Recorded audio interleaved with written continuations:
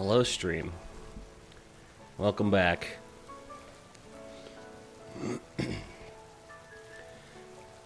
According to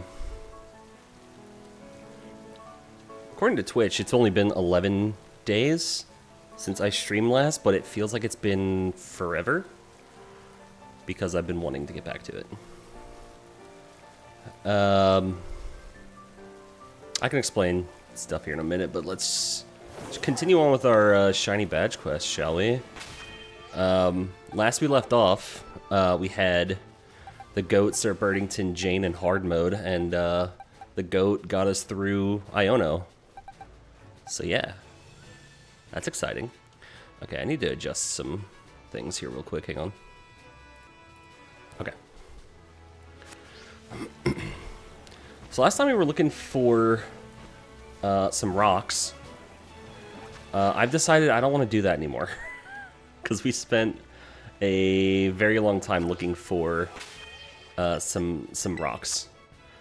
But I do have a new target, so I'm not going to spend, you know, a good portion of stream just kind of figuring that out.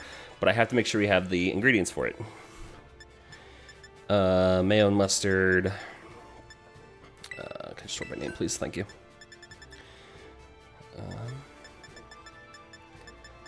Ham. Okay, we don't have that. We don't have... Okay. Alright, we need to go buy some ingredients. We have a third gym badge now, so we can get some things. Can't get everything. Because apparently they made it to where... I mean, we've known this. Certain items are very obnoxious to get, but they decided, yeah, let's lock herb sausages and cloth sticks, of all things.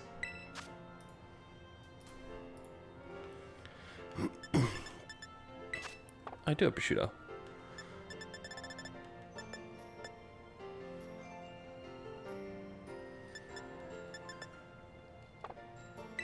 Then I just need...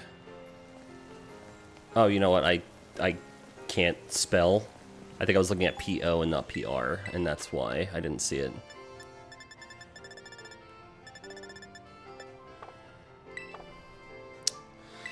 Game, you better... I better not have been lied to. I Googled ingredients this morning.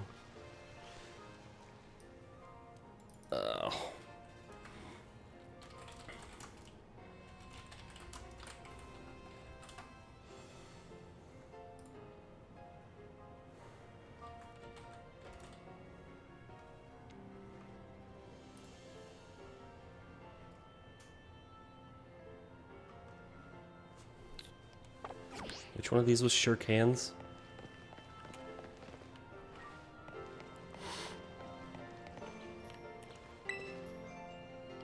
No. This one?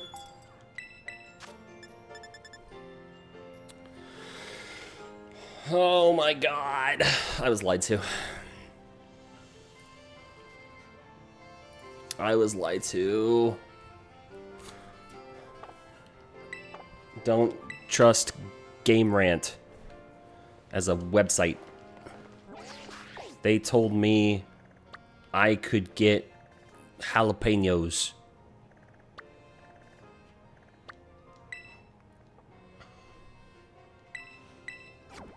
I'm gonna see if maybe Mesagosa, if I go to another town. I don't know if that's going to change anything, but we can take a look. And once we determine that that's not how that works, we'll cry.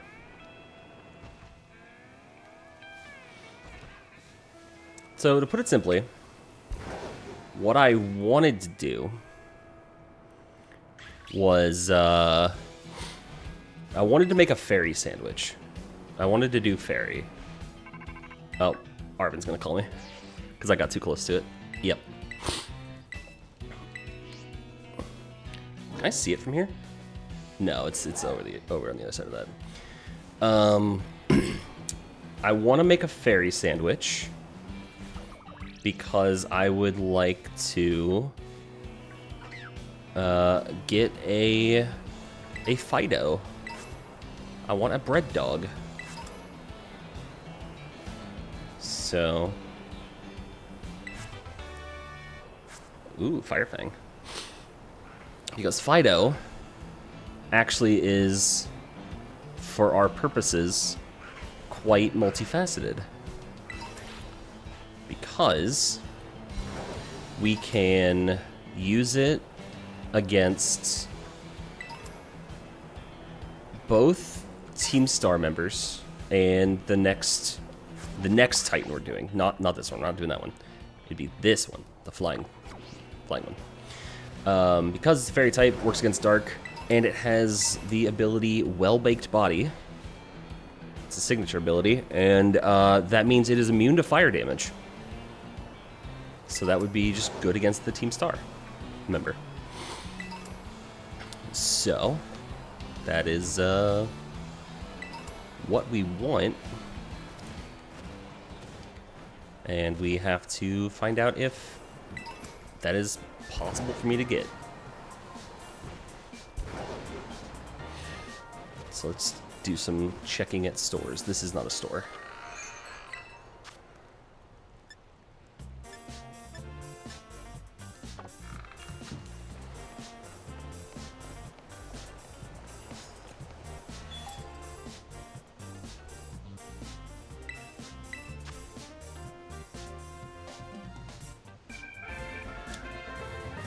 It's me, Anpu, subscribing. Thank you very much. Sup?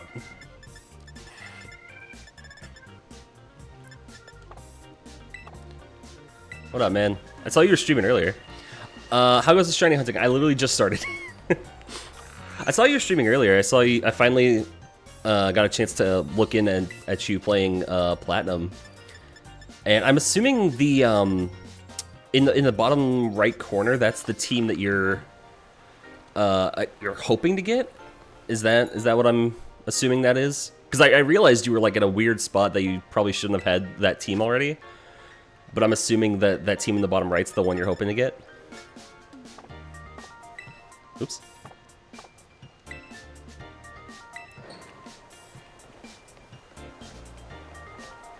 Yeah. Because I saw that. Honestly, my very first thought was, wait a minute, you can actually catch Houndoom in this game? Because, yeah, I mean, I knew that they fixed the Pokedex for Platinum. But I forgot that,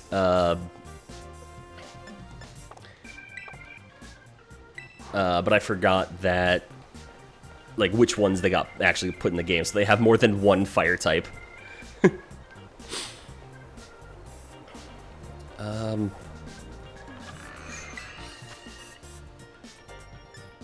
Oh, jeez, okay. No. Yeah, there's 3. And that's if you choose the fire starter, you get a third one.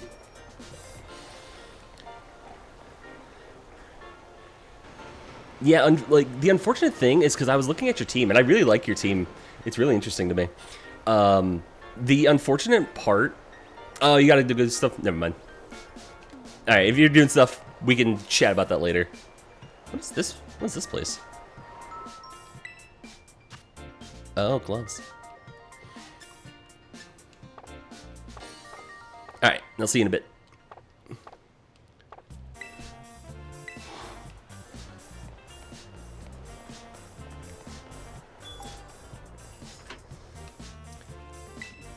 Did you come up with some new sandwiches? Thanks, man. I don't know if these actually, like, change... I don't know if these change the sandwiches. Like, until I get the badges and stuff.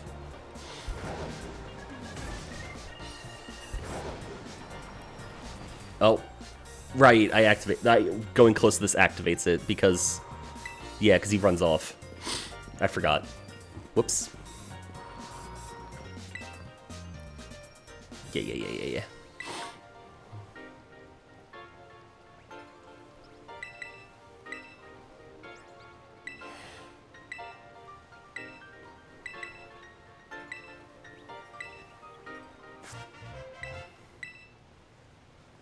I don't know why this man has a Venonat wallet.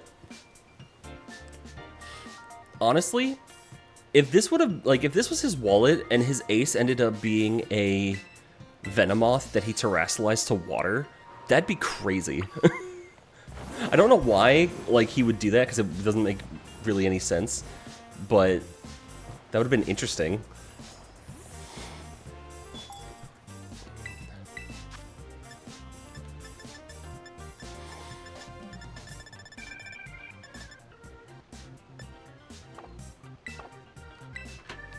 Oh, what am I doing? What am I doing? Yeah, Nation, I'm streaming again. I feel good enough post-surgery and stuff that I can stream for a bit. There will be some sniffling, but, you know, it's, you know, that's soon not going to be as bad. Ooh, Nation, actually, I did want to talk to you about something, because I thought about it. At some point... No. Akane, he stays. I need to talk to him. He stays. I was wondering if, before Legends ZA comes out, I don't know if we can get a full group of 4 together. I don't know if you know some other people who would want to join in. But before Legends ZA comes out, I want to get a group of people together to Dynamax raid for Shiny Zygarde. I want to get a group of 4 for that because, my God, the NPCs are terrible. The NPCs in Dynamax raids are terrible, and Zygarde is the hardest one in there. And so I just want to get a group of people together to just grind it out to try to get a shiny. Because I want to get it before Legends ZA. Yeah, it's a good shiny. Alright, I did not find what I was looking for. There is no jalapenos here. I did not find any jalapenos in this town.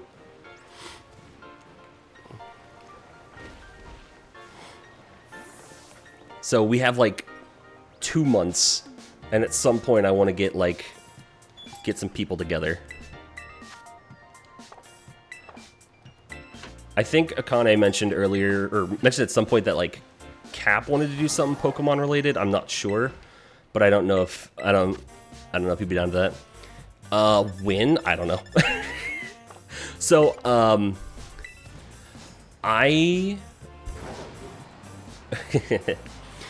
yeah. So I know. I guess I'll mention it now. I have because of how my work PTO works, it rolls over on my hire date. So I need to use up all my PTO by the end of September. I have enough that the week of Labor Day, so the first week of September, I took off the rest of that week. So the September 1st through the 5th, well, technically 1st through the 4th, because I have stuff going on that weekend that involves me just physically not being able to do stuff. So that entire first week of September, I was planning on streaming a lot. So that'd be a pretty good week to get stuff together.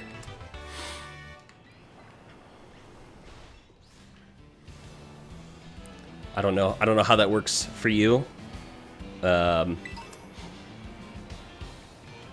I think I have maybe in my main account for Sword a Zygarde Dynamax Adventure already ready to go.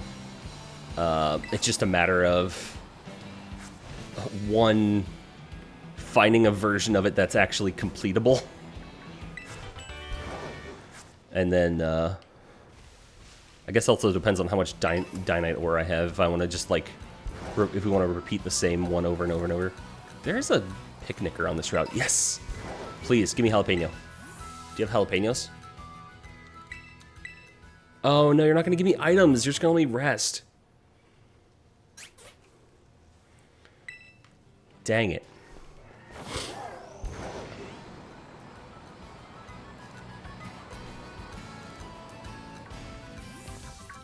Oh.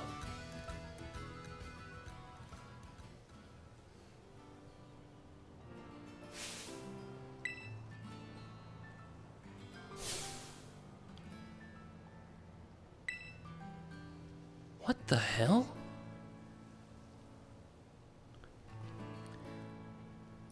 Yeah, so the first through the fourth, anytime in there would be good. Yeah, because I'm actually going out of town the weekend on the 5th, 6th, 7th. Also, I've never seen this cutscene before. I don't know how this works. I've never seen this cutscene. I guess I've never gotten close enough to actually see this. Because he's in a really, like, weird spot.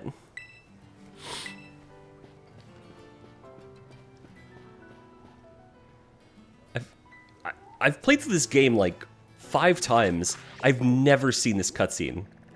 I guess because I just, like, go this way. Or, like, go in a weird direction where I just don't hit this fork in the road.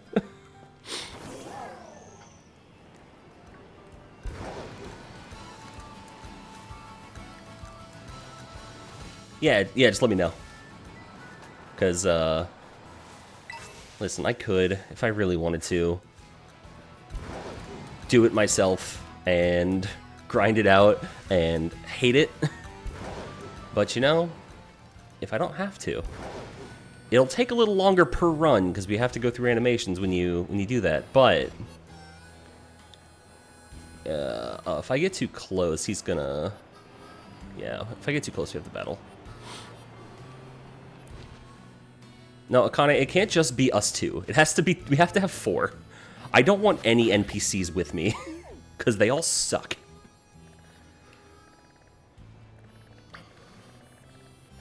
Unless we somehow get one of the random NPCs that'll spam, like, that'll spam wide guard against Zygarde. Unless we somehow get that. But that is not something I would rely on. Yeah.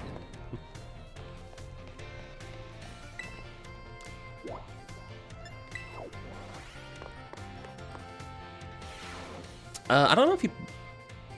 wait, I feel like he's... No, yeah, no, he's played Scarlet and Violet before.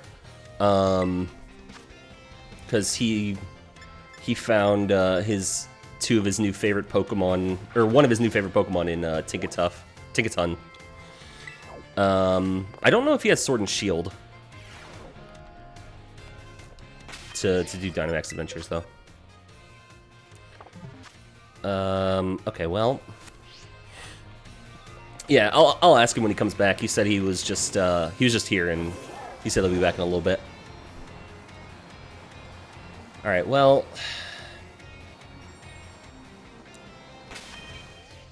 oh, I can't see recipes from here. I have to actually like go out.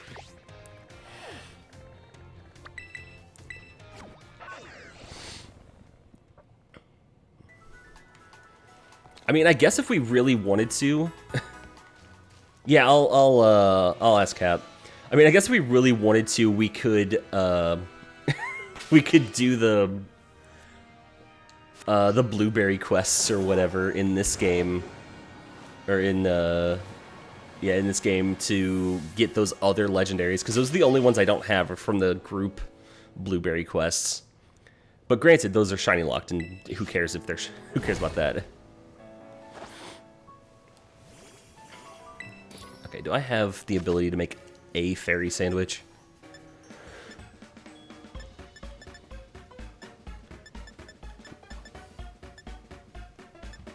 Oh, there it is.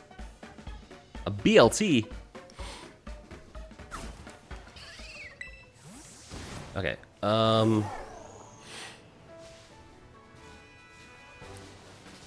what do you mean? You're never playing Pokemon on the Switch again? Why not? Alright, add that to the Pokedex so I know where it spawns. It's where it would be best.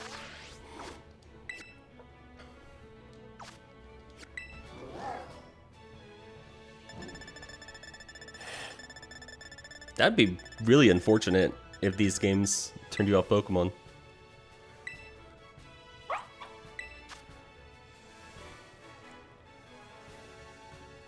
Mm-hmm.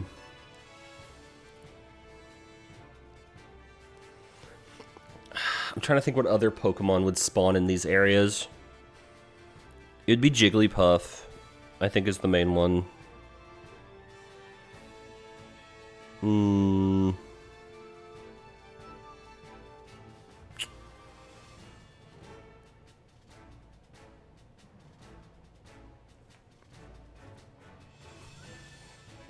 You want silver and gold? I mean, I loved silver and gold and silver for the longest time. And the problem when I went back, because I went back to play Crystal when I bought it on Virtual Console, and then used it for shiny hunting and stuff, is, man, the grind in older games is a lot. The grind is rough. Okay, you know what? I don't think I want to do this here. I think I want to do this down here. It'll probably be slightly better. And especially in Gold and Silver, the level curve is all over the place.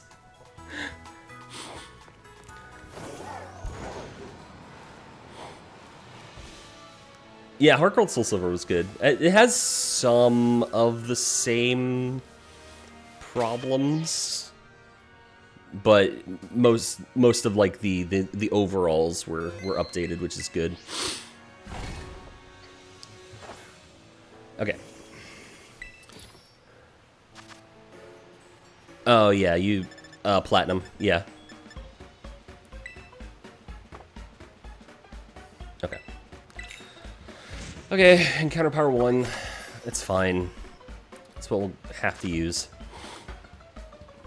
What? Oh, Legends Arceus, you mean? Legends Arceus. You want the more action and do stuff oriented one.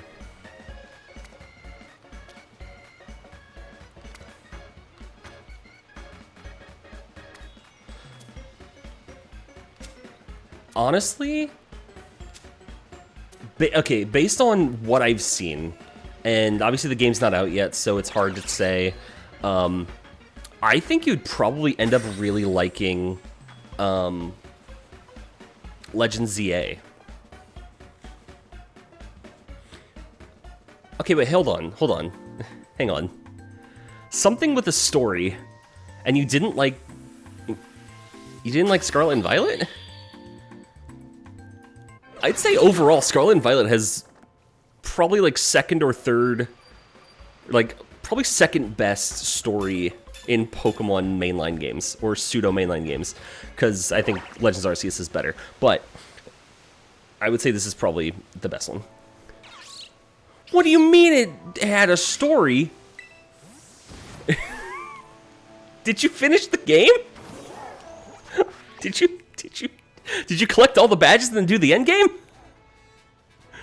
Hold on. Wait, I'm losing sandwich time.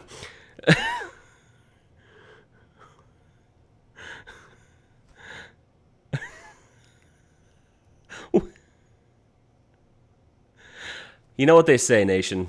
Pokemon fans can't read. Pokemon fans can't read. Oh, God. Oh, actually, no. This is even worse. This is actually worse than if I was at the other place. Okay, we're going back. We're going back here.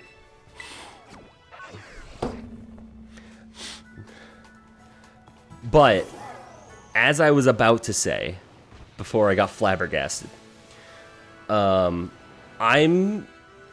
I think, honestly, you would probably really like Legends ZA when it comes out, because that seems like, honestly, it's the closest Pokemon gameplay we'll probably ever get to a Pokemon MMO.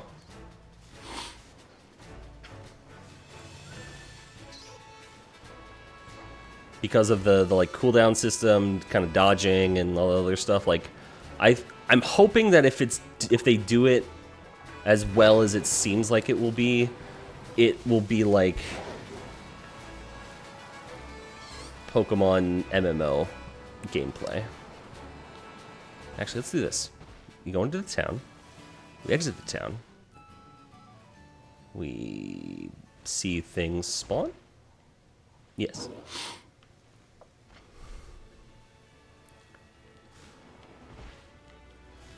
Where's the dogs?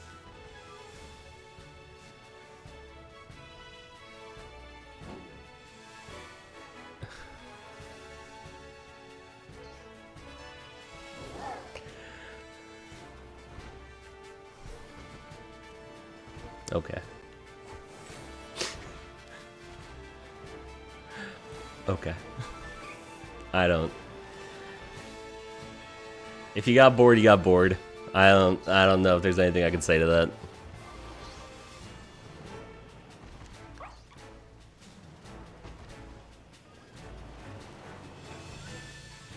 I don't think this is gonna work. There's too many Jigglypuffs here.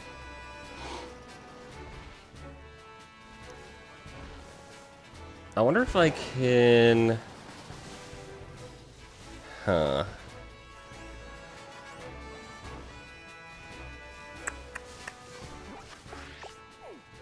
Yeah, you. I want this. I want this right here.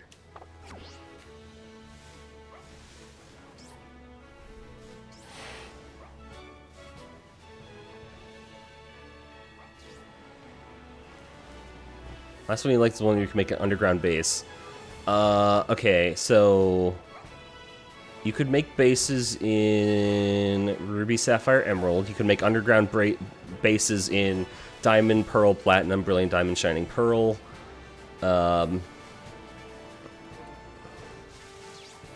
Which, if you say Brilliant Diamond, Shining Pearl, then Pokemon fans are going to be on your ass. Because people hate those games. I don't care. I think they're fine. They are one-to-one remakes, and that's fine. Yeah, I guess that's the real question. Was this on a Switch or on a DS? Handheld or not handheld? Well, I guess Switch. Okay, whatever. You know what I mean.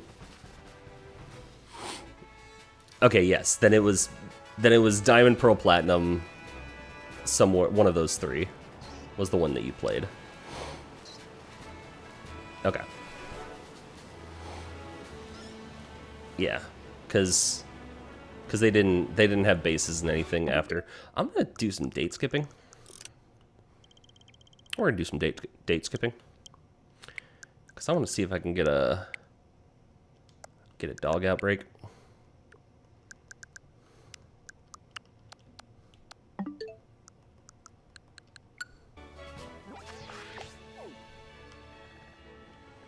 Meryl, I don't want Meryl.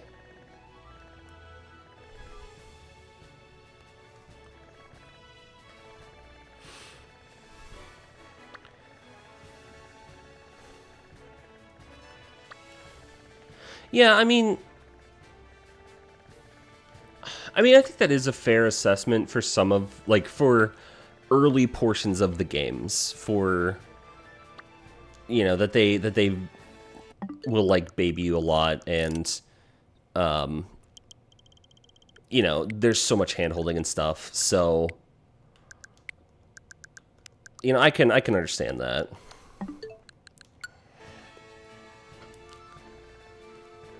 Like, I legitimately do think that if it weren't for two things, I think Ultra Sun and Ultra Moon would be, like, some of the best Pokemon games. The two things being, one, they immediately followed Sun and Moon, and there wasn't too much of a difference. I mean, I shouldn't say it wasn't too much of a difference. It didn't feel... For a lot of it, there was much of a difference until, you know, that changed. And two is that the intro for all of those games was incredibly slow and incredibly plot heavy. And so, like, yeah, like, I think that like those games could be some of the best, but aspects of them, you know, in that regard of, you know, both babying and, the fact that it's half remake, half sequel, very confusing. What the hell? I played through Ultra Sun or Ultra Moon, and I don't remember how I did that in a Necrozma battle. I mean, I beat it, but what's funny is after I played it, I watched the speedrun, or at least like watched some information about the speedrun of that game, and the way they beat Ultra Necrozma is so funny. They use a Zoroa to just sit there. It's like a level 5 Zoroa, and they teach it like Toxic. And Necrozma doesn't understand the disguise ability or whatever, so it keeps thinking that it's the Hawlucha that they've been using the entire game. So it keeps just spamming its psychic attacks and nothing else. And just can't do anything, and you just Toxic it and you just let it die slowly. It's so funny.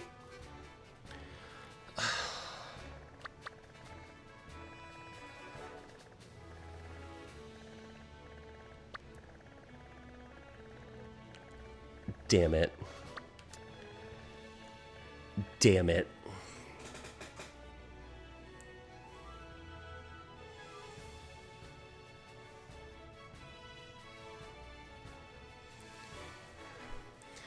Okay. I'm gonna pivot, and I don't want to pivot, but I'm going to. So, another option I had for...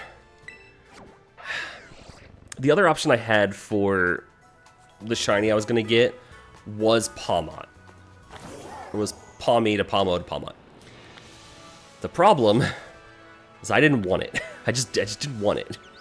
I've gotten so many of these shinies before. I got them by accident the last time I tried something like this, and it was annoying, and I was like, no, I just don't want it.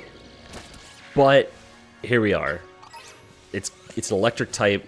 It turns into a fighting type.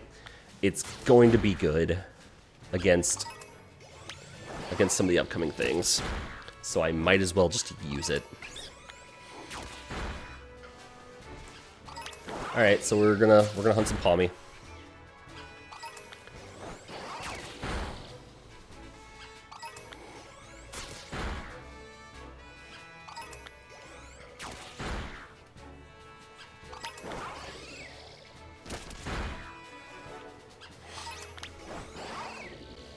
But no, I can fully understand the sentiment of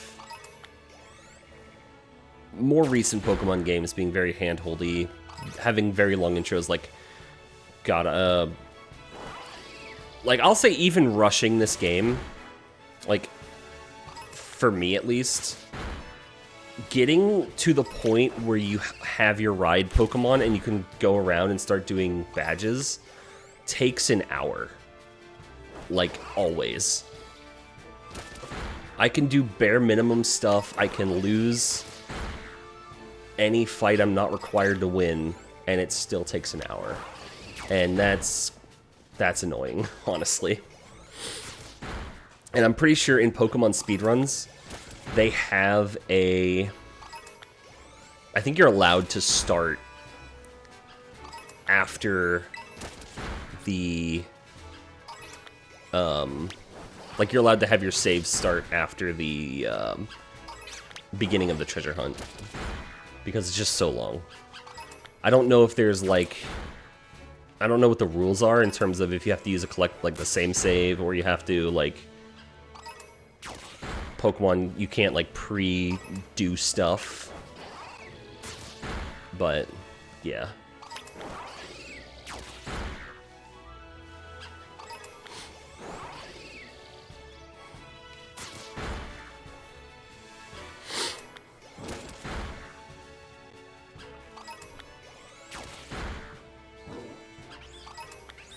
Alright.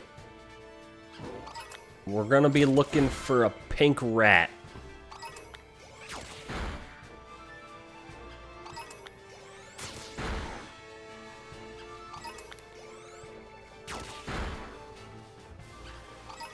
And when we find the pink rat... Oop.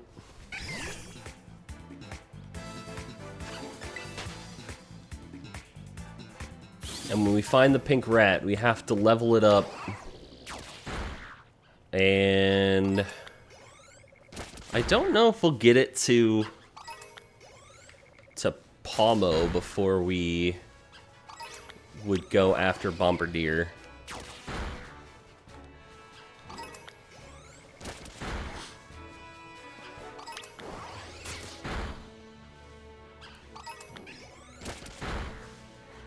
We'd probably be able to.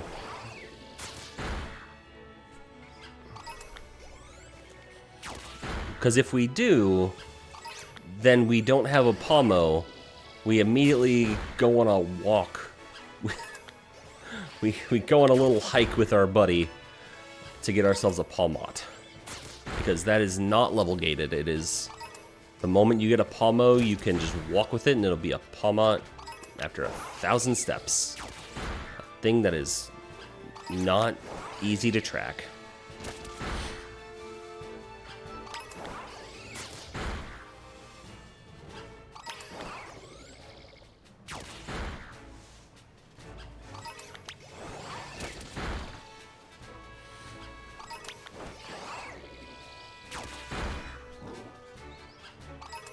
Yeah.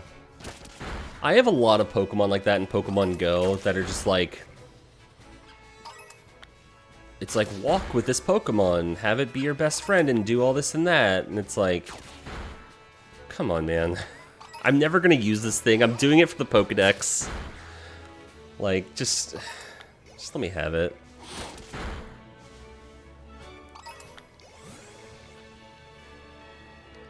I think I was like cleaning out my Pokemon Go box a little bit the other day, and I saw I had a Hisuian Sneasel.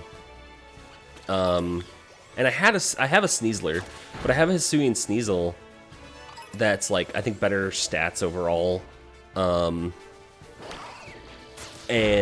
I was like, oh, okay, I can evolve this. I have enough candy. It's like, no, walk 10 kilometers with this thing. And I'm like, why? I don't wanna.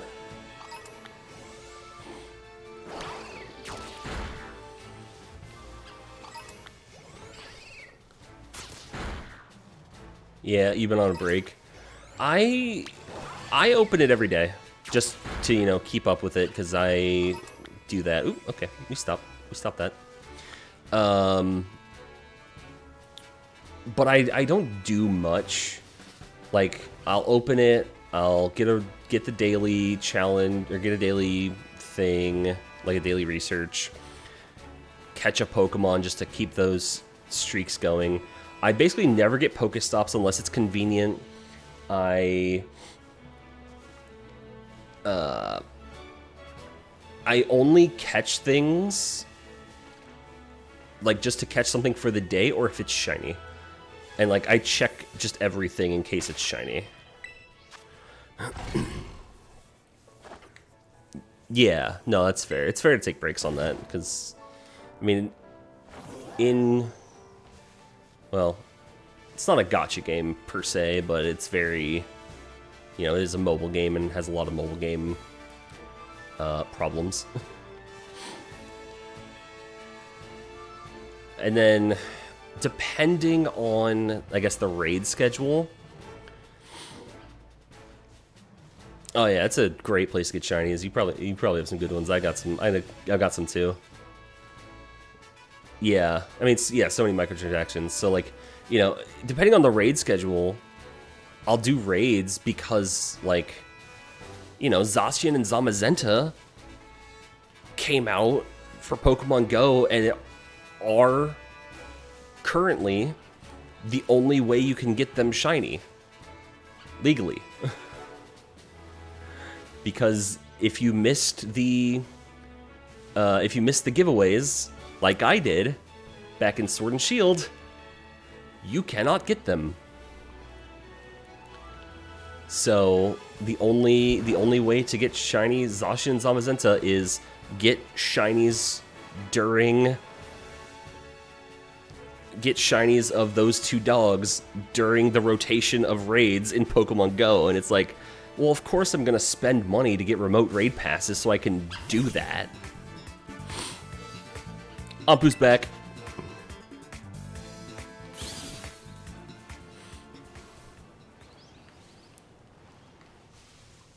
Yeah, Ampu, I was what I was saying before. So your team, or at least your theorized team, I guess. The unfortunate part about the team that you have theorized is the fact that that game is in Generation 4. Because, like, because you have Gastrodon and... You have Gastrodon and Gardevoir on that listed team. And, like, man, after Gen 6, those two Pokemon are broken. Or at least, like, just so good. Because having Gardevoir have the Psychic Fairy type is so good. And then once they actually made Storm Drain work properly, like, that is an absurd ability. So good. Storm Drain on Gastrodon is, like, the main reason you get that Pokemon. I mean, Garchomp's just a good, yeah. If he just puts Garchomp in there, Garchomp is just good. Yeah, because I think in Gen 4, when they introduced Storm Drain, and, like, or maybe they didn't introduce it there, but, Storm Drain and Lightning Rod and Flash Fire, maybe?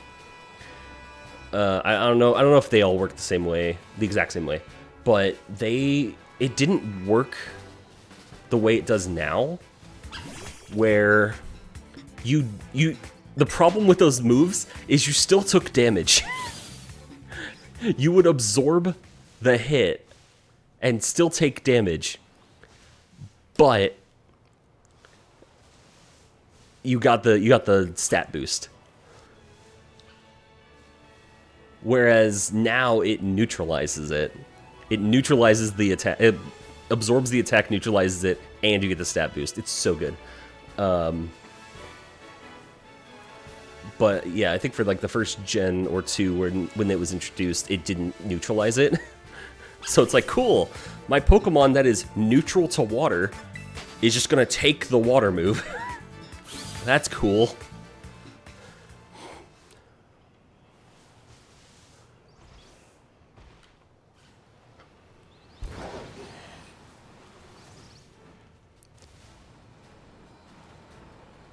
Yeah.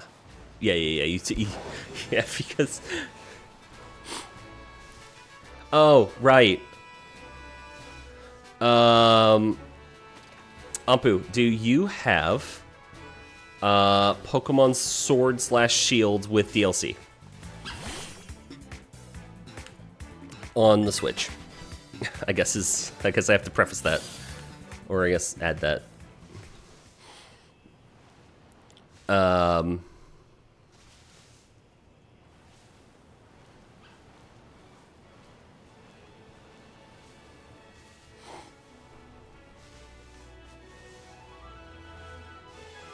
Oh, Rough Skin is Garchomp's hidden ability? That's crazy.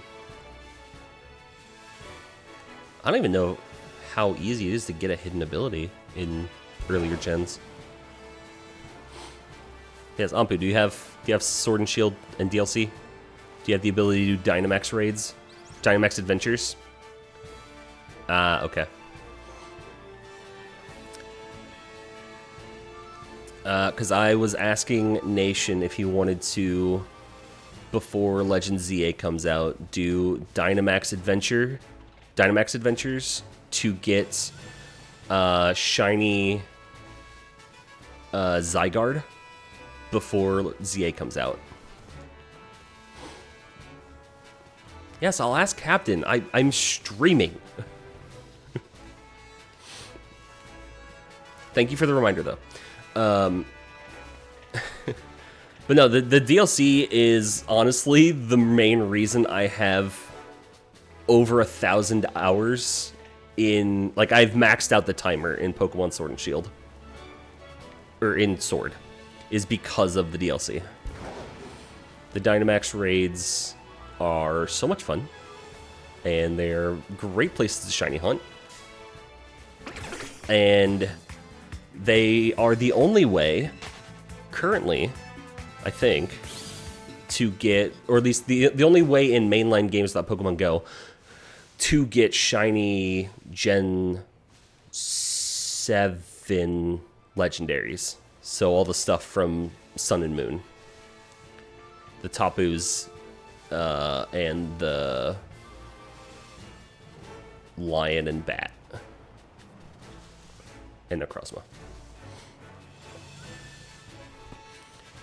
Which also reminds me, I do also need to get Solgaleo and Lunala. But I can't get Lunala because I have Sword. So I have to find it.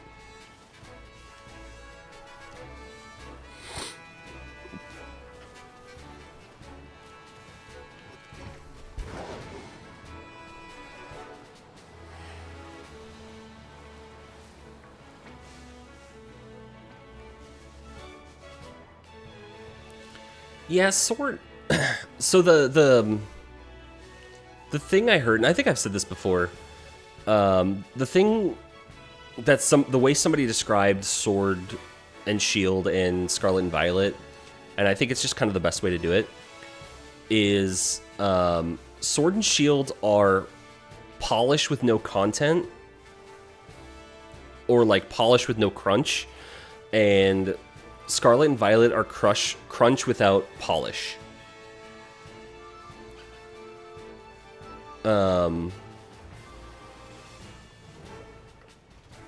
Yeah. Like, yeah, you'll look at the stylistic of Sword and Shield and it'll look better than this at times. But just like the content of these games is so much better to me for, you know, a number of reasons. Whereas, yeah, the visuals and aesthetic of Sword and Shield, while not, like, crazy different, is still better overall. I don't know. It's hard to describe, because, like, we're not talking about, like, major changes, but it's enough that it's noticeable, and that's the thing.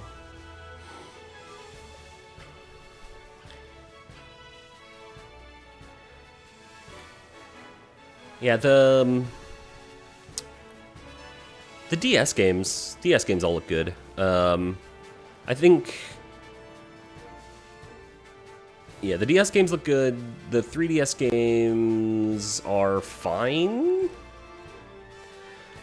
It depends on how much you like the transition to 3D. I know a lot of people don't. I still technically have this going for Encounter Power Fairy. For no reason. I'm not even seeing any fairy types here.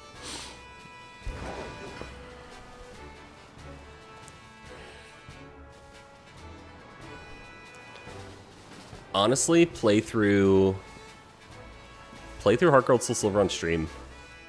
Or just do it on your own, so I don't care. Do it. Make it content, make it don't make it content, I don't care. Do what you want, but I think it's fun to just at least go back and play through some of those games. Another thing I'm hoping to do before Legends ZA comes out is I want to play through Pokemon X or Y, probably X, on stream, and do all the post-game stuff. Because I played through Pokemon Y, and I have that on my 3DS. But I didn't do any of the post game, and I don't think it'll be any kind of like special challenge run or anything like that. It'll just probably be, you know, I'll use some Pokemon I didn't use in my original playthrough. But I kind of want to like refresh myself on the Kalos region before ZA, and I know that some of the stuff in the post game relates to characters in ZA. I think like the detective lady and some other people. So I kind of want to do a playthrough of that on stream. Although now that I say that word out loud, I remember I still haven't finished Mariomon.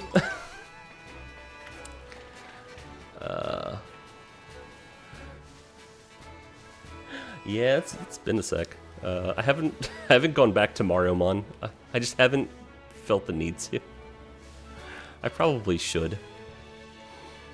Just to, you know, finish a playthrough of something.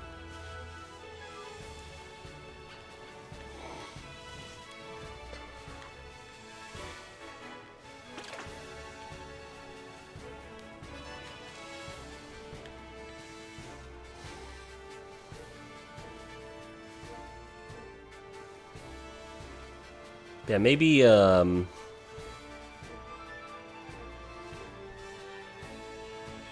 don't know if I want to dedicate that whole week where I'm gonna, or like that week where I'm gonna stream just to Pokemon stuff. But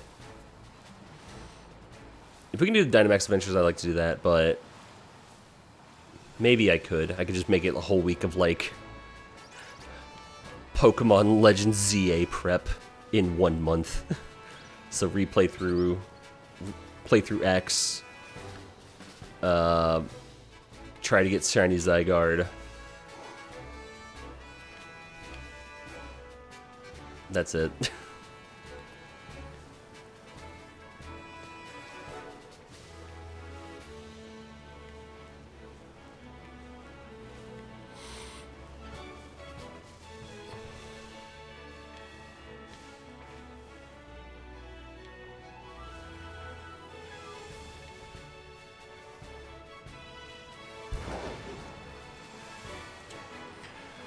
While I do a loop around real quick, let me go take a look and see.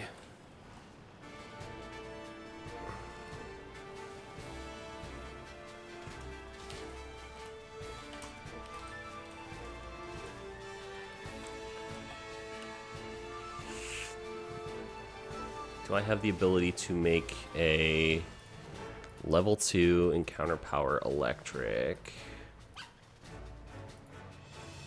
sandwich?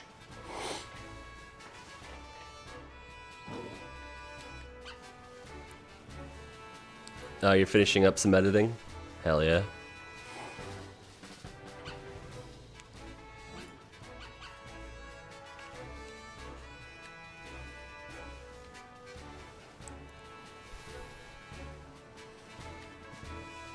Banana, chorizo, jam, and salt. Do I have that? Banana, chorizo, jam, salt. Oh my god. Wait, do I have enough? Because I actually need, like, multiples of stuff. Yes. Yes. Yes. And yes. Hell yeah. We're making an electric encounter sandwich. We'll replace this one because it's useless to me. Save the game. Because if this fails, I need these ingredients back.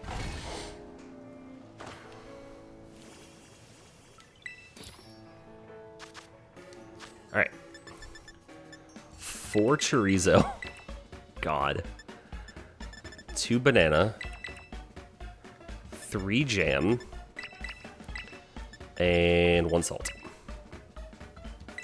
That is a full sandwich. Oh my god.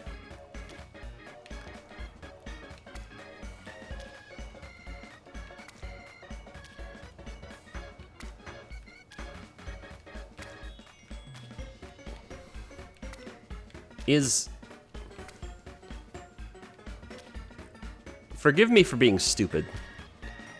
Chorizo is different than like a hot dog, right?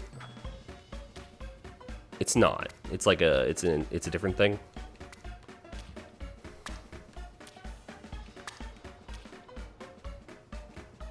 Okay. Listen, I'm a stupid American. I don't know things.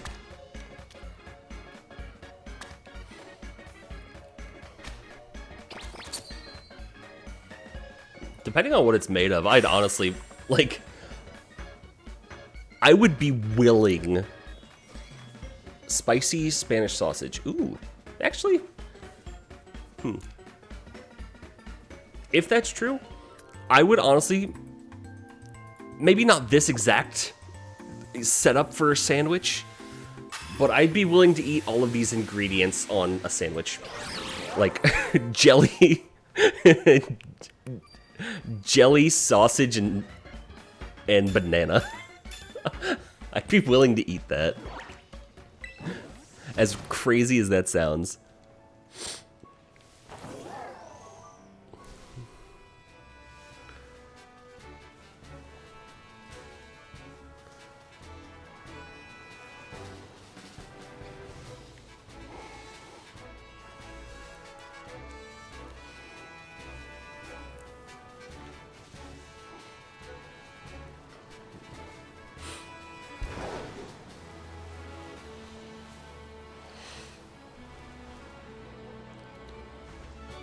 Come on, man.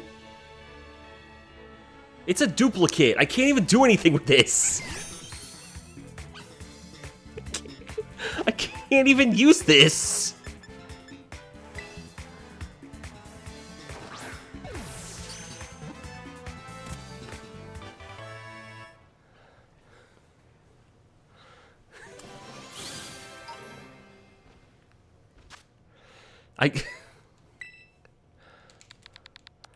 Oh, okay, well, never mind. You don't get a nickname. Apologies. Okay, so that doesn't count, unfortunately. It doesn't count.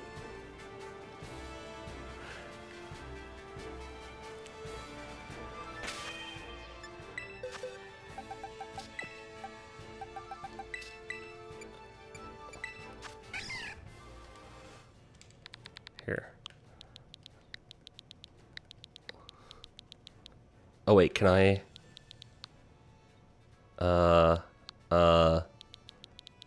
Alright, dupe.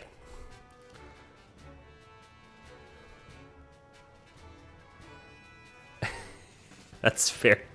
That is fair. Have a good lurk, have fun editing. As much fun as one can have while editing shorts that are about you getting pissed off.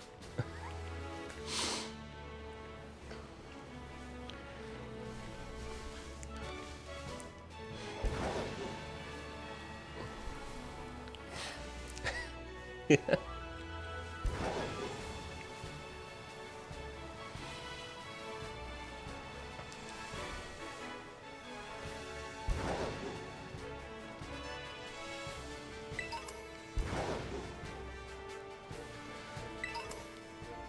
You see, Akane, in the end, we clearly helped you out. We gave you so much content.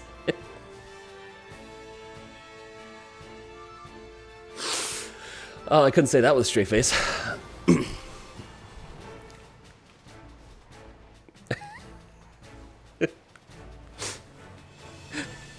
You're hit with guilt and rage.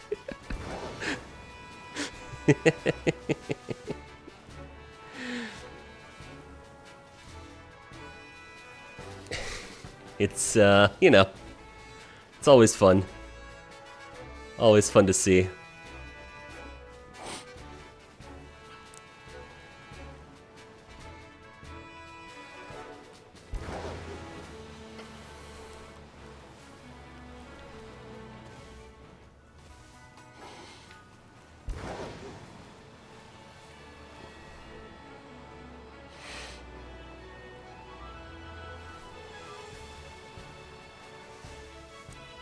Man, Electric Encounter 2 doesn't go as crazy as I thought it would.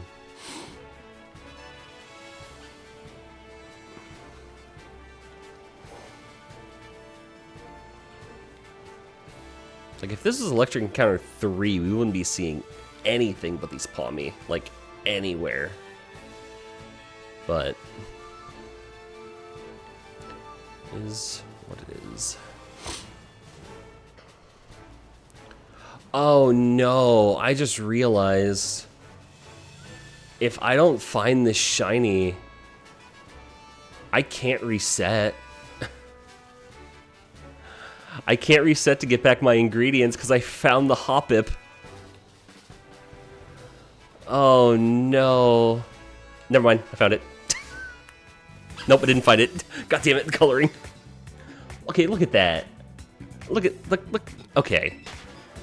I thought that was pink.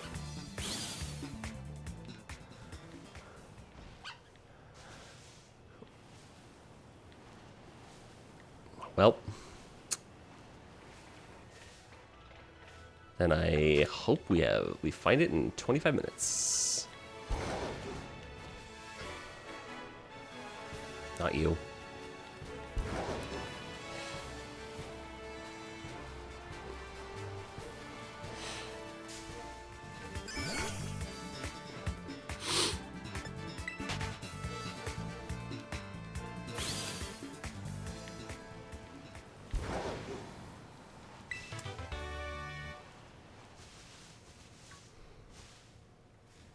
Oh, I just remembered. I never updated stuff. Okay, so I guess I'll just say it and I will update things later. So if you don't see on Twitter, because that's the only place I've shared it so far, I now have a TikTok. I barely use it, and by that I mean I am uploading my shorts to it, and that's all I'm going to do. So I will have the link for that eventually put in the bottom of my my stream page, so that you can go and see the shorts if TikTok is more to your leisure than YouTube Shorts. So yeah, I will say so far, TikTok pisses me off. The creator interface is not great. Because, like, I mean, I don't know if the mobile version is any better, because I only use it on desktop because I refuse to download the app because I don't need more things on my phone to distract me.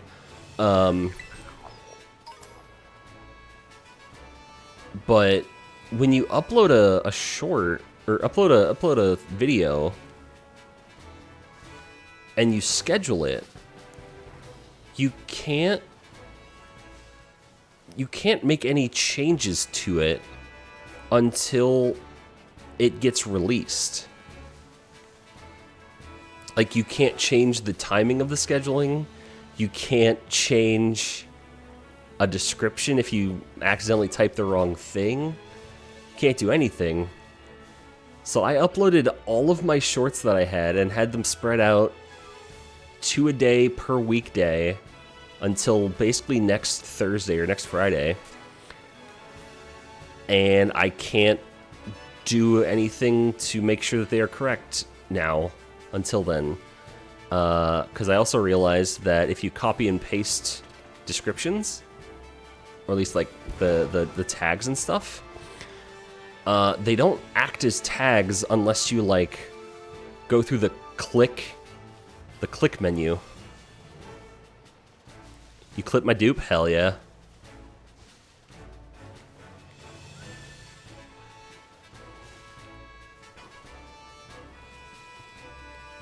Oh, oh wait, hang on. Did Nightbot do a thing? Hang on, let me double check. If you try, I don't know if you just tried to share a, no, links should be fine. I don't know if you tried to share a link.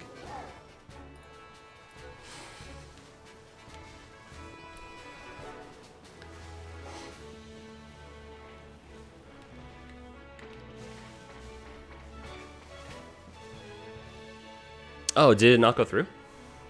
That's weird. I didn't even see like a thing pop up saying you tried.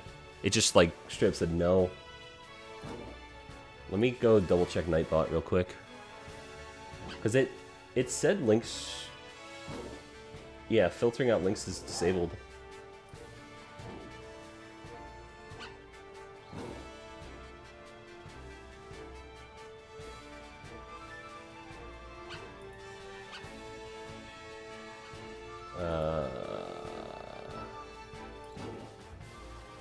Can I just...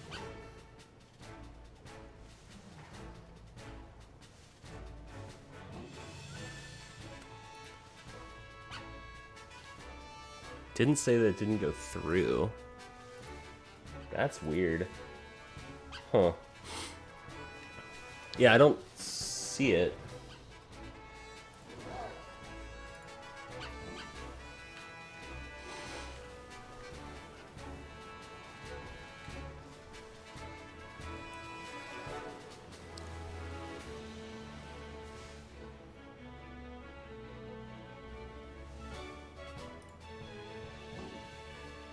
Just refresh this page and see if something pops up.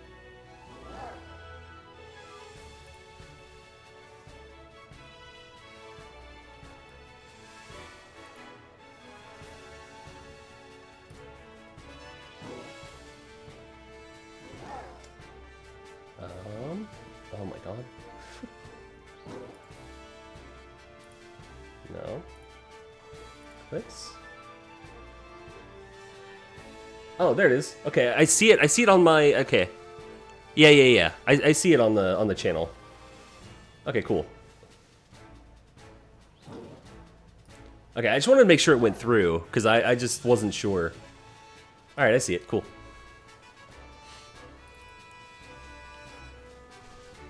Thank you for that.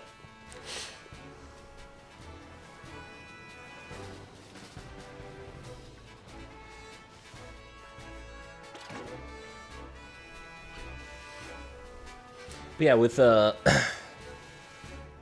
one thing I noticed on TikTok is that if you copy and paste hashtags across clips, because if you upload, let's say like 6 repo videos or repo videos in a row, you just use the same hashtag for most of it. They don't count as tags unless you go in, do the drop-down menu, and like click tab and select it. So majority of my videos just have text with the number sign in the middle of it, just cuz. And I can't go fix it because TikTok won't let me. And I think the one time, and the one that did get released that I tried to fix it on, I made the adjustments and clicked save, and then I got a message back later and was like, yeah, moderation reverted your changes. You're not, we didn't allow these changes. I'm like, what the fuck do you mean? What are you talking about?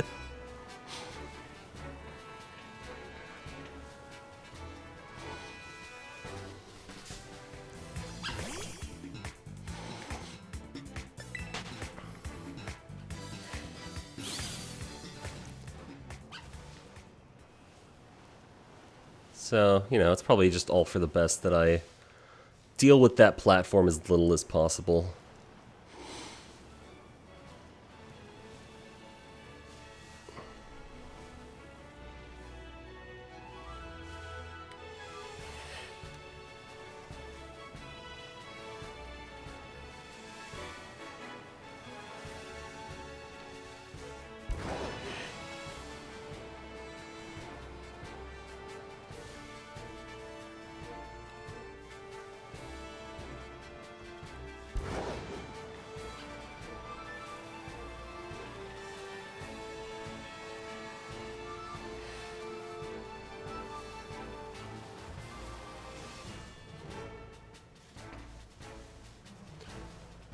Oh shit, yeah. I forgot I could do that. Oh, yeah, I forgot I could cross that off because I've had that for a second. I saw that on my Twitter, but it's on a pinned tweet, so it's like, I can't really go back and change that. Yeah, I can cross that off. And technically I have made some short form content, so I could cross that off as well if I wanted to, but I want to keep that as a reminder that, hey man, I should keep doing that and not just not just rest on that.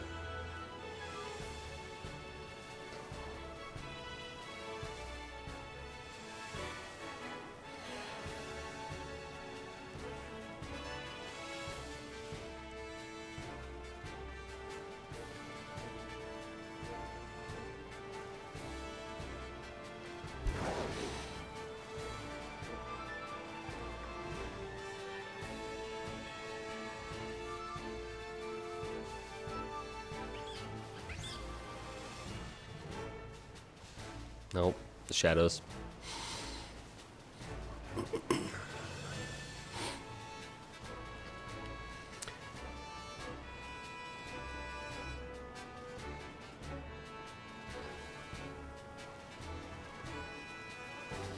If I find a third shiny Hoppip before anything else, I might throw something.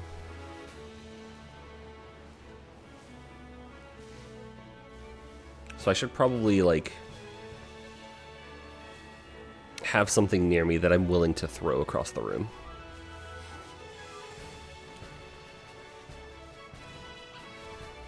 Because everything right now that's close to me, I'm not willing to throw.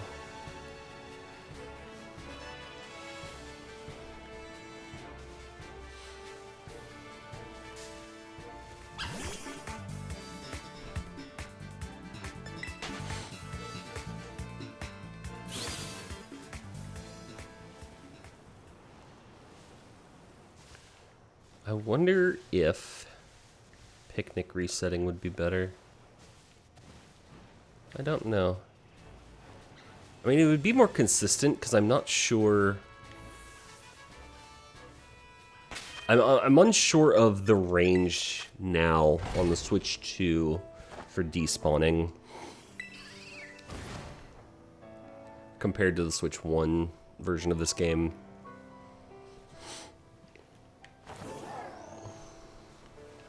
Switch 1 is very, very obvious, the despawn range.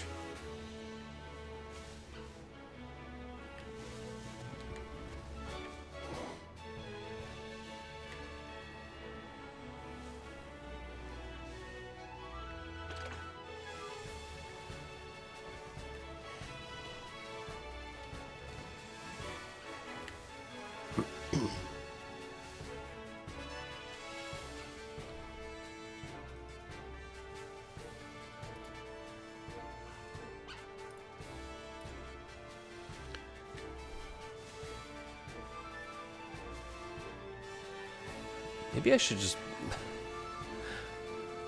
Okay, I need to keep that message in mind when I go back into Nightbot and I have it moderate things, because I think I can...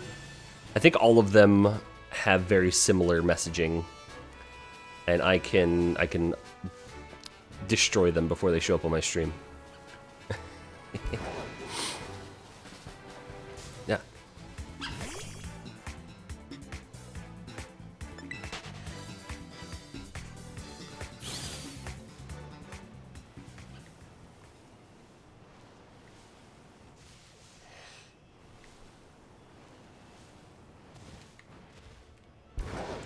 What's this?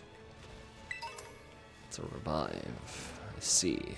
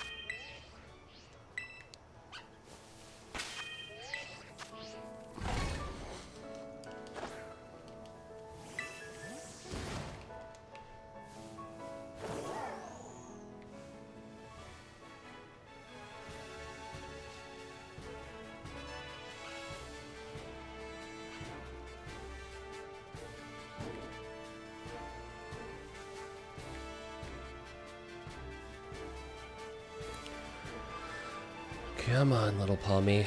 Where are you? We have 10 minutes, and you need to show up.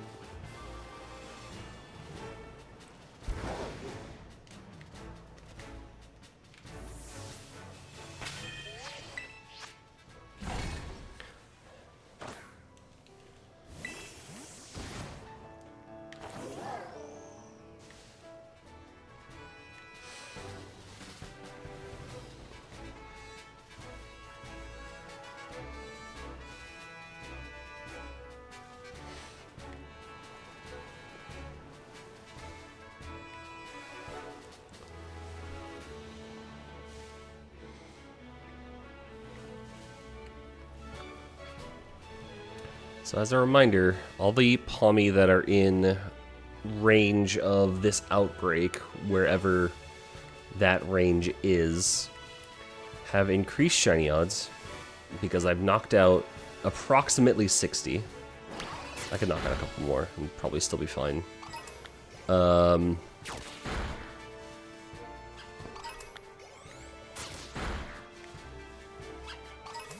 alright. Because I don't think it's exactly 60 when that second one comes up, but it's close. So if you do a couple extra, just be safe. Anything beyond that is normal full odds.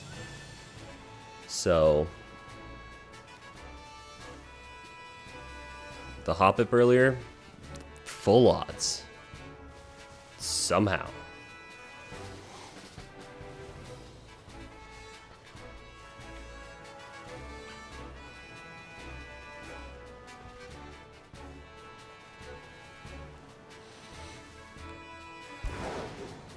I believe the odds of getting one of these shiny is like 500, 1 in 500 something. Because I don't have the shiny charm right now.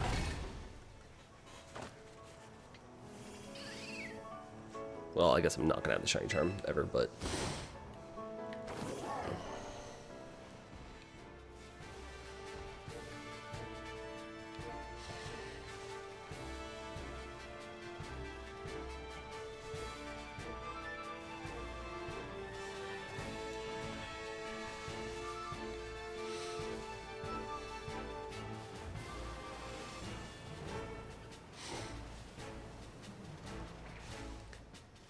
an interesting hunt I'm considering doing down the line in this game, because it is a Pokemon I actually need that's available in this game, but I need it and I haven't gotten it yet. I'm considering doing Galarian Meowth. Because you can get one from taking language class. I think it's language, and completing that course, and you just get a Galarian Meowth. And then I would breed that to try to get a shiny, because I do need shiny Berserker. I don't have one, like, at all. And I know at some point in this... Okay. At some point in this, I am going to be doing egg hunting. If not for that, then for my starter. The Fuecoco that I don't... Yeah, Fuecoco that's banished to the non-shiny box.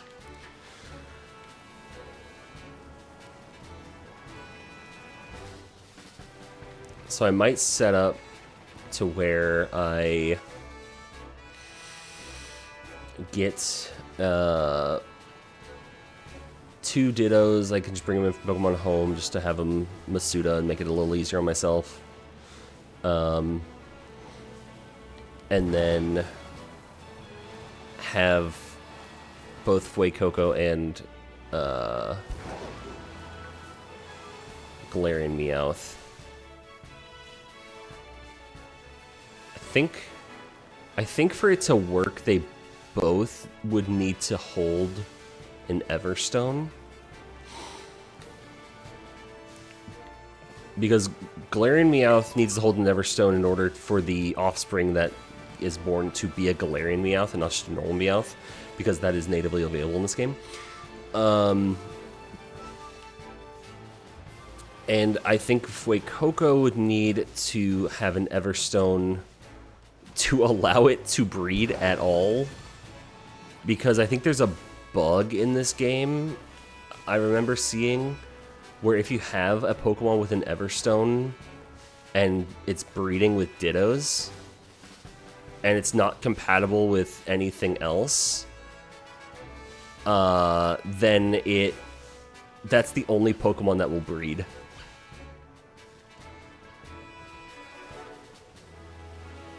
I don't know if that's still a bug, or if I'm remembering the bug correctly,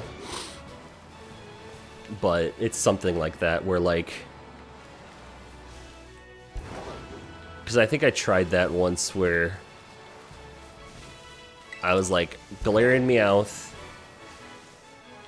and then 2 of the starters, and 3 Dittos, and Galarian Meowth had an Everstone, and I sat around, picked up eggs forever, and I only got Galarian Meowth eggs.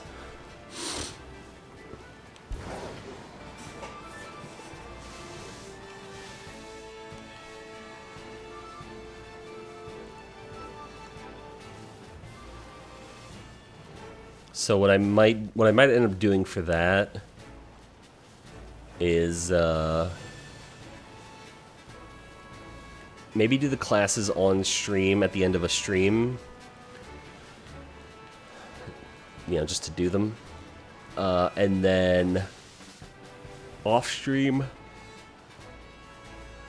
collect a bunch of eggs from picnics,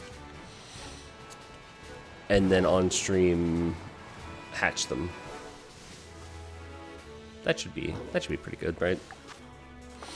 That's a good plan. Though that being said, that probably won't happen until much later, because excuse me. In terms of like usefulness of Berserker or Skeledirge, I don't need either of those until basically the 8th gym leader, the ice gym.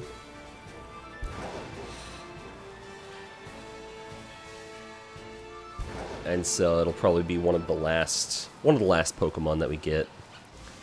And I might have like 2 things available so that I can try to get both. Try to get one than the other.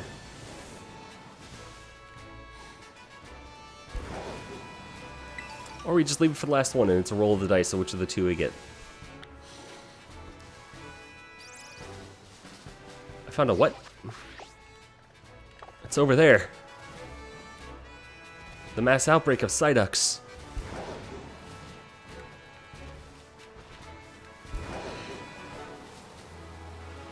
What if there's a blue Psyduck?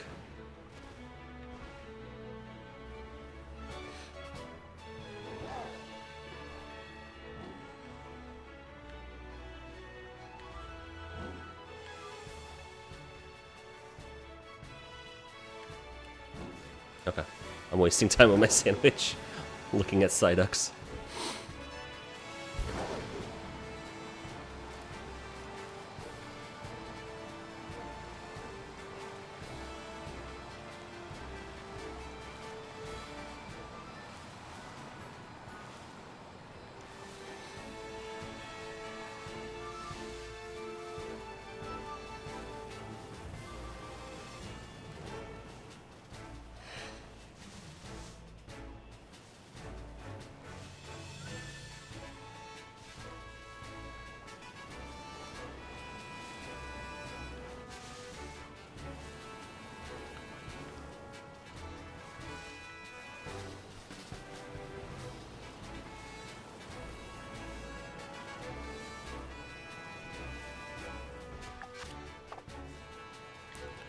Okay, I don't think I'm going to do another sandwich for this. Mostly because it doesn't seem to be doing anything major that I can tell. There doesn't seem to be a large uptick in Palmy spawns, but I could be wrong. Seems to just kind of be the normal amount.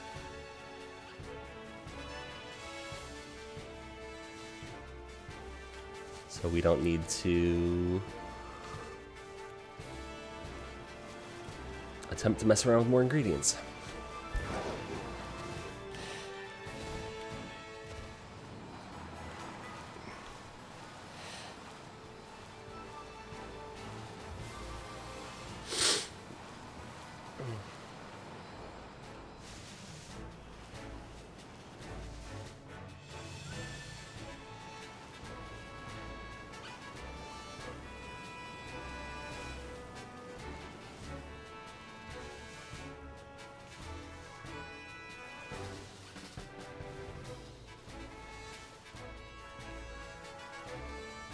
The like weird shading effect keeps making the orange look slightly pink at points to me. Could be my computer or my monitor's also bad, but keep getting tricked.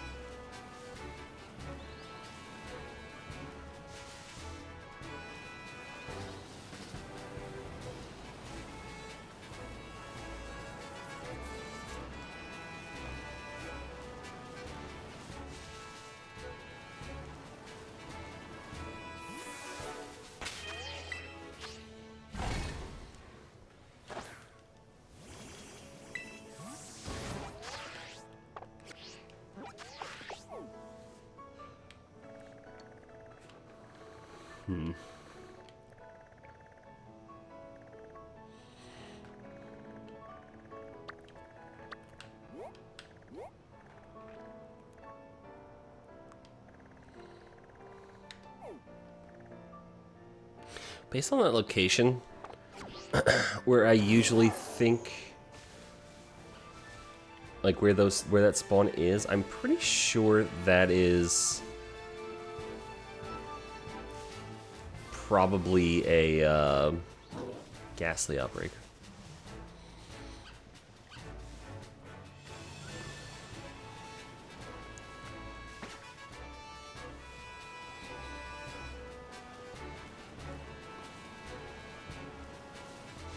I'm actually kind of tempted to go explore that, just to see. What would be the best way to do this?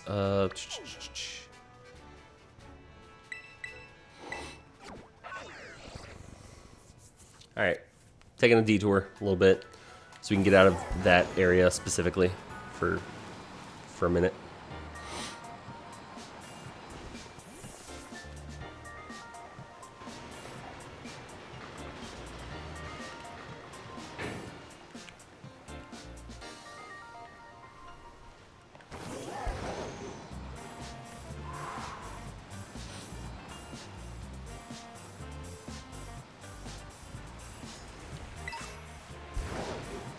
A Waterstone. Do I have a Pokemon that needs that? Nope.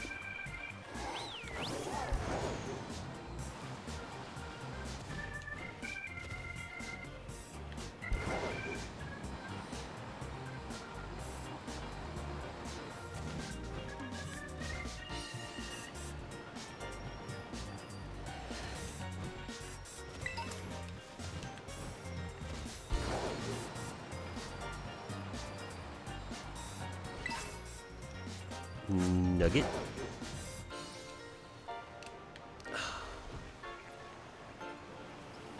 I might not be able to get up there, actually.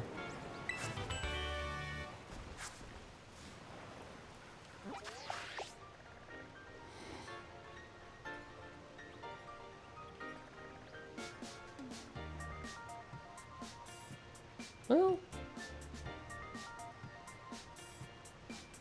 Wait, no, I literally just go this way. Yeah, what am I doing?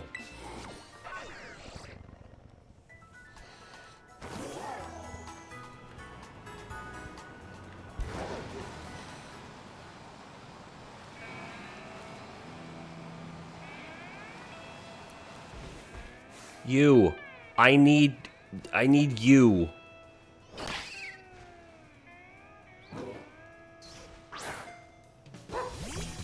Dog. Oh wait, that's Ditto.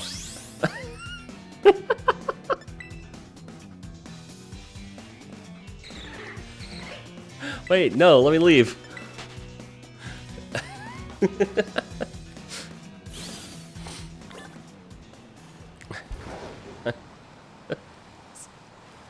There's the dog. Can I catch... Wait, hang on. Can I catch level 30s?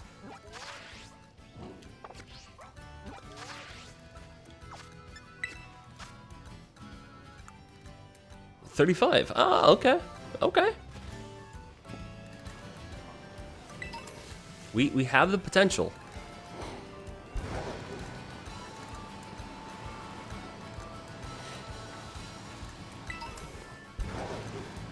I mean, it might be a bit of a struggle.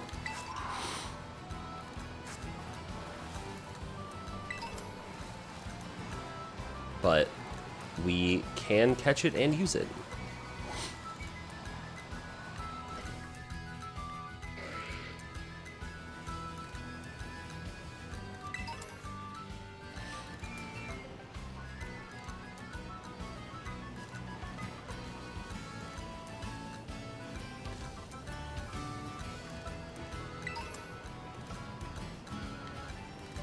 I don't think I've earned enough badges to be able to buy quick balls. So I think we're, if anything, hoping for a lucky drop on one of those. Pachirisu? The Dragon Killer? Hold on. Hold on. That's interesting. Man, I had a fairy sandwich going and the game was like, hey man, you want electric types? When I was re-rolling for outbreaks. Alright, what level are you? 28?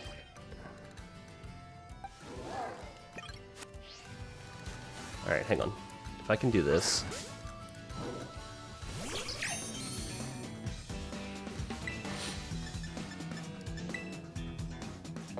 Ooh.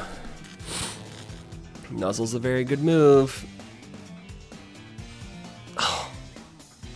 Of course.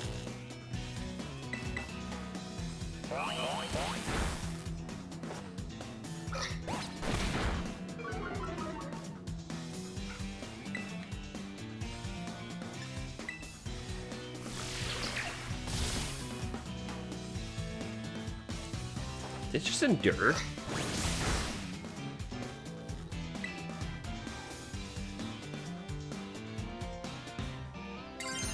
Whoop, nope, don't Terra.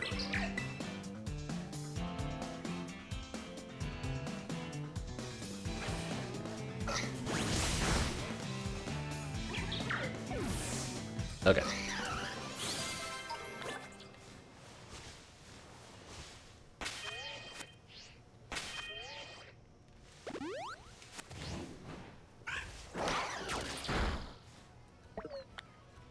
No, Jane.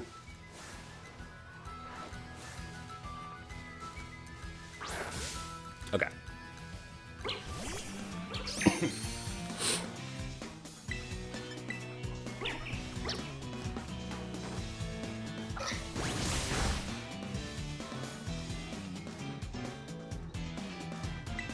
Friendship! Friendship! No longer paralyzed!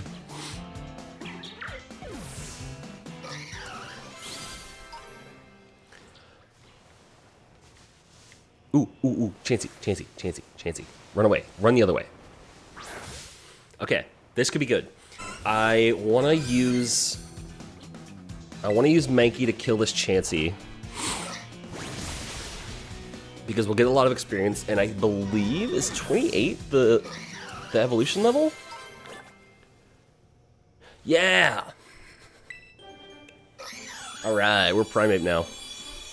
Primate gamers. Any primes? Any primes in chat?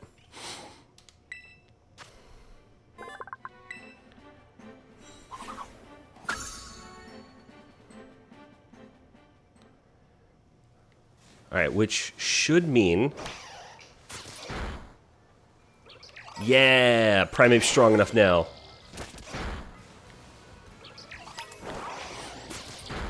Alright, let's find ourselves a chipmunk.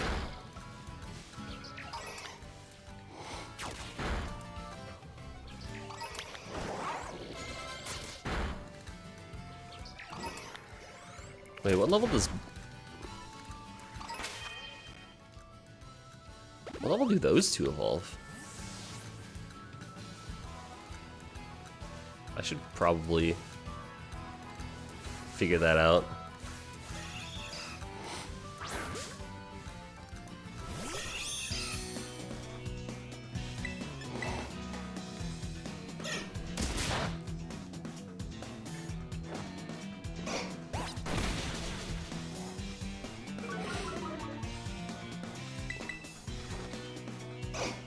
Because unlike Legends Arceus, I can't just tell them to evolve. They have to hit the levels. Thrash? Nah.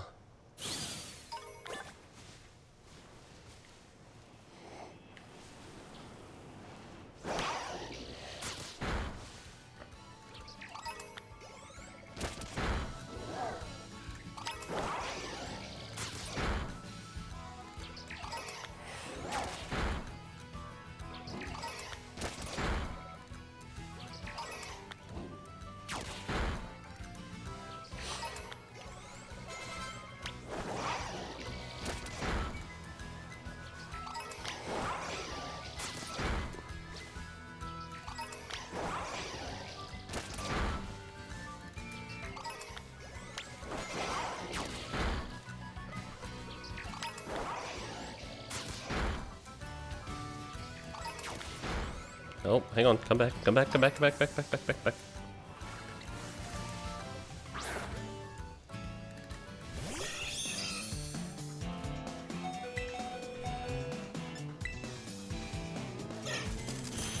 Oh my God! Payday.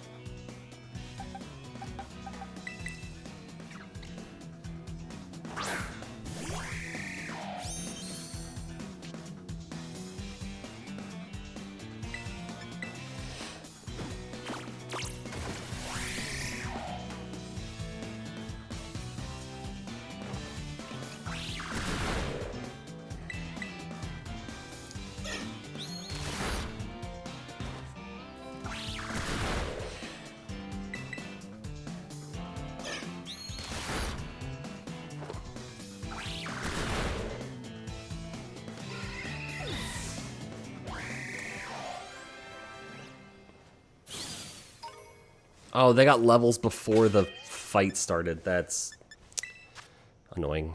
All right, whatever.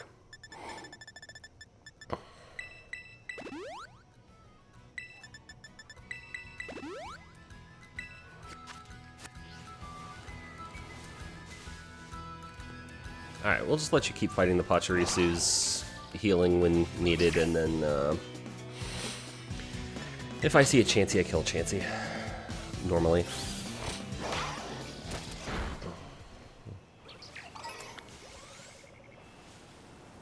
Part of the problem is going to be that they're going to spawn... Oops.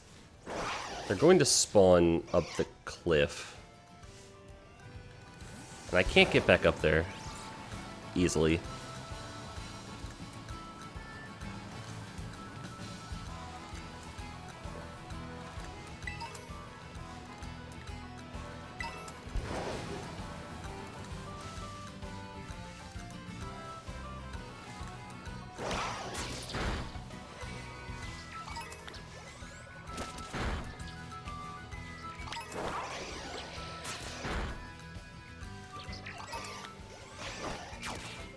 Okay.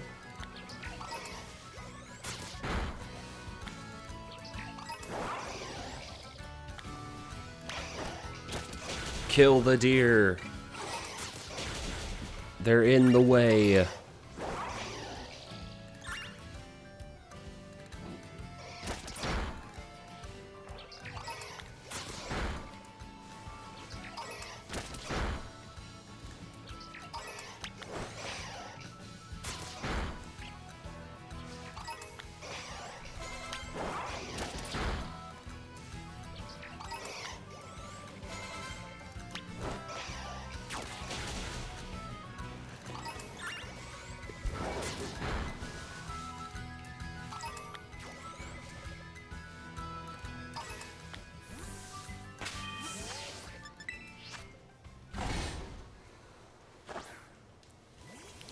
I need to... I really do need to look up when Corvus Squire goes to Corviknight and Skiddo goes into Go-Goat. I don't know what level that is.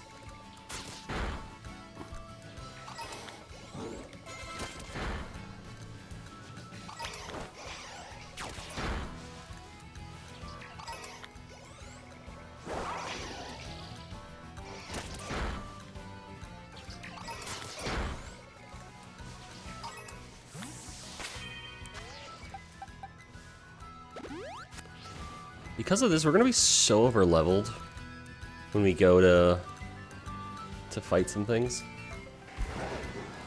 It's gonna be crazy.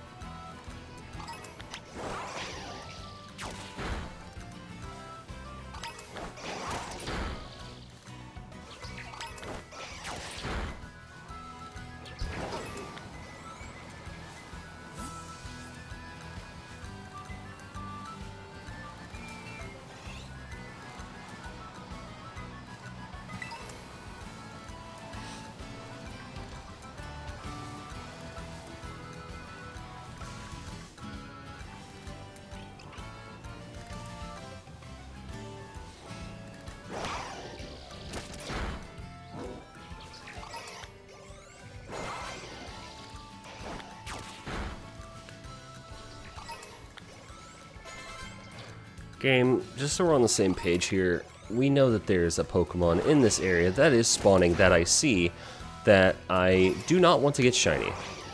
If you could be a pal and do not give that to me, that would be great.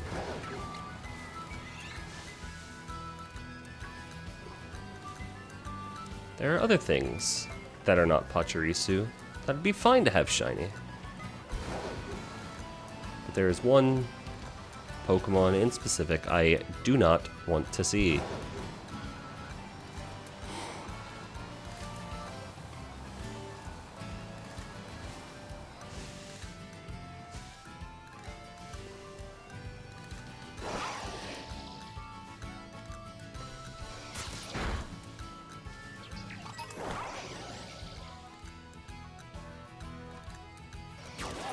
please. Thank you.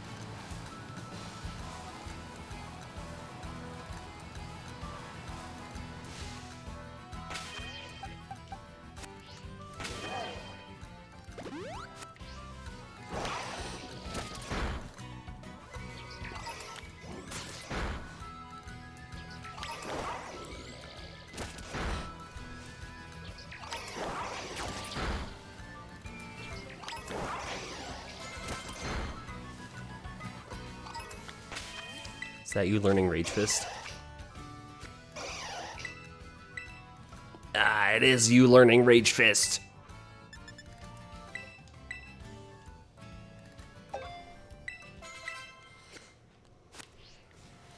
Alright, we could theoretically have an Annihilate before we get our next badge.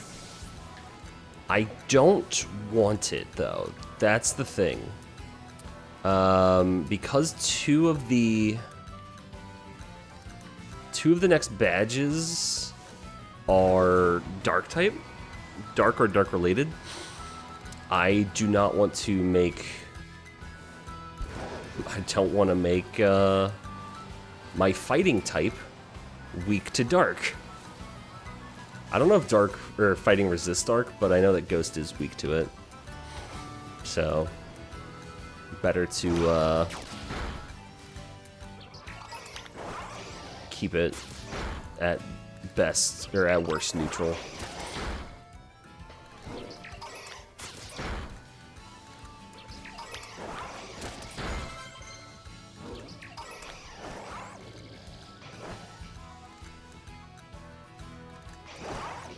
Hello? Please?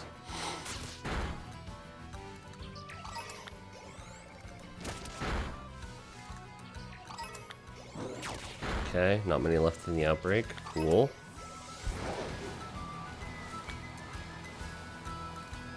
There's a very real possibility that a shiny Pachirisu spawned up there on the cliff. It's a very real thing that could happen.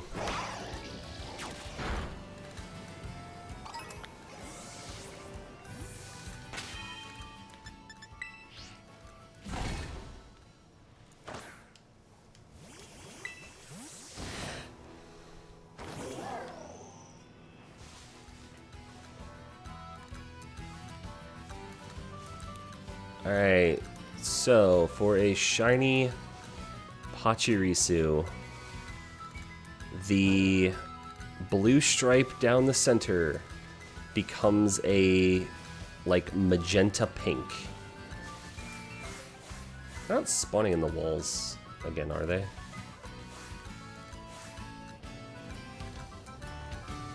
I guess not. It's hard to tell.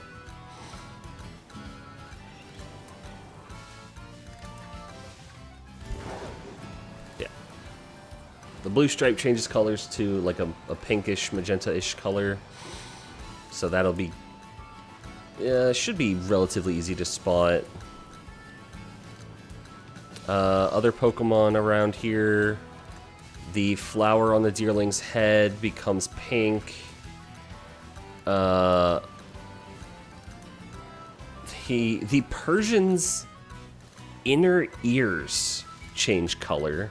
That's the most obvious part of that change. Meowth, its like extremity colors, so like its toes, its inner ears, and its tail become like a pinkish.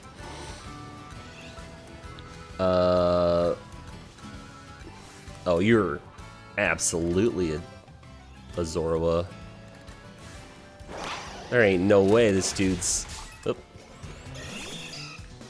There's no way a Vigoroth would run away. That's not happening. Yeah, it was Zorua. Okay. Zoro, we will not be able to tell if it is shiny until we send out a Pokemon to fight it, and it does not fight. Because that is how that Pokemon disguised as another Pokemon works.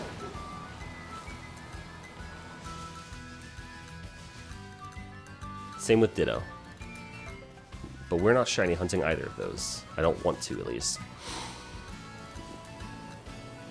I could potentially be persuaded, but at the moment we're not doing that.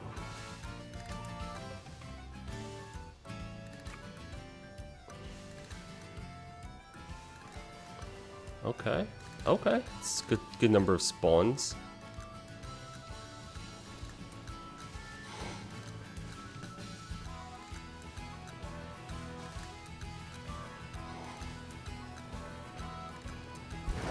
Ooh, Dunsparce. That's cool.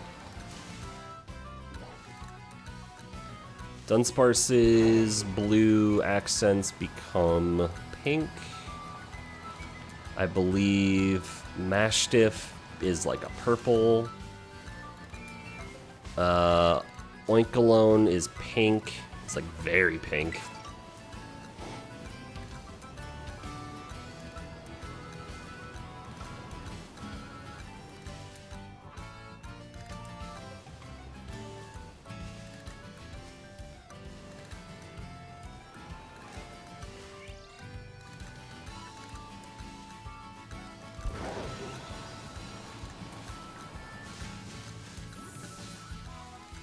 There's like a spot that was like a good place to stand that made them all spawn in. I don't remember exactly where that was.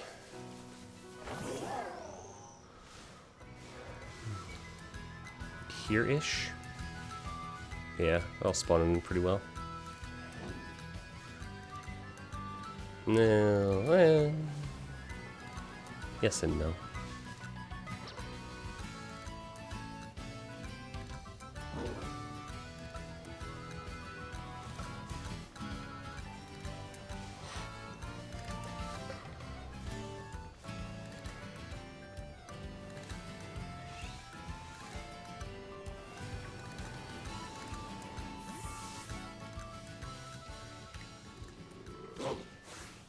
Purple dog! We got a purple dog! Look at this guy! Purple dog! With Intimidate!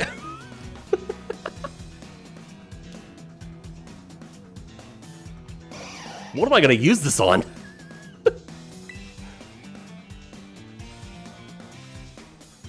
Ultra Ball.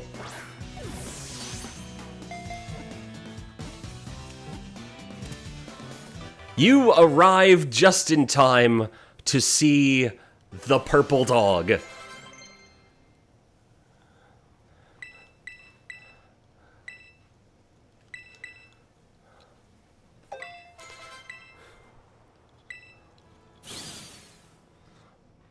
Look at him.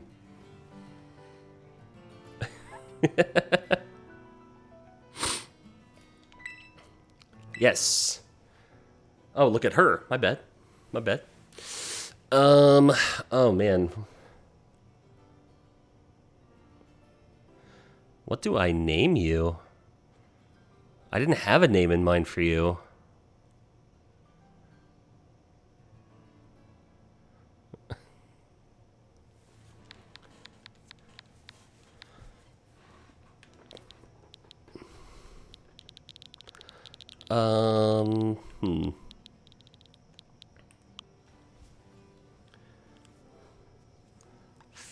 Female purple dog. I don't remember what Mabostiff looks like after it evolves.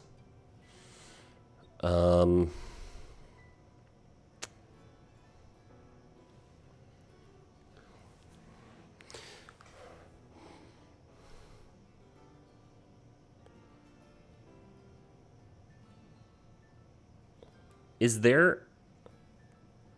Yeah. The girl boss. You know what? Hell yeah. We'll just go girl boss.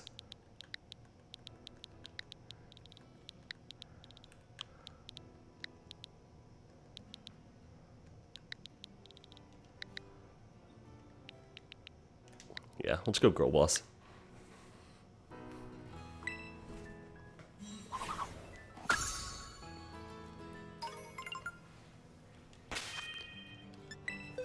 All right.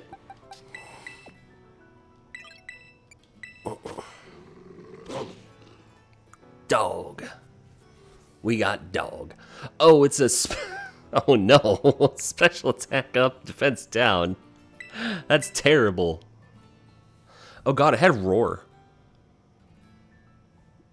We could have lost this. That was a very real possibility.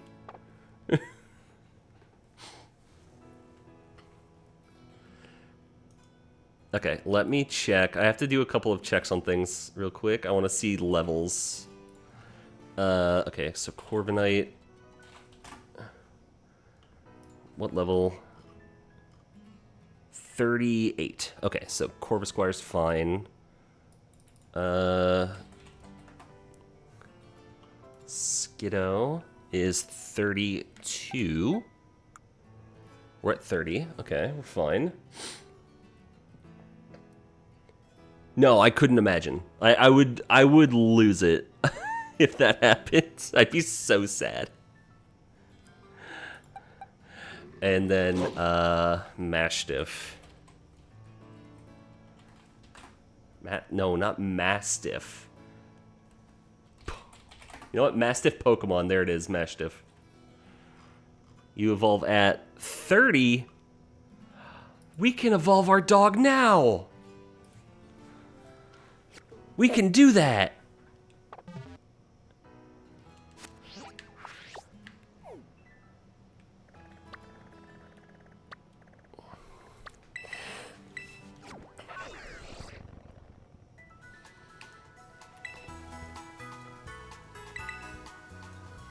All right.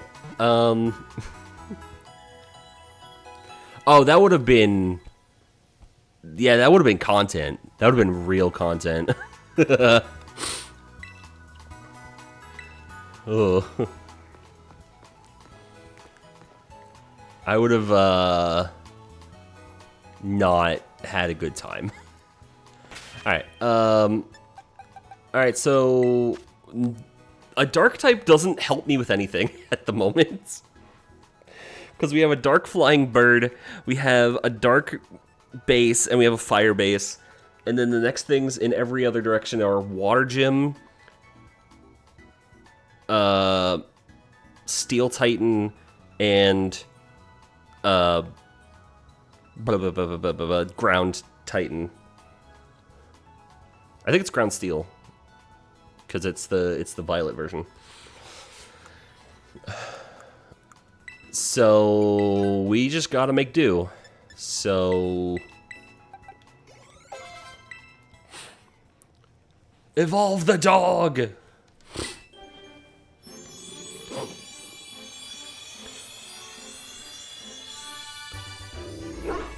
Still a purple dog. Mabostiff loves playing with children. Though usually gentle, it takes an intimidating look when protecting its family. What a good boy. A good girl. Comeuppance. Oh, it's a dark type,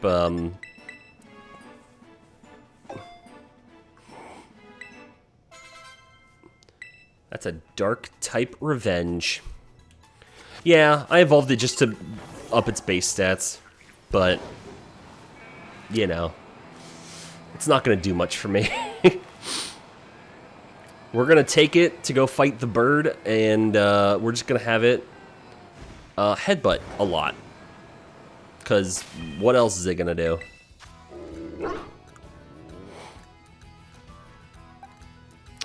I mean, even... Well, okay, never mind. Primate is better. I'm about to say, even with its not having a boosting attack stat, it's only 2 points below Primate. And it has Intimidate, which is just a good ability.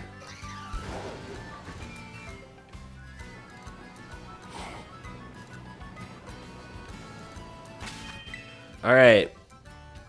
Are you ready for MXC? Most extreme competition. Don't get eliminated. Woo!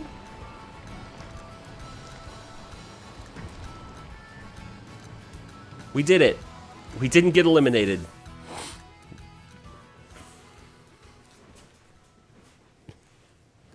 Bird.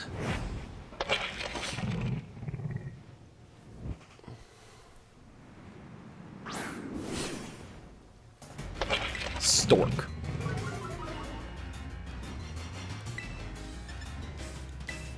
Can this bird stand up to the girl? I'm so over leveled.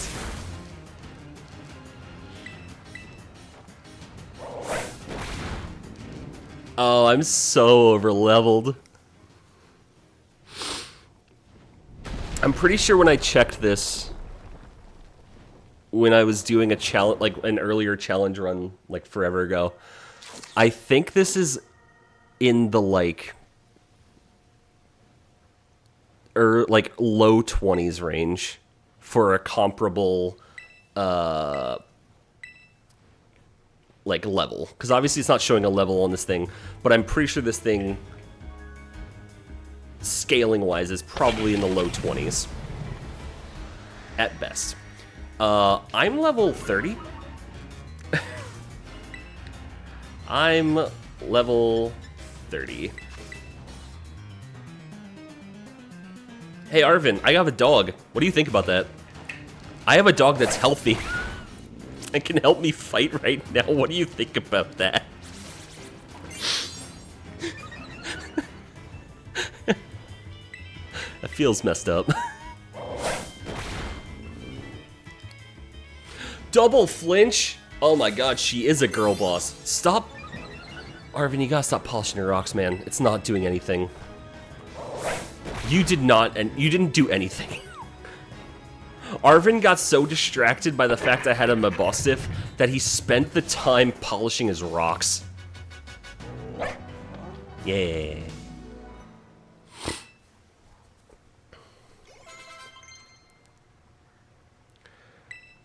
Cotton Spore.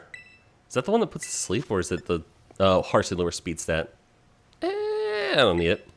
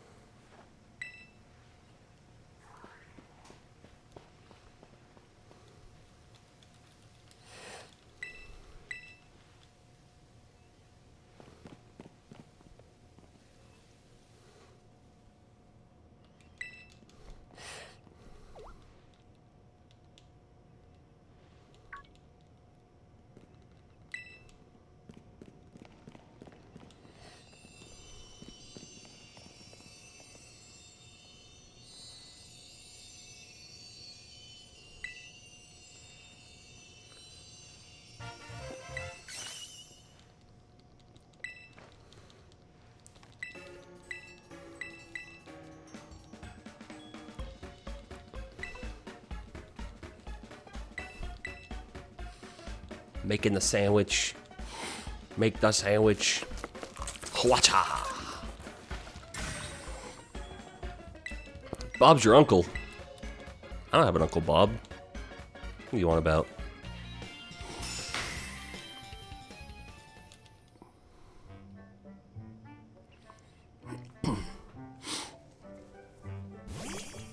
Hello. Are you ready to learn how to swim? It's gonna change everything.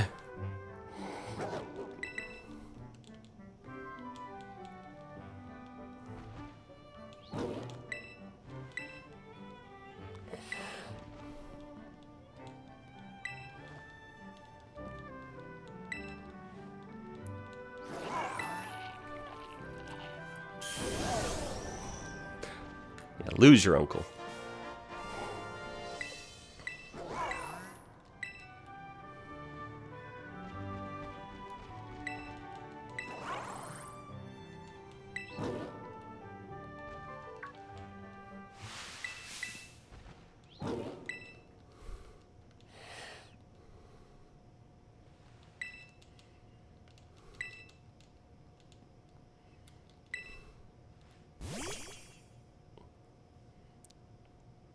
Hey look, a dog. I have one of those.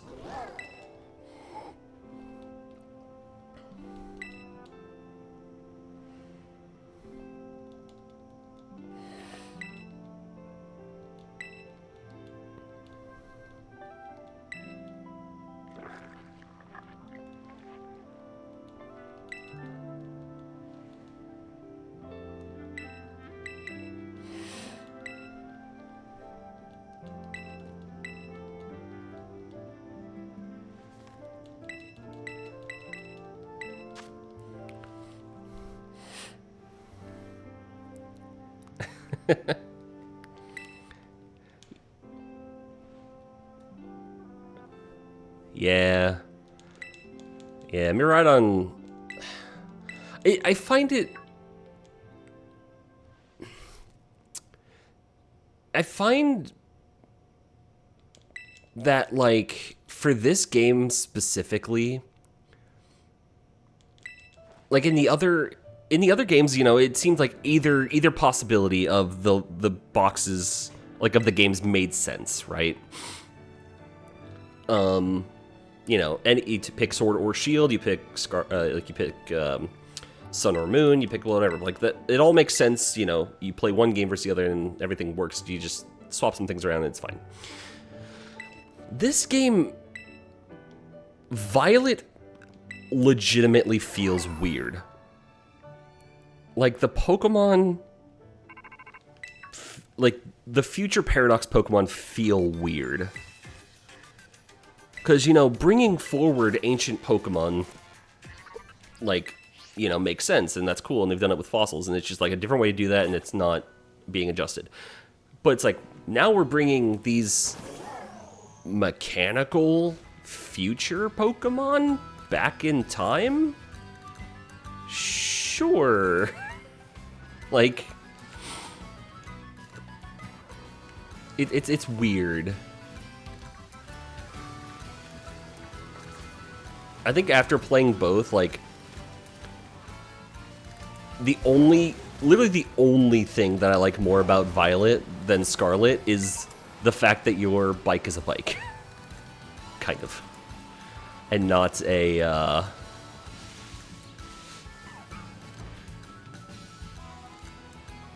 not just like a thing you ride around on. That sort of looks like a bike for some reason. But yes, I do agree with you. Koraidon, the dumb cave lizard, is wonderful. And Miraidon, the LED light eyes Pokemon from the future. Nation? Nation?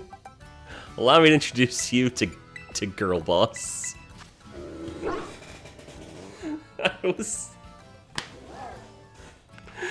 I was going for some Pachirisus to see what would show up, and dog. And then I went and I saw that Arvin's dog is like this but worse in every way because it's not shiny and it's dying.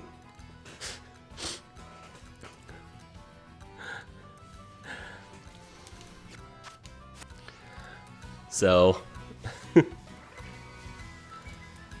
yeah, now I have to figure out what to go for next.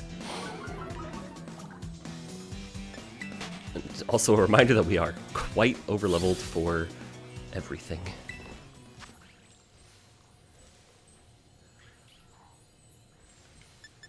That's interesting.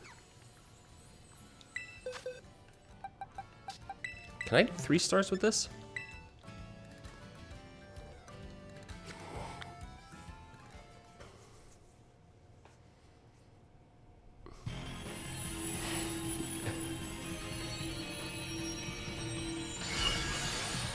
Yeah, you happened to miss Girl Boss, and the moment that I was in the moment I was in the status screen is when Anpu came back.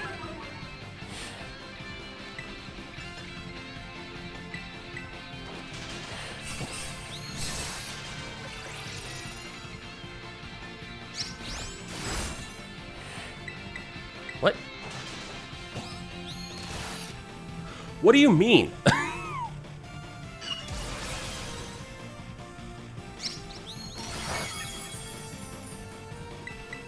Jane, my sister in Christ, hit the cross chop. Thank you. Yeah, Arvin absolutely hates my ass. 100%.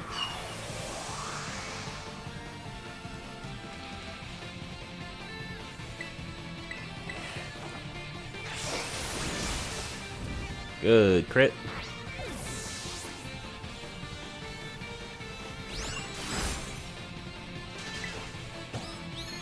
What, the Pokemon I'm fighting? That's Frigibax. It's the pseudo-legendary of this game.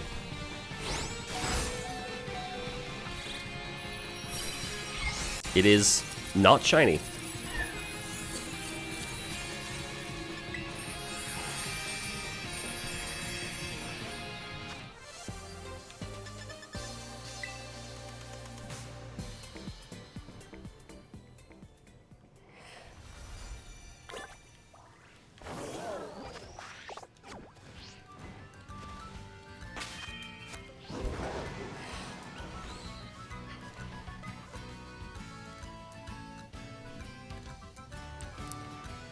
Okay.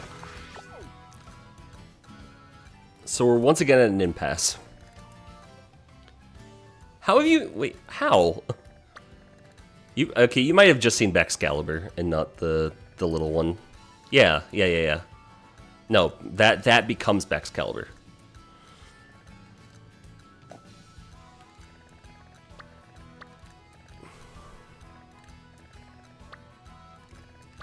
Alright, so we're once again at an impasse. In that I have dark, I have water, and I have fire.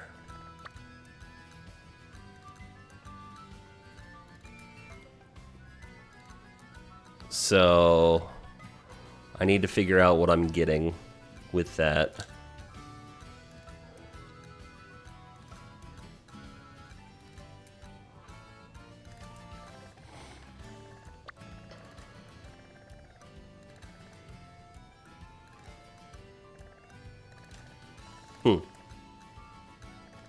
That's amusing. That's somehow you just went without seeing that.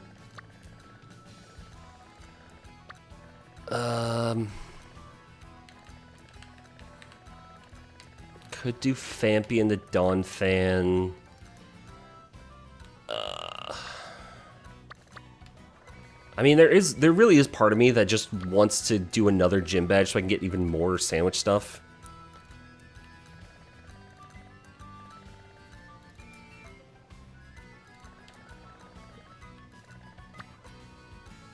Yeah, no, I should win on levels alone. Like, it shouldn't be a problem for both of them, because actually, Team Dark is the Dark team is actually weaker than the Fire team. This is the weakest one. This one, and then this one.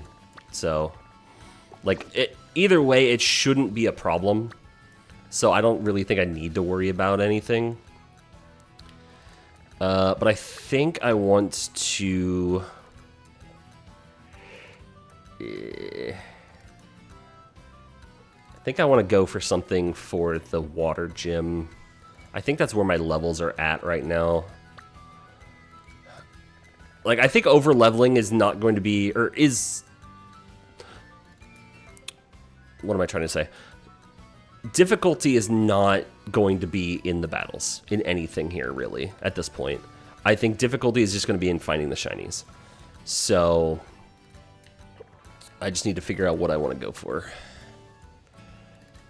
I could go for, like, Cacnea in the...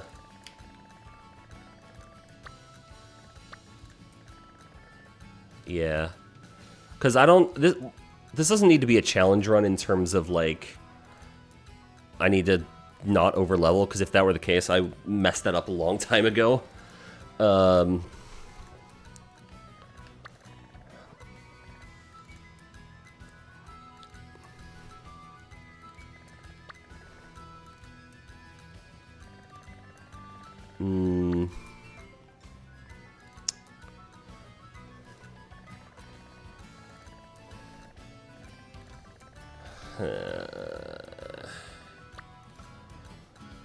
Let's see. Grass. Grass is weak, or not grass. Water is weak to grass and electric. We have a grass type on our team that should, by the time I get to this, should be evolved and it would be fine.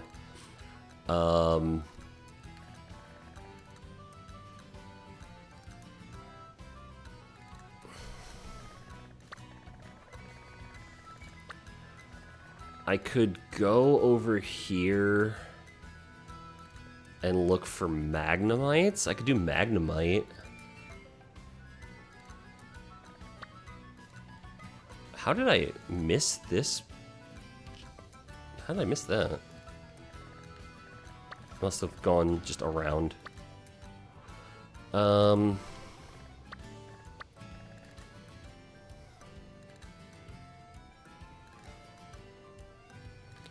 I mean, I could also just go back to the Pachirisu and do that, or I could go back to the Pawmi and do that. You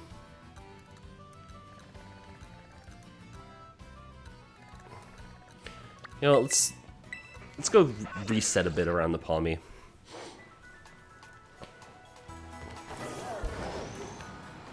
See what we can find over here.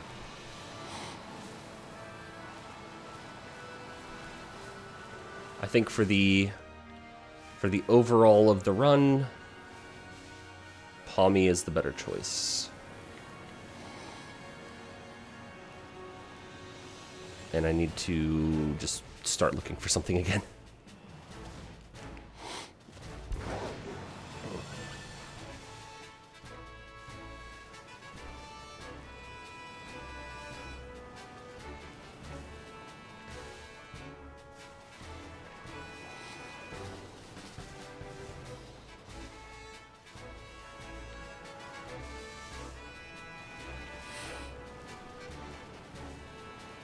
Did I close that page? I did.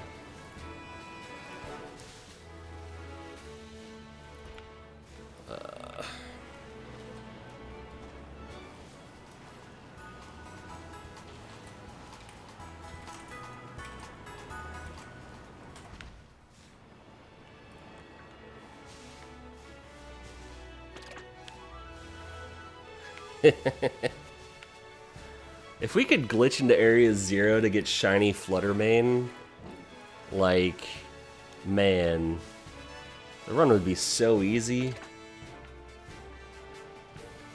Yeah, I mean, actually, that would be even more impressive now that I realize that, yeah. Iron Valiant. God, I love Iron Valiant. It's probably my favorite Pokemon from this gen. I have to think about it a bit more, but, like, I went out of my way when the game first came out. I think I did a Union Circle with Akane and Wolf, and I was like, please, one of you, if you have Violet, take me to Area 0. I want to catch an Iron Valiant for myself. I need one on my team. Like, I could get it in trades. I want one that's mine.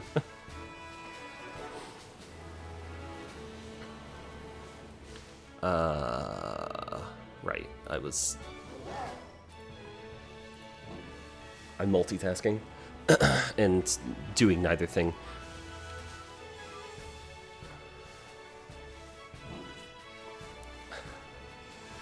Oh, okay.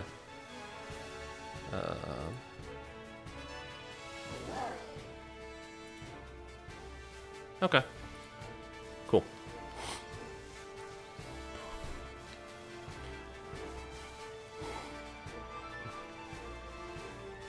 Yeah, it became... Yeah, when I got it, it became my,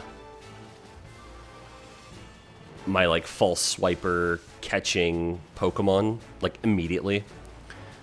Because, you know, you always get one of those in this game, especially if you shiny hunt. So I leveled it all the way up, gave it false swipe, gave it hypnosis, and then, like, 2 actual fighting moves, or, like, moves you can use.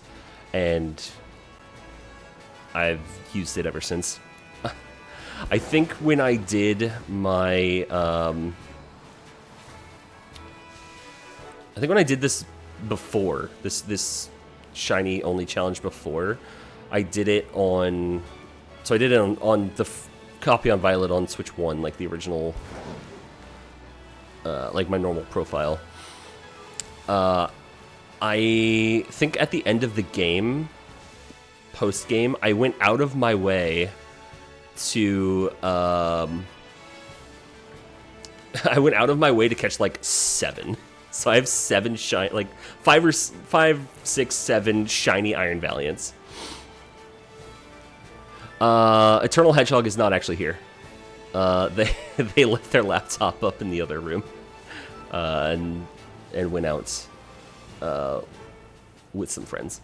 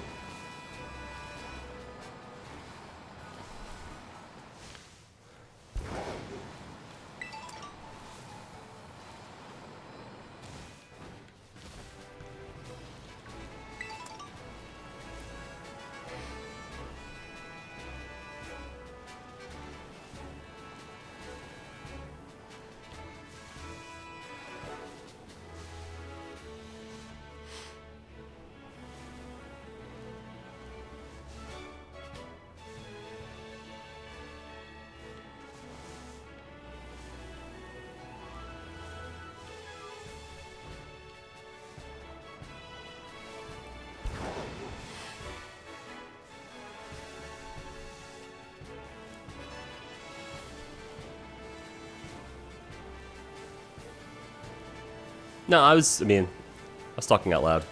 Just in general. That's what you do on stream, right? You just talk to the air and hope somebody in a Twitch chat responds to you.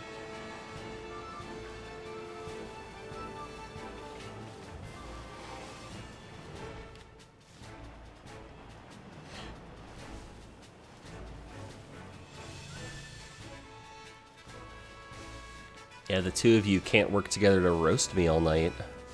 You need to find someone else to help you roast me. Nation, Akane, wherever both of you went.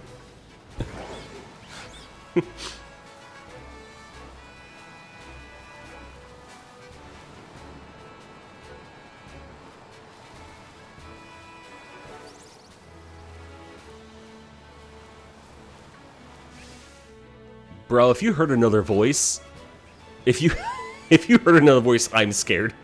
Because there should be nobody else here. I know there are some times where this mic picks up more than I think it does. Because they've been in the other room playing Mario Kart. I think when I'm like playing Peak or something else. And I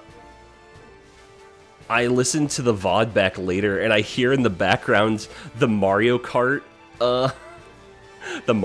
noise, like the getting the item noise. Oh yeah, Akane's probably raiding right now. She was here earlier and then she was gonna go edit. Yeah.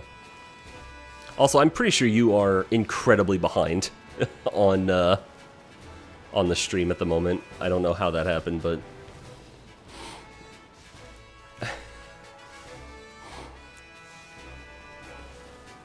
Oh, Nation, he was asking if my spouse was here, and I was like, no. So he has to find somebody else to work with to roast me during my stream. And I was like, well, Nation could be available. Maybe Akane.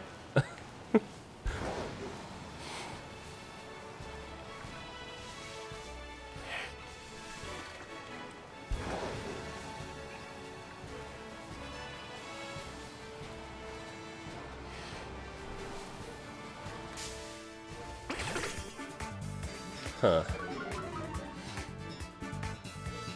I don't think I have anything that, like... I shouldn't have anything on that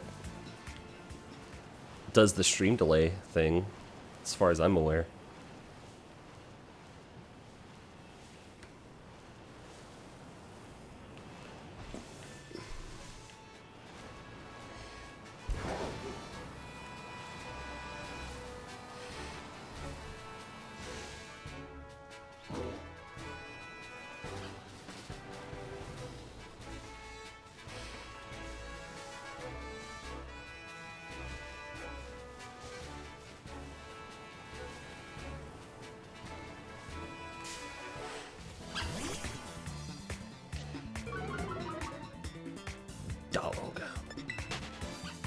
Okay. Yeah.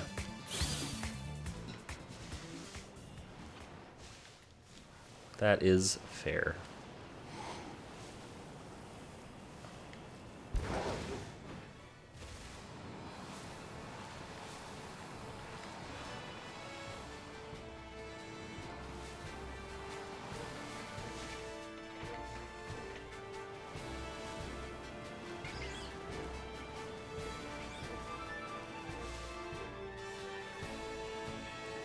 I don't know why.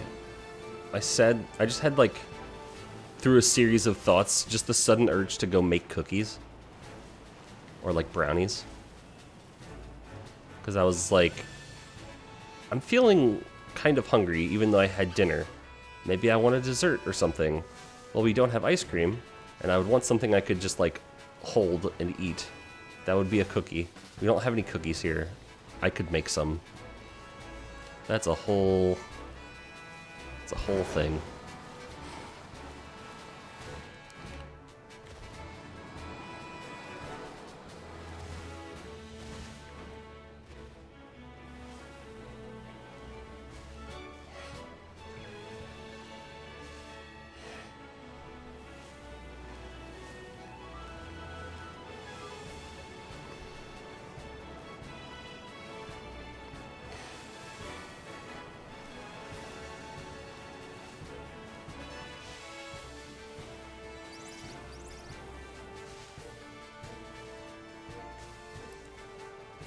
What the hell is Brave? I've never heard of Brave as a browser.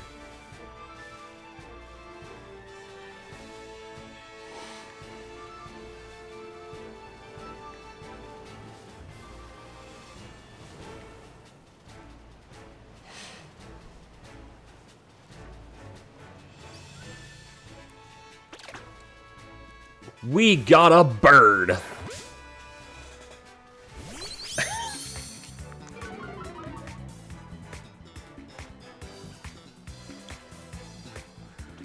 God damn it. We got a bird.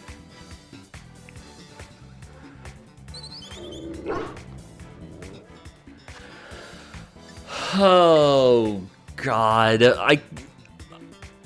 I can't even do anything with this. Like, even more than Mobostiff. Yeah.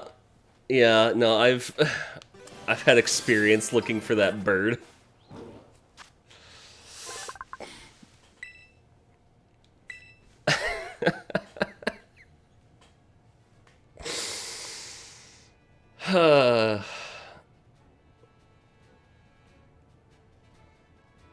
Yeah, Tailwind. I'm not saying, like, Like, Talonflame is a very good Pokemon. It is an incredibly good Pokemon. We have beaten the Bug and the Grass Gyms. We've beaten those.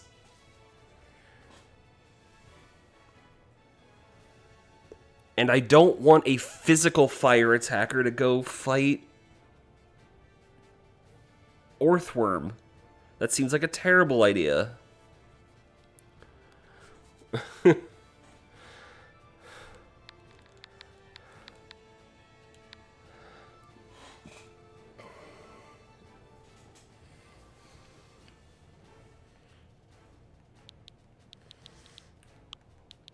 We're just gonna go with a bit of a Borderlands classic. I know it's a male, but we're gonna call it Firehawk.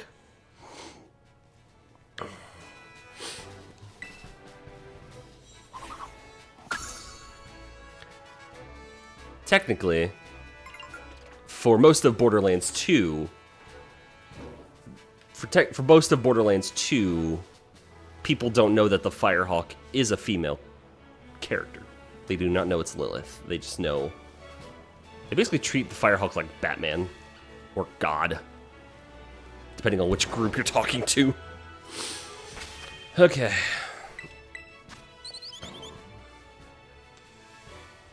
Oh, and it has a normal Terra type's not bad, actually.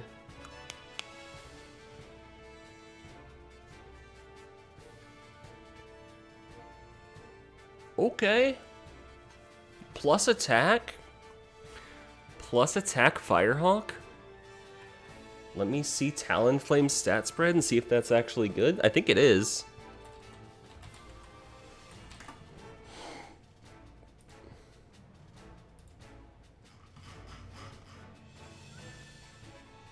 Special attack and attack are actually pretty close. But with a plus attack nature, that'll put it decently higher. Okay. At least it's not minus speed. That's the important part.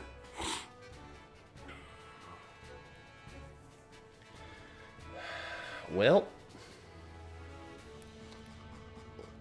so you evolve into Talonflame at 35.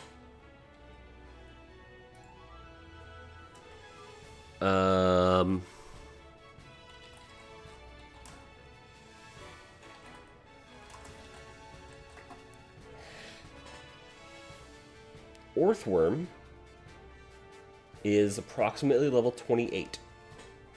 Okay. Let's just go fight Orthworm then. Let's go fight Orthworm Gym.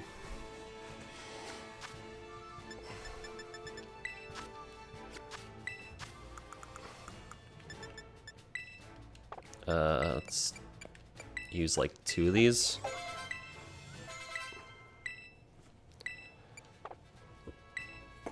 Acrobatics, hell yeah, what a move.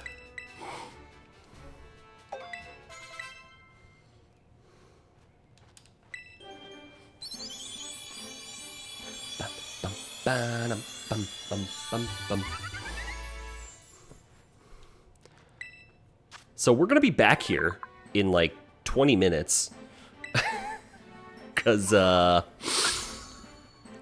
we still need something to use against... Still need something to use against the water gym. Because we're not using this. Or at least not, you know, it's not going to be one of our main options. I need something, man. I don't need Palmy, I just need something.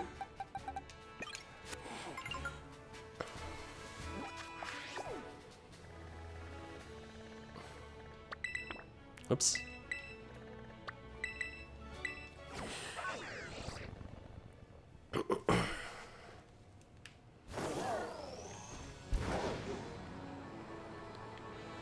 Alright, where's this giant doofus?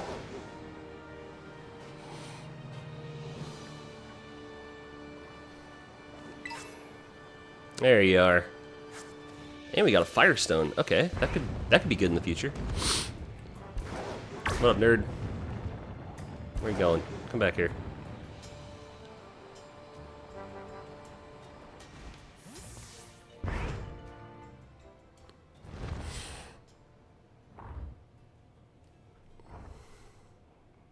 Hey, what's up?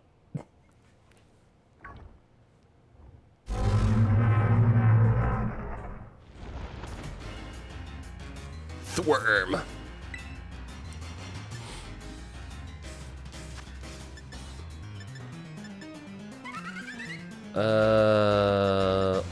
Let's see how much damage that does. Ooh, boost speed stat's actually important, considering we're slower, apparently. We're apparently slower than the giant worm.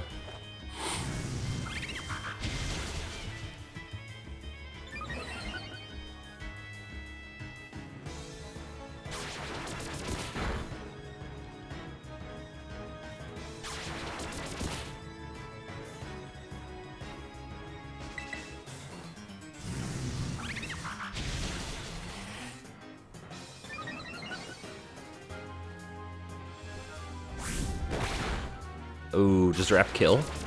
Does Rap kill? Oh. That sucks. But you know what? It's okay. Because we got the GOAT.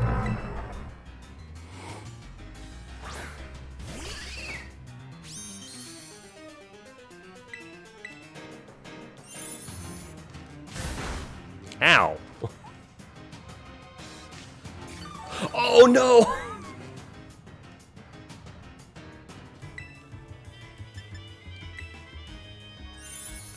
I forgot!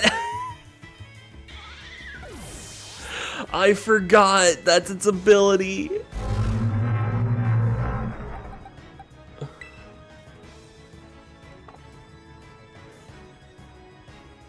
Alright.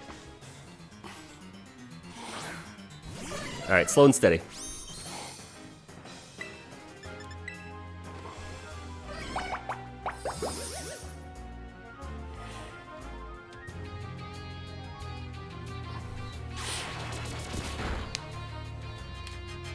Alright, we can't poison it because it is a... Because it is... Wow, that was so much damage. Because it's a steel type. So... We will just... Fairy Wind, because it probably has much lower special defense than physical.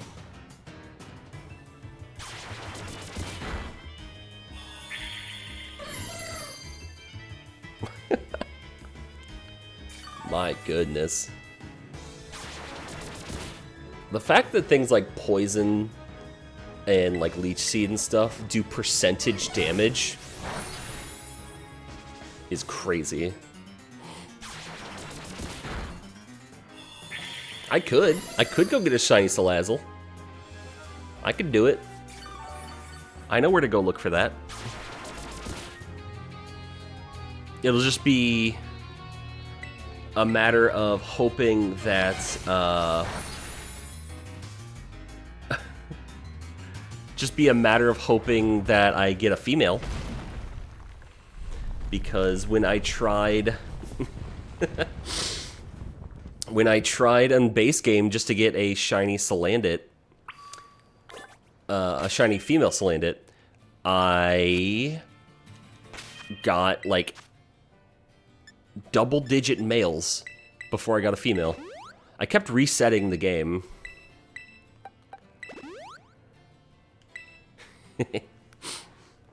You don't have to explain anything to me, man. I understand that Pokemon is awesome.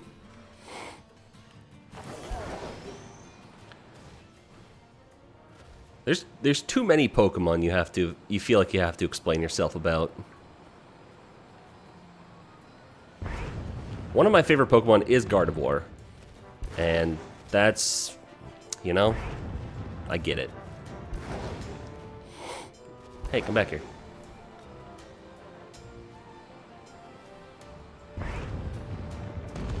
Alright. Get over there.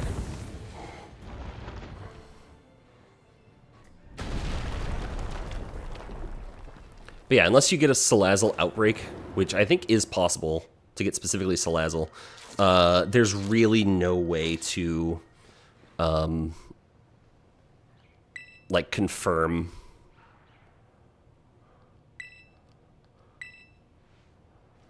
There's too many Pokemon and too many different people.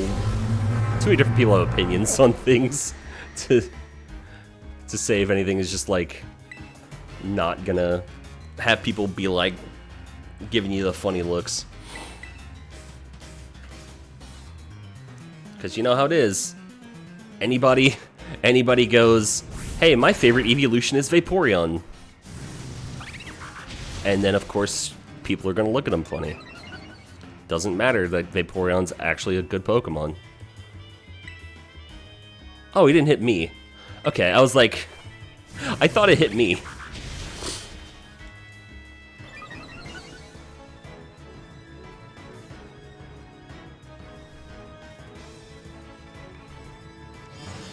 Supersonic. Yeah, Ampu, who would do that?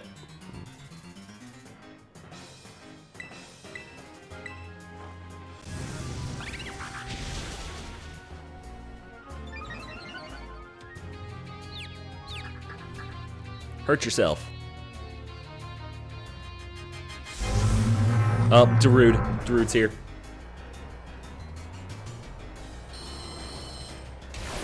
Ooh. Screech. Screech is good. We could go crazy after a Screech. Boom, look at that.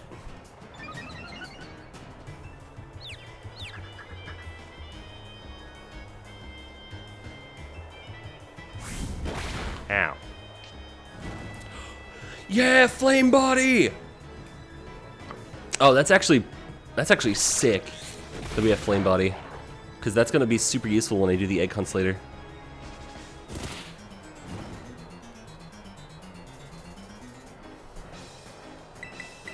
And it's dead.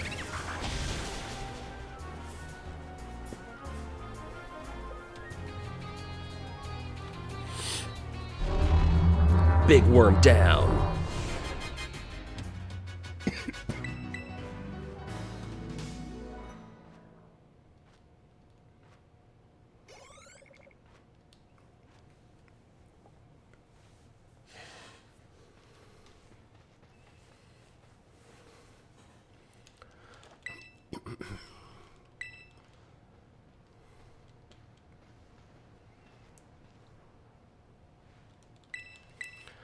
So with three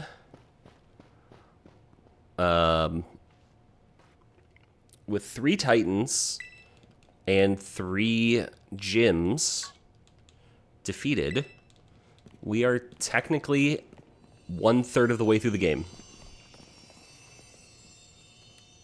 Technically. We have 1/3 of the badges. And that is the best Herba Mystica you could get late in the postgame. In terms of shiny hunting.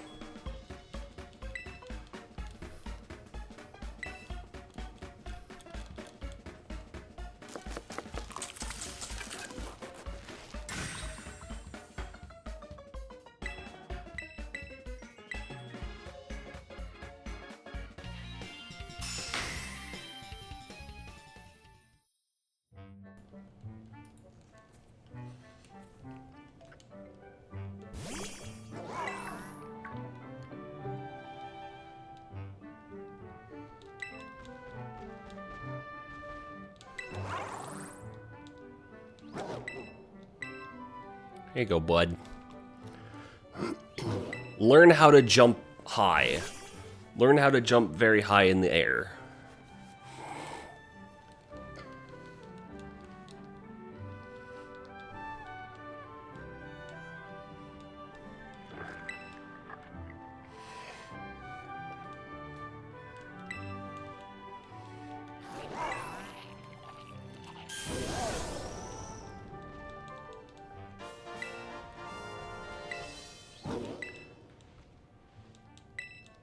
Arvin, it's a robot. It has no taste buds. It eats food.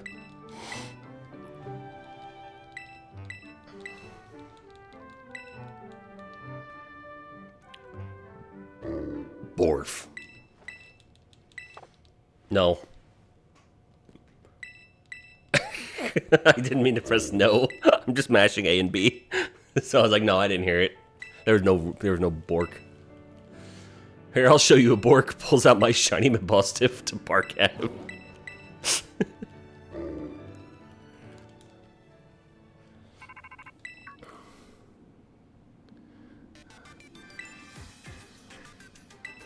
Alright, jump higher. Woo. And now, if we wanted to, we could hunt, Orthworm. There's Orthworm right there.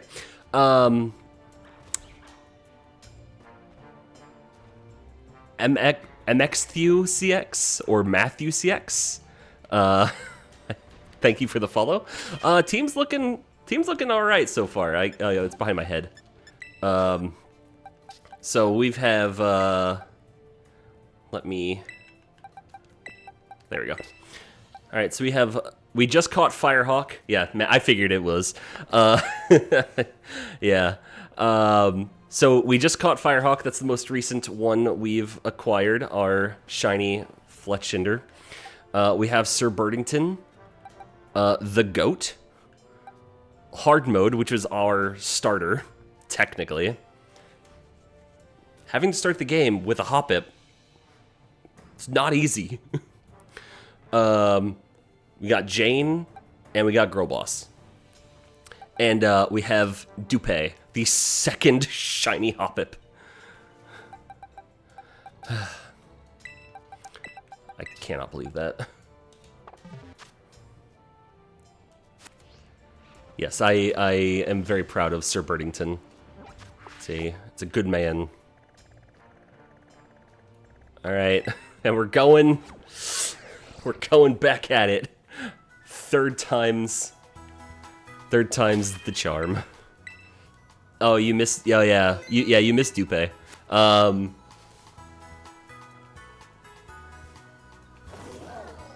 The nation got a clip of me finding it out of nowhere and being annoyed. It didn't show up in my chat for some reason, but it's on my channel. Listen, I take whatever shinies I can get for this challenge, because I need them. I need the shinies. Oh, you heard your name again. Ears burning. Oh, I was just saying that you got the clip of me finding Dupe, the second shiny Hoppip. It just didn't show up in chat.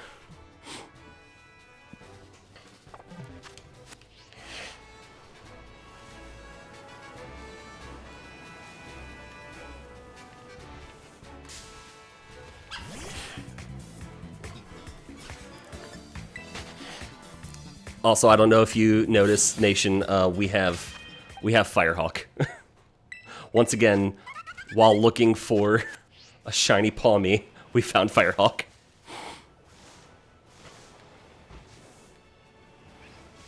Oh, you have a playthrough too? Shiny only playthrough too? Nice.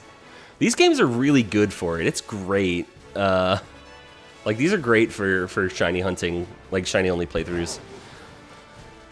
Like, there's always a part of me that thinks, like, maybe I could go back to an earlier game and do a shiny only playthrough.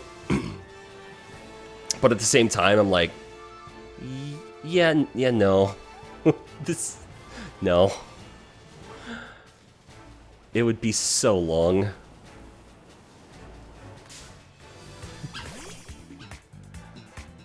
Like, I've seen people talk about even a game like Sword and Shield, right? Where there's only 8 badges compared to this. And, you know, it has the boosted odds, like it has half odds from original full odds. Like, I think I saw somebody talk about it, like do a video on it, and it still took them like 6 months or something. Like, it took them forever. And I'm like, bro, I'm not doing that. Like, I understand there's 3 times as many badges in this game, but there's so many, you can see encounters so much faster, and you can do things to make things better and all this other stuff. I'm not doing full odds hunts, technically. I will get full odds shinies because I'm pretty sure every single one of these except for Jane is a full odds shiny. But yeah, shiny only Alpha Sapphire taking 2 years, that does not surprise me. That does not surprise me at all. Like, and like with Alpha Sapphire, you could even do Dexnav hunting, right? Like you could Dexnav hunt for stuff, but that also is its own challenge. I've tried Dexnav hunting, and I don't even fully understand it.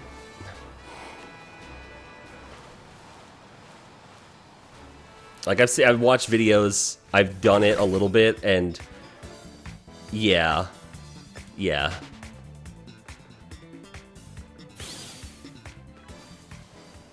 Yeah, no, Dexnav is so weird.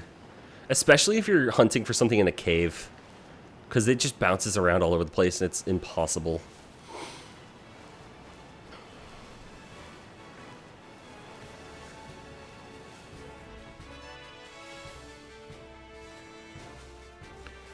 All except one hunt was over odds and I had 2 phases that were super quick. Yeah. No, that, like... Yeah, especially when you get to... When you're doing full odds hunts and stuff like that, like... That is the luck of the draw. It's whatever shows up.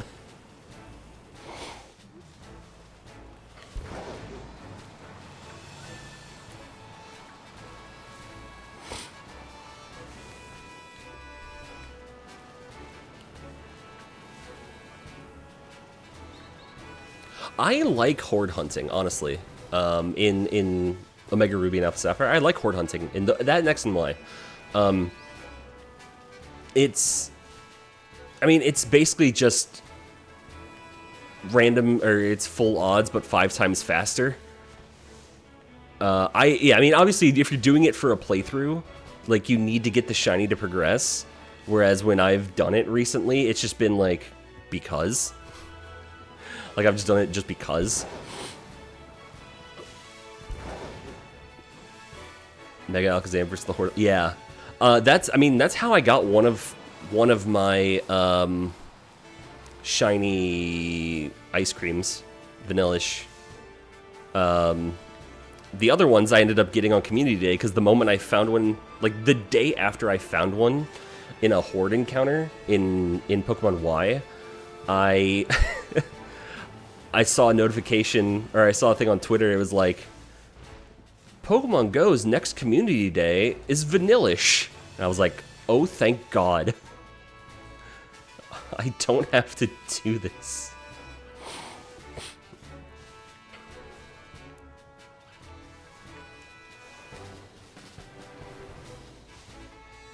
Ooh. Yeah, horde encountering and you end up with a Plusle. That's rough. I think I horde encountered to get a Minun, or like I think I needed a Minun, and I actually was able to horde encounter and get one, but oh, that's rough. Yeah. Did you I mean, obviously this doesn't help you now. Did you do a like pure shiny only playthrough, or was it like shinies were the only things you were using for like real battles and stuff? Because I mean, if you're not doing a pure shiny only, or yeah, if you're not doing a pure shiny only playthrough, obviously you can get something like Magnet Pull, and Magnet Pull works with horde encounters and makes it more like even more likely. But if you're going for like pure shinies only, that's just luck of the draw at that point.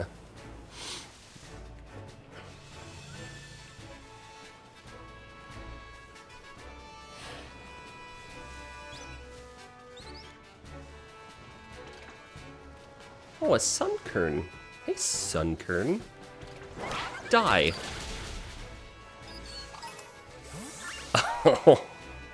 Even with the magnet pull. That's rough. Damn.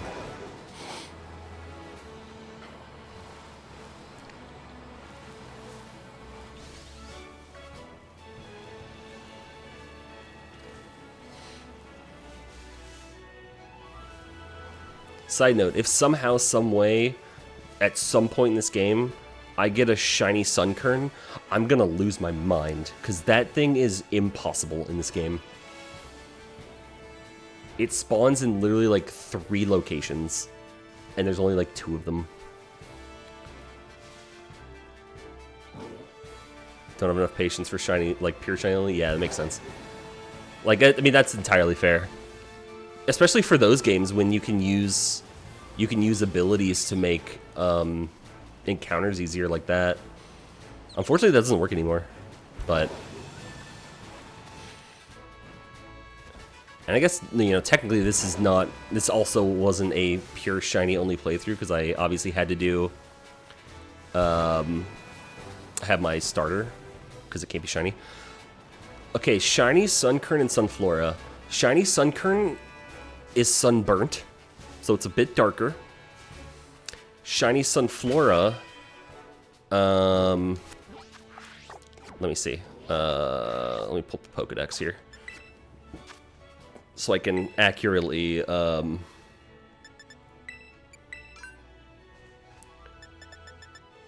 confirm. Yeah, yeah. So the green that's on the body becomes like a greenish yellow. Like it's greenish yellow.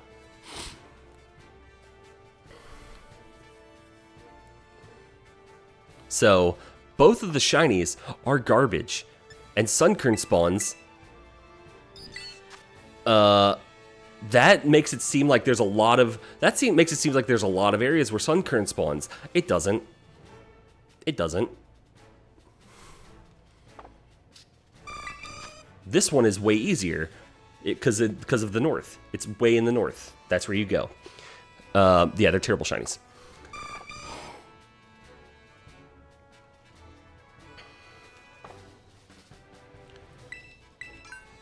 I ended up, so I do have both of these. Not in this game, obviously. Or not in this save. Sunflora I did get in this game, or in Scarlet, in my main Scarlet playthrough. Sunkern, I actually had to go... I was already doing it anyway, because I needed some stuff. But I did the Shiny Ditto glitch. Not glitch, the Shiny Ditto breeding method in Crystal. And that was the only way I got a Shiny Sunflora, or Sunkern.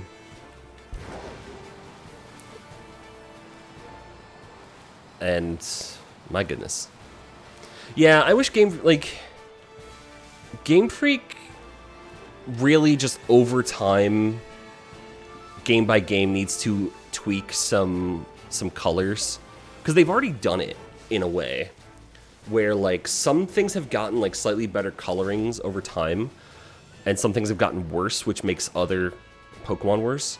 Like if you compare regular Gengar to Shiny Gengar, over time, Shiny Gengar used to look way different than regular Gengar, but it's not the shiny that changed. The base Gengar color changed over time. They changed it to be less bright purple. And so they kind of like desaturated it a bit in a way. And now shiny and regular Gengar look very similar.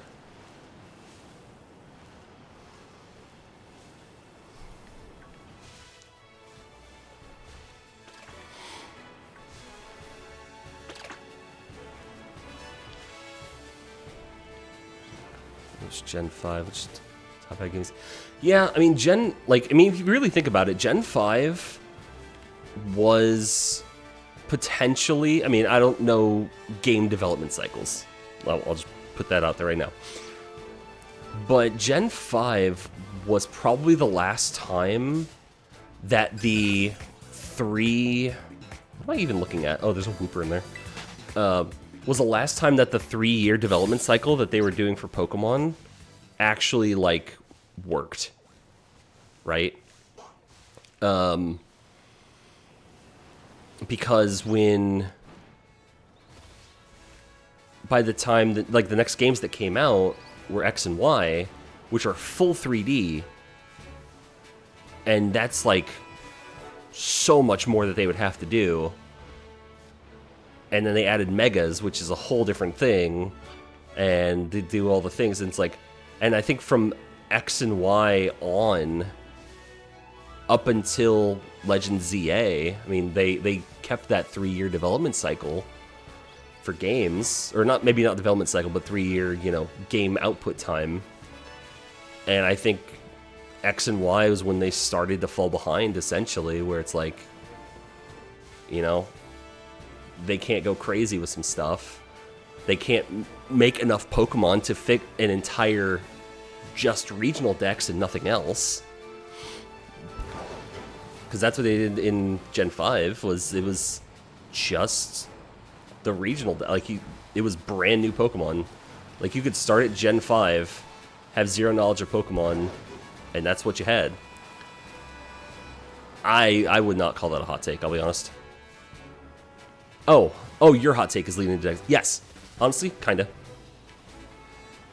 I think after... Yeah. I mean, I think after Sword and Shield and, like, the Dexit controversy, or whatever you want to call it, that's kind of what they started doing, is they just kind of said, screw you. Because, like, they did the same thing in this game, too, and in Legends Arceus, where it's like, we have a limited dex, is what we are using. These are the Pokemon that are going to be here. And then for this and Sword and Shield, it's like, okay, we have the limited dex, and then beyond that, when we do DLC, we can bring back some more Pokemon, you know, over time. And so I think, like, and we're going to look at Legend ZA. Legend ZA is not going to have everything.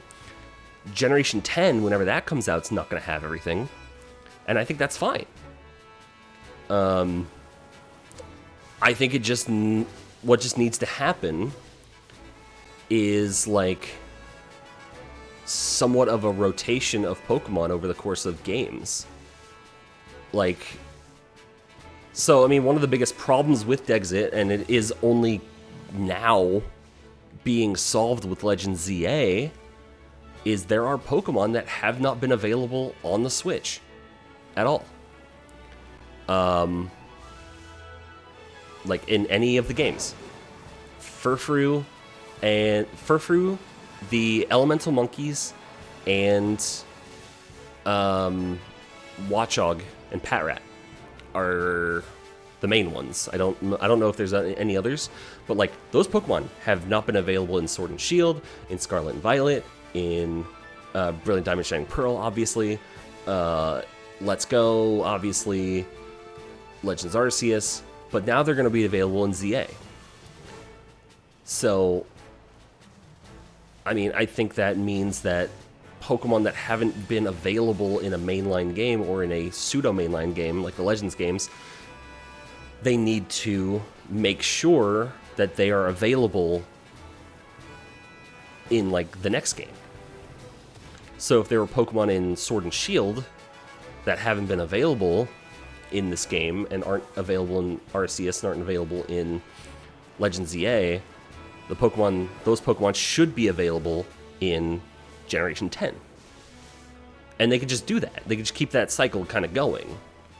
Is, you know, find what Pokemon got left behind, make sure those are kind of higher priority in the upcoming games, so that way everything is available. And I think that makes it to where Dexit isn't an issue. Frankly, I never saw Dexit as an issue, to be fair. I thought it was it made sense And, you know, unfortunately for some people, your favorite got left on the cutting room floor. That sucks. Like, you wanted a Pokemon in, it didn't get in, that sucks. Sorry for you. But it is what it is.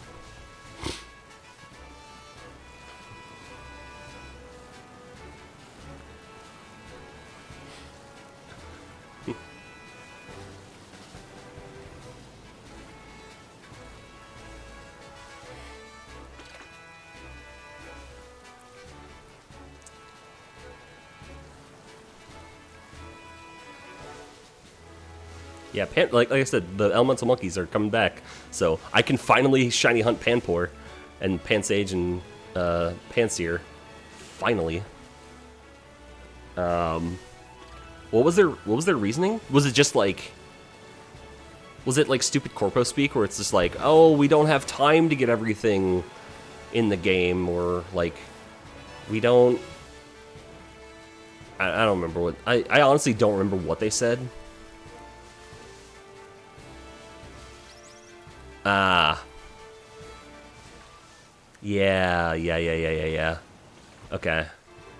Animations, expressions, yeah. Yeah, they're not doing too much with the animations and expressions, unfortunately. I think that's just a kind of that's a bullshit answer, let's be real. Hunted a shiny Panpour next to Lighting and home. I was planning, or not planning, but I was doing a little bit of the monkey hunts in X and Y. I have a Pansage, the grass one. I have a Pansage that I found. Like, I got one in the Friend Safari. And then I was going to look for... I was looking for more of them, but honestly, now that they're going to be in ZA, like, that's where I'm going to look for them. Because if they treat shinies in ZA like they did shinies in Scarlet, or not Scarlet, in Arceus, I will be very happy. Because that game is so good for shiny hunting.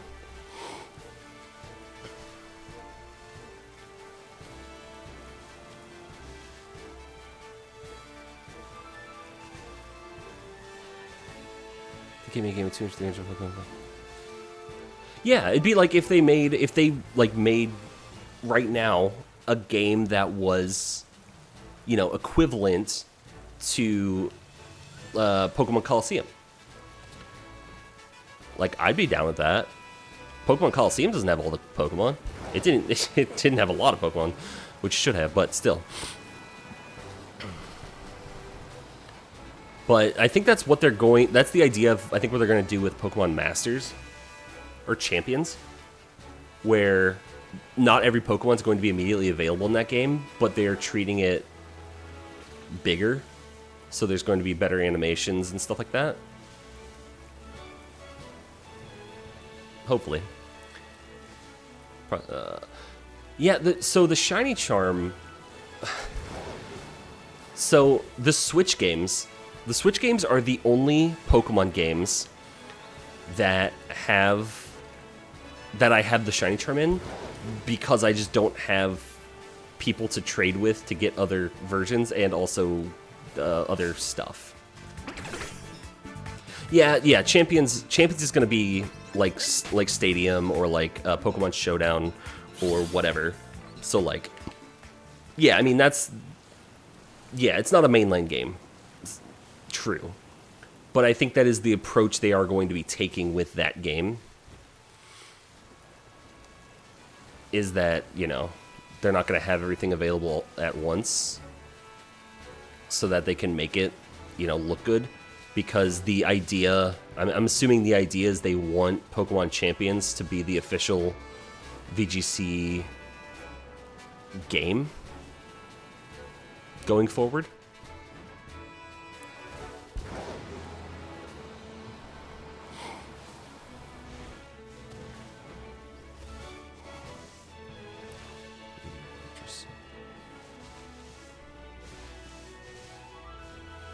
Yeah, getting the shiny, like, I mean, that's the other thing about the Dexit thing, or, like, all that is, like, getting the shiny charm in older games is hard. I mean, like, completing the Pokedex is hard, because you need to get things from older games and all that other stuff, and it's like, that sucks. Yeah, and in Pokemon Champions, yeah. The V-Bucks or whatever their point system, you have to play to get those.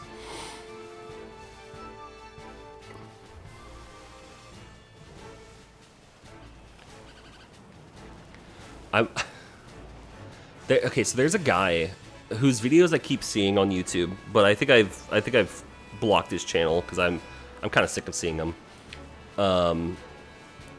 He does, like, because I watch some VGC stuff and I watch Wolf Glick videos and stuff like that, his stuff will show, this guy's stuff will show up, and he does stuff that's like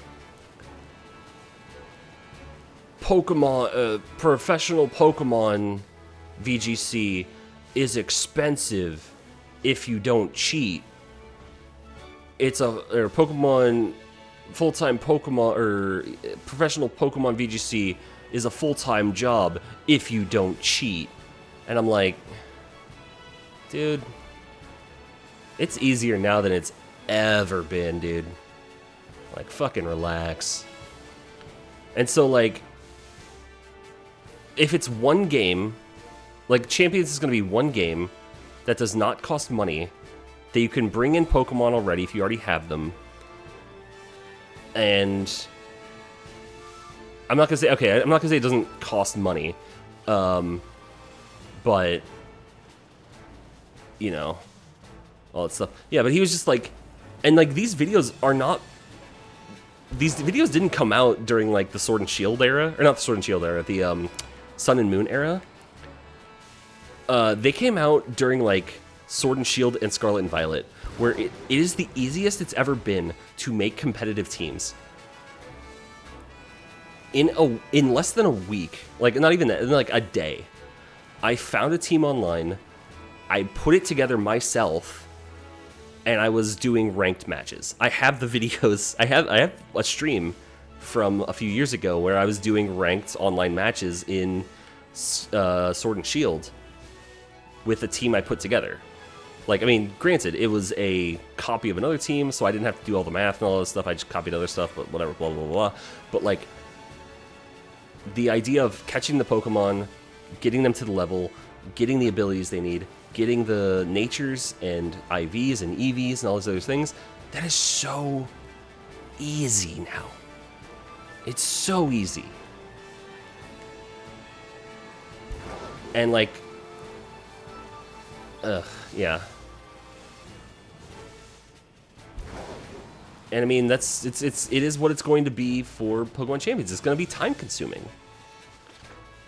Well, okay. All right, I said IVs were easy. IVs are easy if you want perfect IVs. If you want max IVs on stuff, they're easy. That's what I'll say.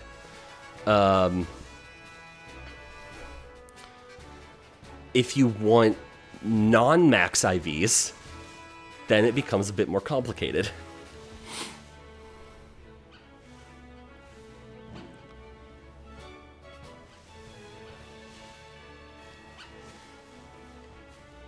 Yes, I did. Yeah, I knocked out everything. I knocked out enough from the Horde, or the Outbreak earlier. And then found a random shiny while I was, doing stuff. So, yeah, this Horde's been prepped for a while, and I've been, like, this is the third time I've been going through this Outbreak.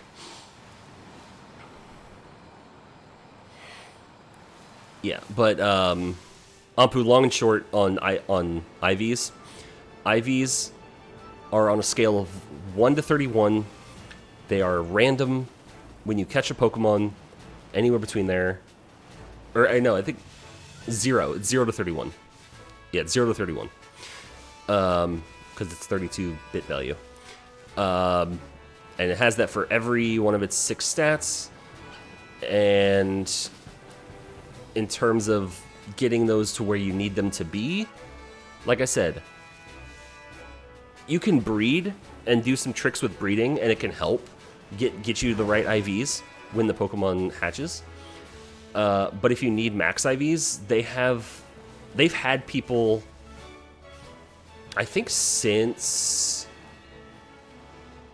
for a few games now, but it's been very easy to get the items you need in Sword and Shield and Scarlet and Violet, where you can just literally give them some bottle caps and they're like, cool, now this thing has max IVs in this stat. 31 IVs. Done. So, like, they made that aspect easy. But, of course, you know, depending on how into the game you are and how smart you are about stuff, maybe you want a special attacker with 0 attack IVs. Maybe you want a Pokemon in Trick Room, or that uses Trick Room, to have 0 speed IVs. Getting 0 IVs in something is very hard. But I'm pretty sure most professional VGC players only care about 0 and 31. So, you know, if you can get 0 in the one thing you need, you can fix everything else.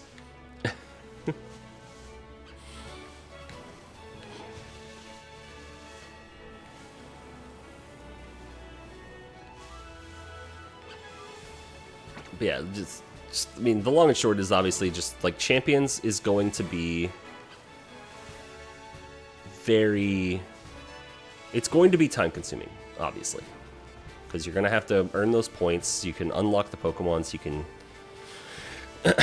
change the stats and do the things, and especially if you're, like, if you're somebody who's changing all the time, from what it seemed like, you know, if you're like, oh, well, this stat spread didn't work, let me try again. If this stat spread didn't work, let me try again. This move didn't work, let's try again. Blah, blah, blah. It might be a bit more annoying. But yeah, I mean, it depends on how you view, VGC. If you view it as something you like to do, and you have fun with, and you can do whatever, that could be, you know, it's fun. It would be something like that. For me, like, there's a chance I give Pokemon Champions a try, and I don't do that much with it. Like, I might play it a little bit, maybe get, like, a team that I'm like, okay, this team is okay, and then not do anything with it because I don't care for the I don't care as much for the competitive aspects of games anymore. Because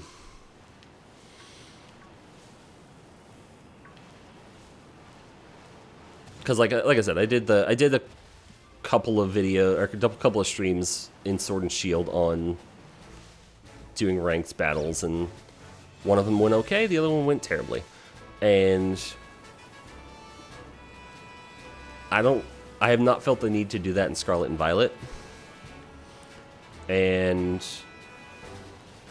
yeah, just competitive online games aren't my jam anymore.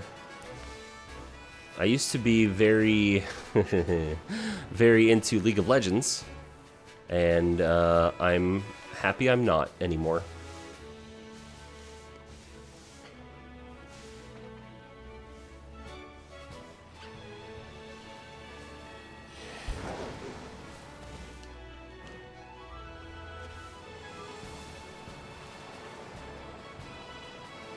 Like, I don't even play the quote-unquote fun modes because they stopped being fun.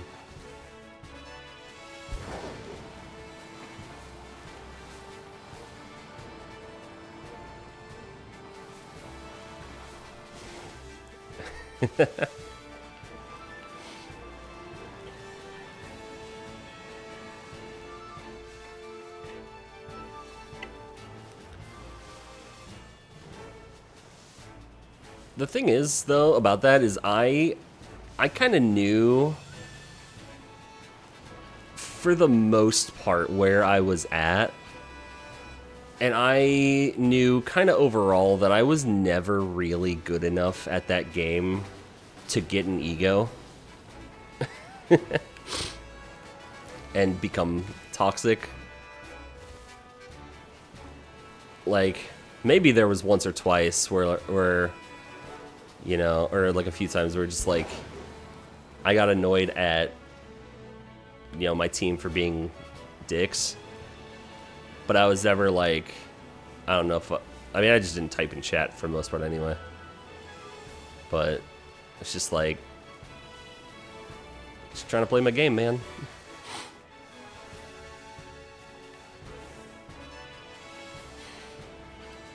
Yeah.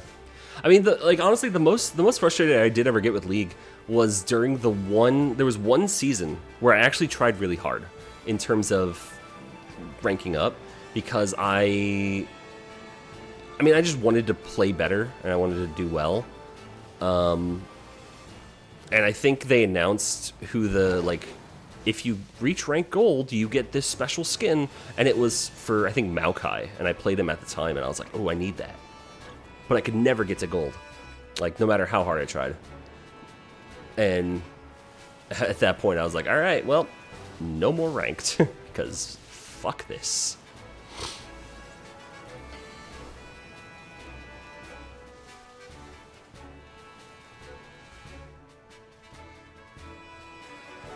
That's why I play games like Pokemon and Uma Musume Pretty Derby.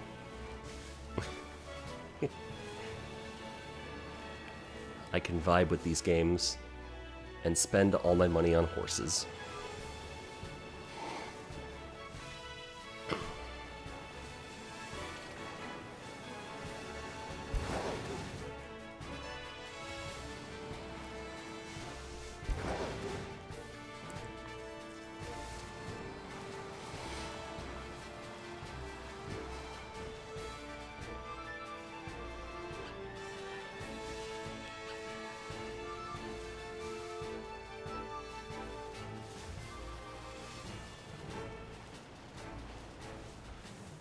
You know, I got into a yap mode because, I mean, that's what these are. That's what these streams are. That I forgot I was going to go eat a food item to give me Encounter Power Electric 1. So I'm gonna go do that. You. Yes, I would like a crepe. Because I did look this up. There we go.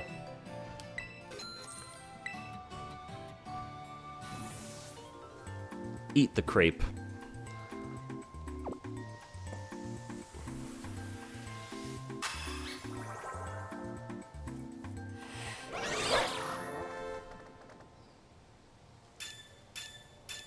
Alright, Encounter Power Electric. Let's go. Is this gonna help me? Probably not much. With apparently Encounter Power 2 didn't make it seem like there was a lot more Palmies, but what about Encounter Power 1?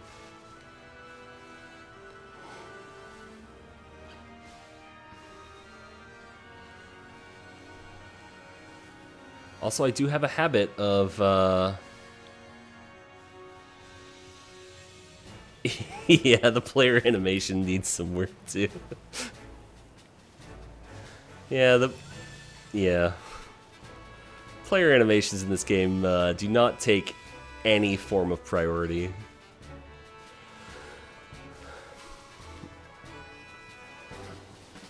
But yes, if we have any other basis to go off of, the fact that I've eaten a food means that I will get a shiny. It will not be the one I'm looking for, though.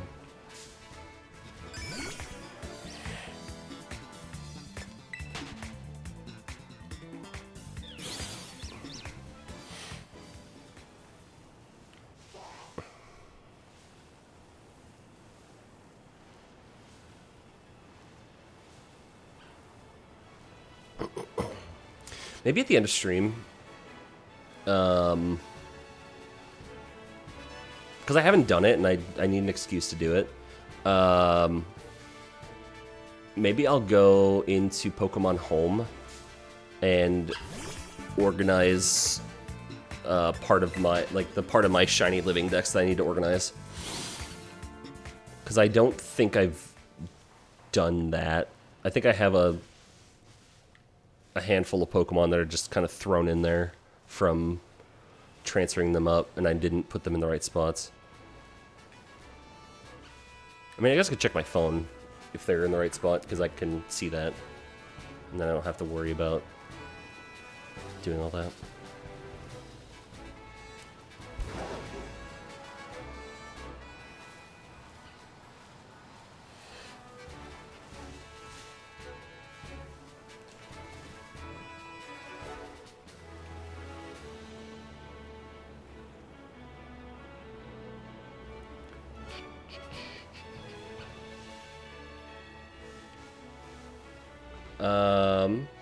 Okay, no, they're not organized. Cool. Okay, so Pokemon Bank. We'll go from there. Pokemon Bank was for the Nintendo 3DS, and it acted as a storage thing. You take Pokemon from your games, you throw them in there, they sit there, and you can transfer them between your games. You can transfer them, and you can just hold on to them if you want to like restart your game and not lose, you know, special Pokemon. You had to pay a monthly subscription, or yearly subscription. You had to pay something. And that's what it was on the 3DS. There was a thing called, well, they later introduced Pokemon Home for the Switch, which is basically the same thing. And you can transfer up from the 3DS to Pokemon Home. I'm not sure as far as if you lose access if you don't pay. I believe, at least, okay, so at least for Pokemon Home specifically, you have a limited amount of box space that you're allowed to use without paying. Like, you can still use it, and you can put stuff in there, but unless you pay, you can't get more than, like, I don't know, 30 spots, like a box or something? I don't know. So my assumption would be that if you didn't pay, you couldn't transfer anything else in.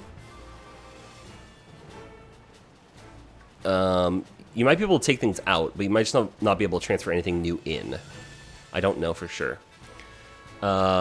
Because when Pokemon, or when Nintendo shut down the 3DS servers, you could no longer download Pokemon Bank, and the Pokemon Company decided to make Pokemon Bank free if you already had it. And that's the caveat. If you don't already have Pokemon Bank, you can't get it because the 3DS servers are down. You can't re-download it.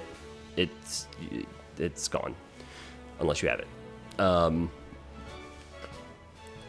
But so now Pokemon Bank is free until Game Freak Pokemon Company turns off those servers, which they do not have a specified date for. So eventually, I think there will eventually become a time where that is the case.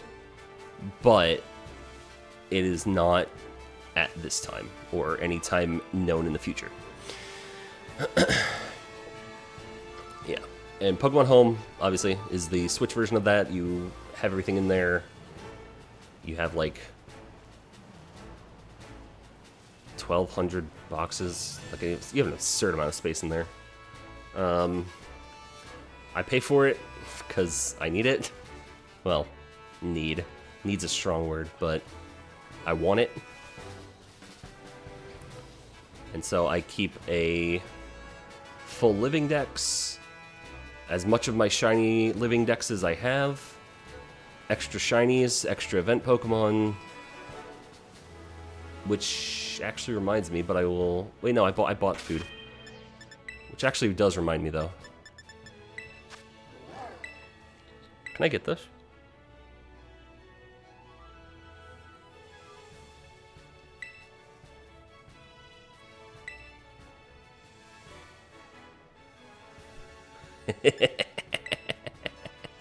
This doesn't count. Alright? This doesn't count. This doesn't count. I can't use this. Shiny Wo-Chien reaction. Live Shiny Wo-Chien reaction. It could, but it doesn't. Maybe if anything, I might count it in the end game. So like once we've gotten all the badges and we go down to Area 0 for the end, I might allow it then.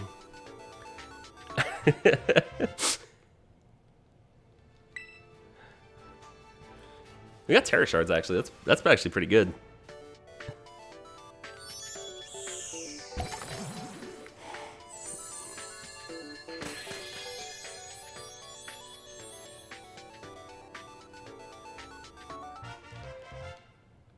The mythical Pecha Berry that I cannot do anything with because I do not own the DLC for Pokemon Violet. Look at that shiny Wo-Chien reaction. You can join Fuecoco. You two can hang out together.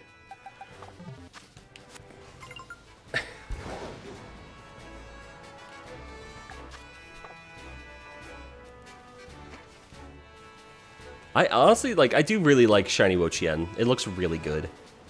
The, like, autumn leaves coloring is just really good. I think next week,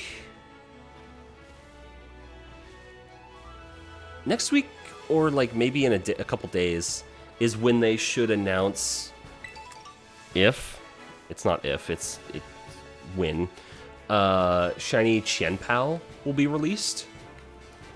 Because they're doing that thing where you have to beat it 1,000,000 times in the raids, and then they give it out as a mystery gift, blah, blah, blah. It's a win. Like, people got 1,000,000 in, like, a day or two.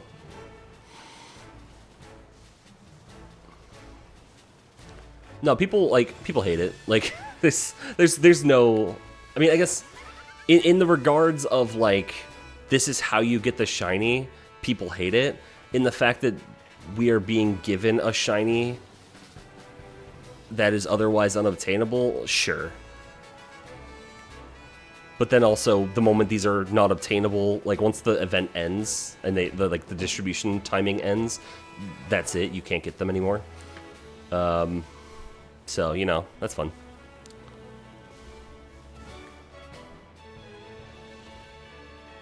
Yeah, I mean, they're doing all 4 Treasures of Ruin, so they did Wo-Chien, it's gonna be Qianpao.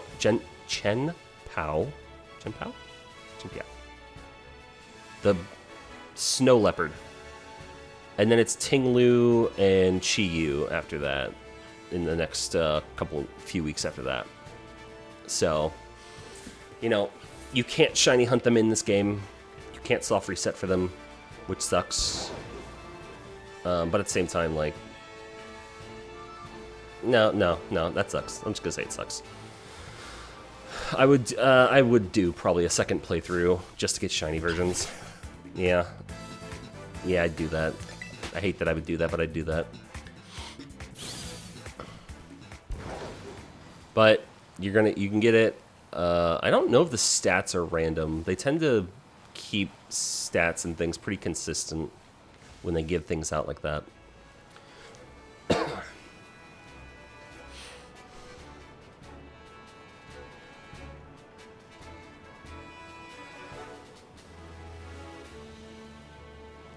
Yeah, so right now that's the only way to get the Treasures of Ruin shiny. Yep.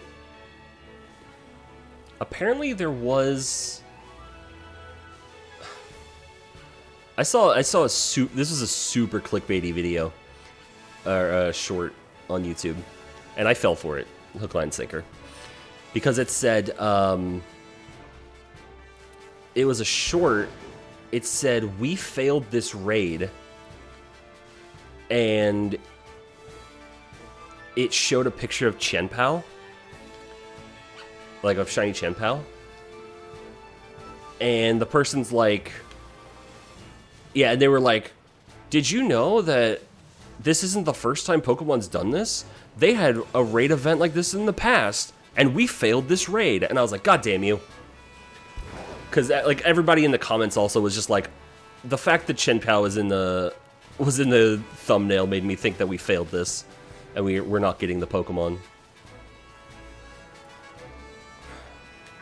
It's like, yeah, you played the system, you won, you got me to click on your stupid short.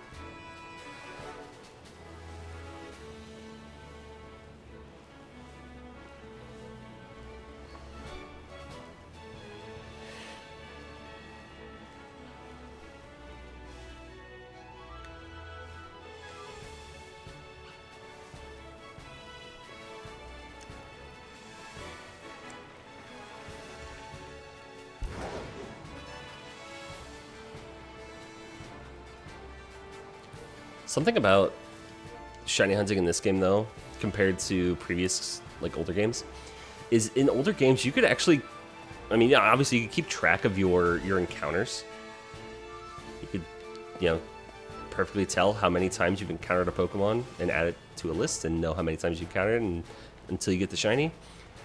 I know there are people that have done that in this game. In terms of the number of Pokemon they've seen, I could never.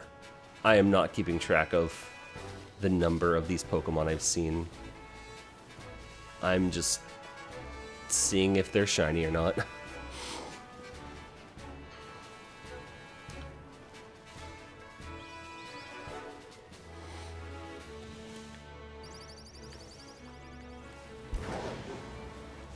Yeah.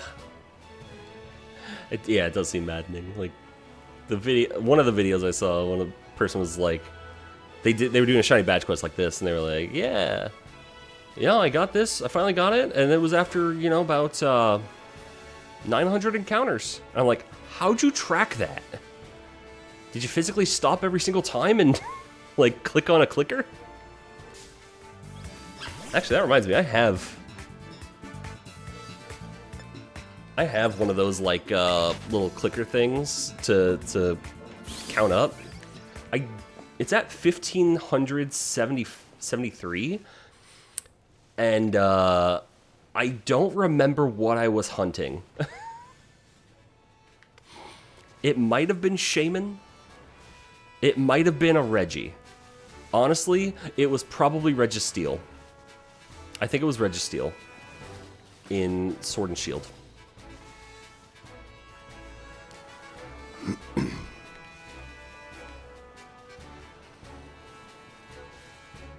But then you know what? I said, fuck doing soft resets on the Switch. Went and found Registeel in Ultra Sun, Ultra Moon in the wormholes. And I got it there. I got, well, I was going to say all 4 Reggies, but all 4 of the available Reggies in that game in the wormhole.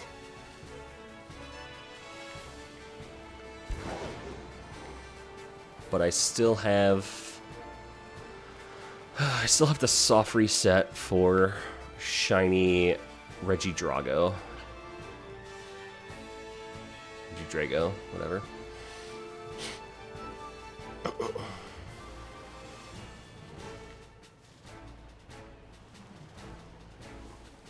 So I guess the soft reset time should be better on the Switch too. So that's, you know, a minor benefit. Because I also have to do resets for Shaman and Darkrai. And that's it. I think those are the only legendaries I need to do soft resets for in these games. Because everything else I need I can get in Dynamax Adventures.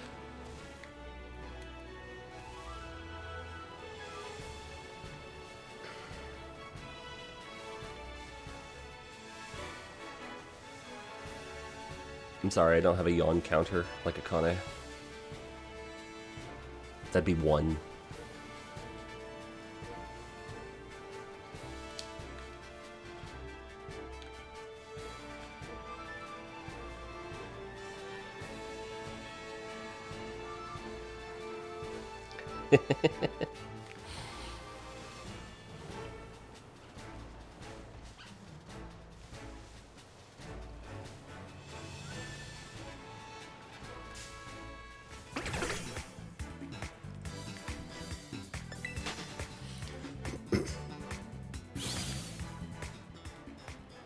I just know that if I had a yawn counter, I would... like, it would go off or, like, happen once. No.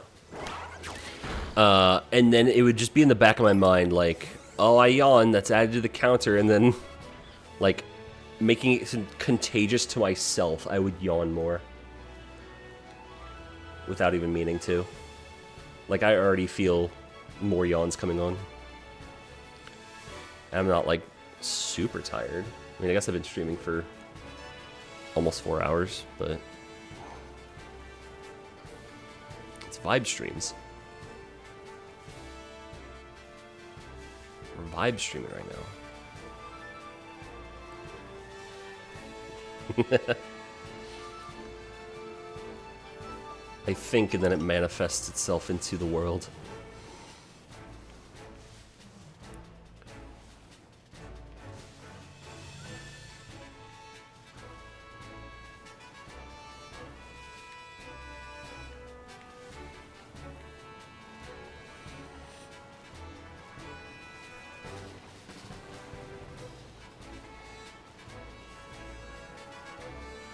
Yeah, I'm trying to think. In terms of future upcoming streams, I guess. On Saturday, I'm playing Goose Goose Duck, I think is the name of it, with people. It's a free-to-play Goose Among Us game. Yeah. See how that goes. I know I can... when I've played Among Us, I've been a little silly. But I've not played that on stream, so we'll see how that goes. I know Akane mentioned potentially doing Peak then as well, like after that stream, depending on that, like how long that goes. I don't know. But I know for sure we're going to be playing Peak with the new update next Wednesday. So, we'll get some of that. And, hopefully we do not anger the Canadian again. I'll do my best.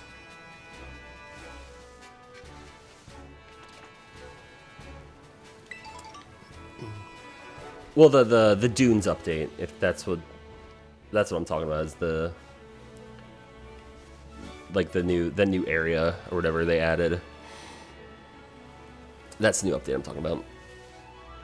I mean, there's probably been like you know, minor updates for patch fixes and stuff like that, but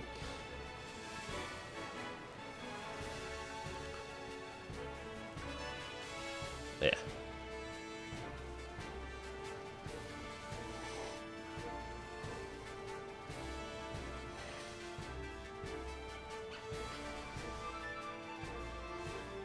Oh, the cannibalism update. Yeah. It's wild. That's one of those moments where the devs were just like, fine, you guys want to eat each other? You've been begging for it this whole time? Go for it. Do it. We don't care. Hell, we'll make you look like chicken so you're more enticed to do it.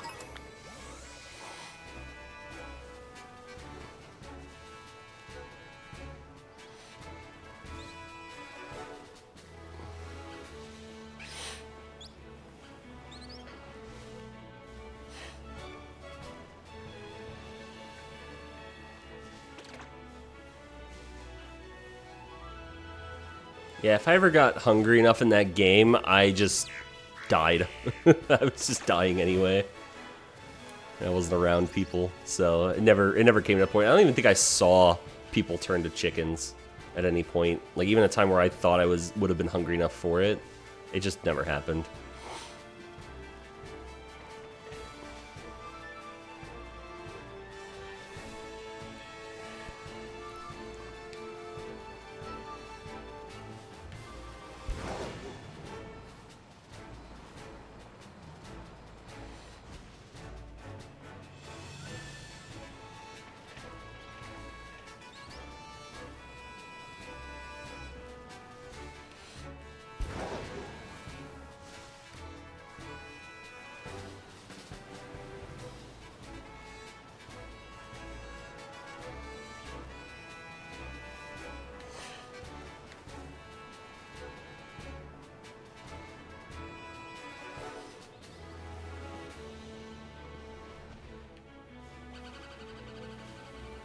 The hell was that noise? Who made that noise?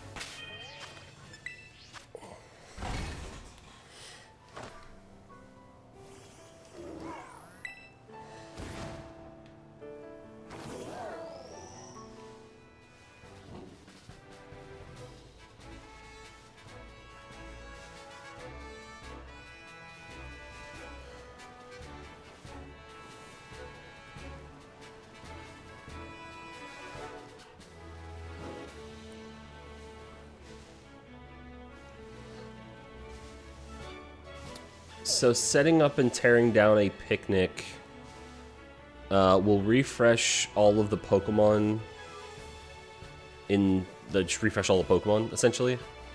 I don't know how efficient it is on the Switch 2 with the increased spawn range and stuff, but on Switch 1, certain areas, picnic resets were kind of the best way to do it.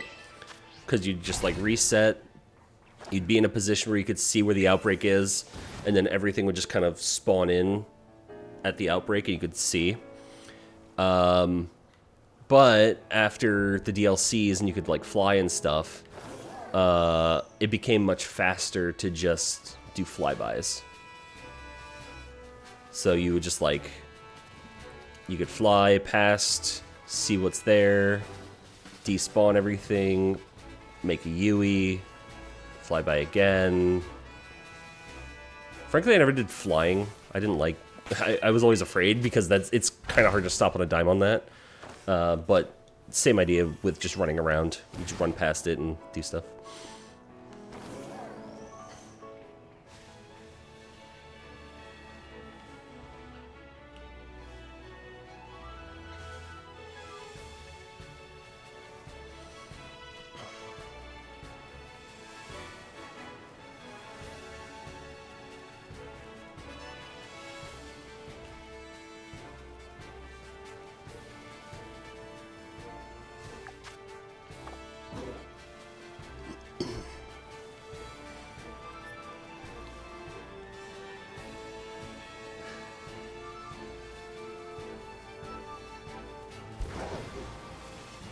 Yeah.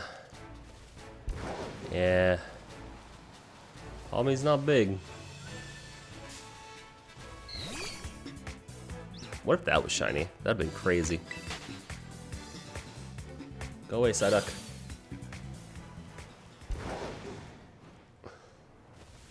Palmy is small.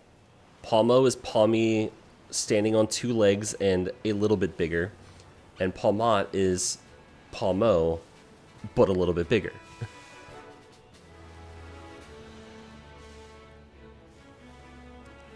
Unfortunately, not a great, not the greatest of designs. Like, they're cute, but like, they all look the same, man.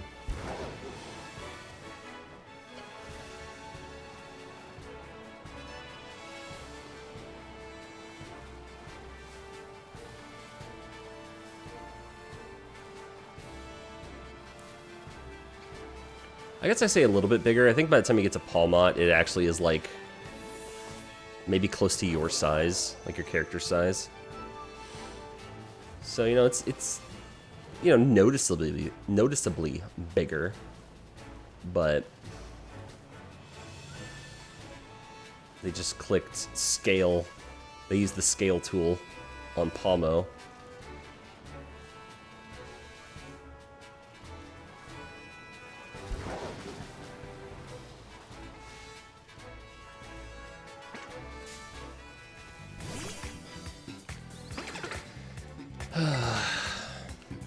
Okay.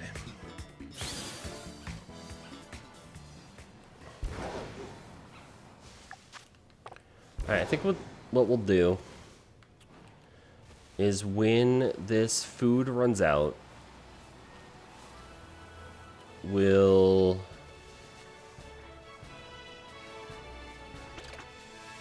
go get it again.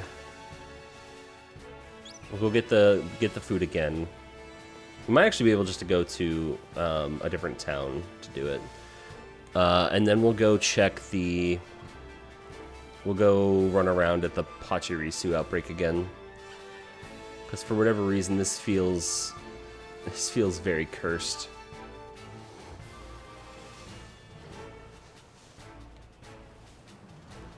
I think the first time I did this challenge, Palmo, like the reason I didn't want to get Palmy is because I wanted Annihilate.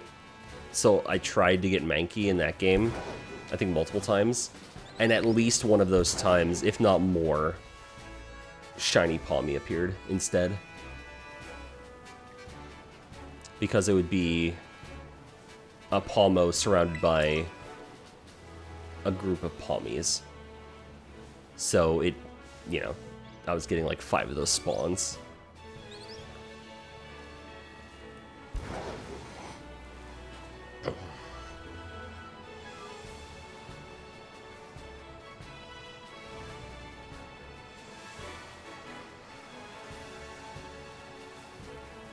I keep looking on the Hoppips with fear.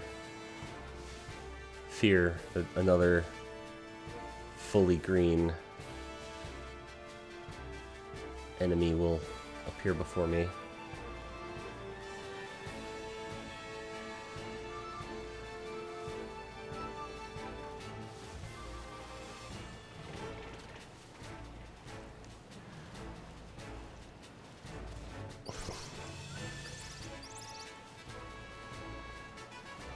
You know, if it happens that I get a third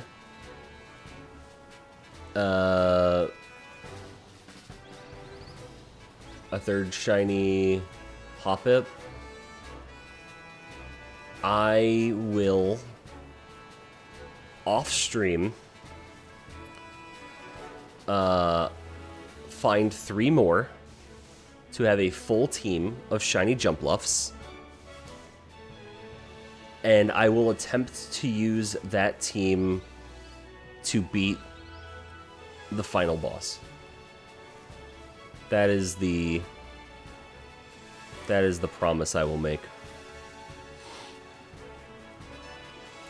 It's gonna be difficult because at the very least, one of the Pokemon that he has is a poison fire type. Both are very effective against my Pokemon.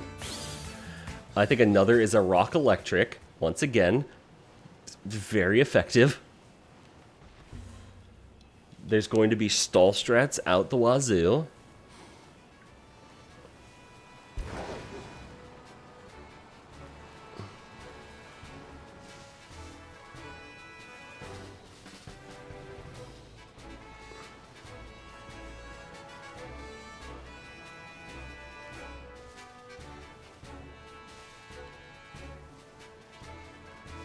And the 3 I catch off stream, you know what? Might as well just name them the Mage's Sisters.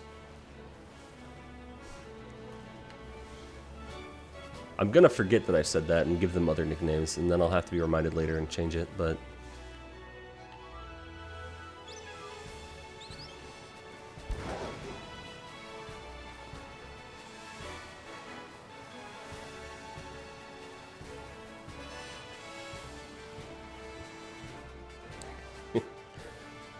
it really do. It really do be like that.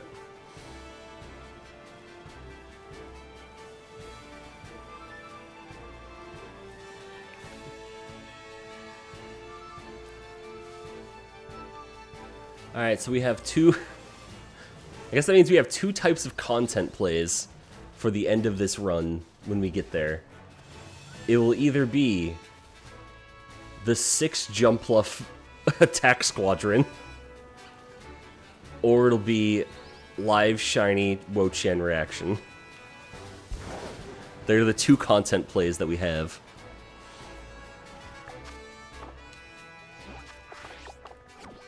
Alright, let's do one last loop through and then...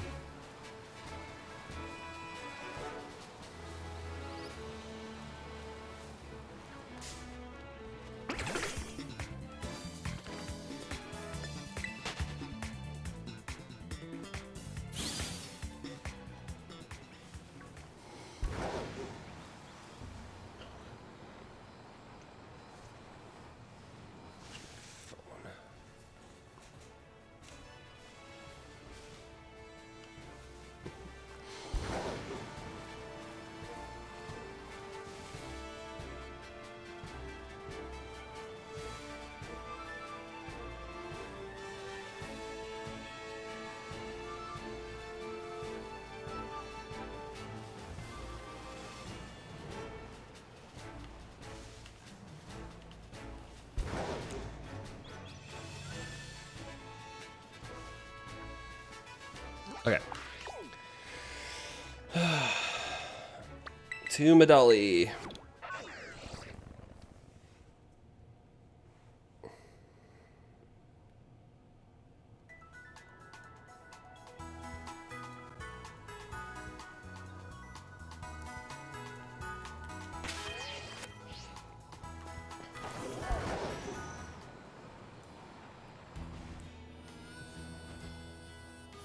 You sell crepes? Yes, crepes from Kento. Alright, encounter power electric. Eat it. I've never had a crepe before.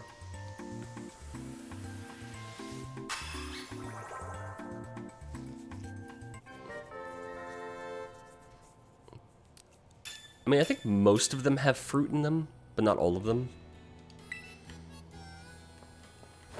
Yeah, thin pancake, yeah. But like that style of crepe and stuff, so I don't know if I don't think I've ever had that before.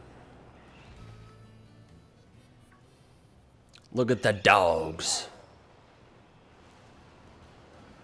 Dog.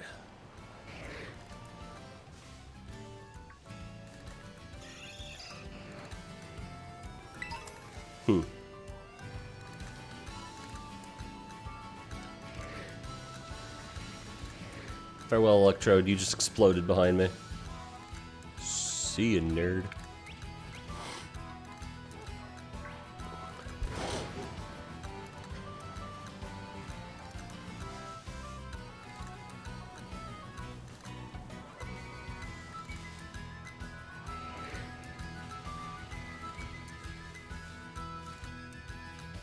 No. No, the mice. The mice are not shiny.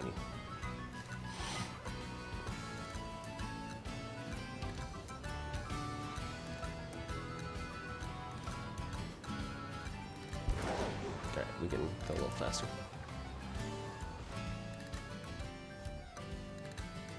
What if while I'm riding around here, I find the shiny Palmy? That'd be crazy. Yeah. Yeah, they needed some... I think they needed something to help indicate it. Because, like... This is crazy, man. Like, in Let's Go, they didn't make noise, I don't think, but they at least had, like, the shiny sparkle surrounding them when they were in the overworld. And then, of course, yeah, Arceus having the noise. Like, I really, really, really, really hope that Legend ZA has the noise or something. I'm honestly expecting... So this weekend is Worlds, right? For Pokemon. And they have a gameplay demo. And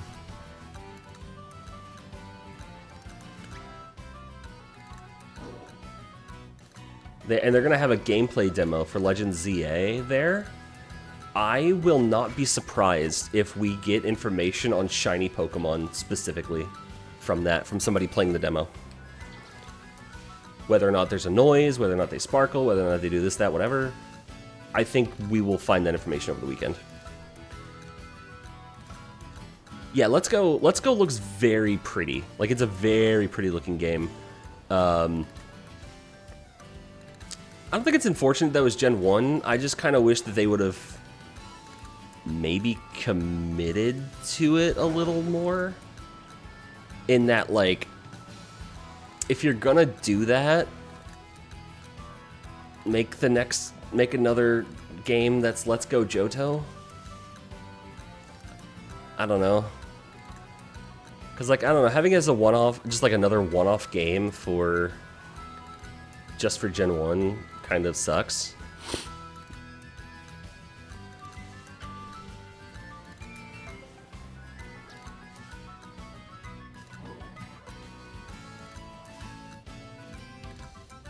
Yeah, I mean, obviously the intention was to, you know, people who were playing it on their phone be like, oh, here's a version of the game, yeah, that you don't have to walk around for. Yeah, little transition game between the two.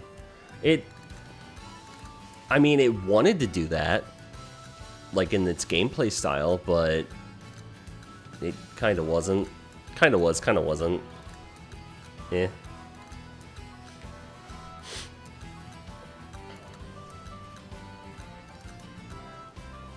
Oops.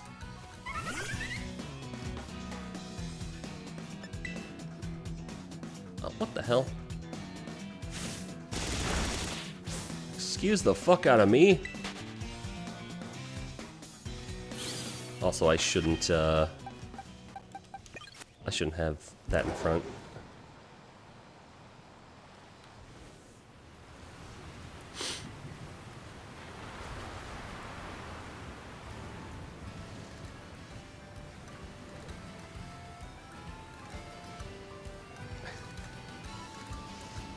I saw somebody post what I can only assume was just a fake screenshot mock-up thing, or like a box mock-up that was like full Pokemon remix for the Switch for red, blue, and green. Green coming to America for the first time. And I'm like, I saw somebody reply to it, and I had the same sentiment. I'm like, dude, there's so many games you can play Gen 1. We don't need it. We don't need it. Gen 1 is good. It's fun. You probably should experience it at some point as somebody who plays Pokemon just to like know where it all started. We don't need another remake.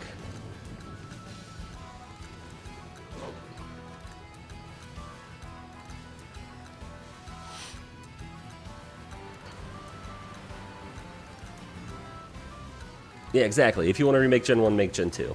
Because you can get Gen 1. Because you get a twofer.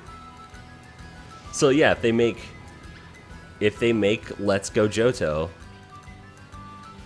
then there you go. You got both.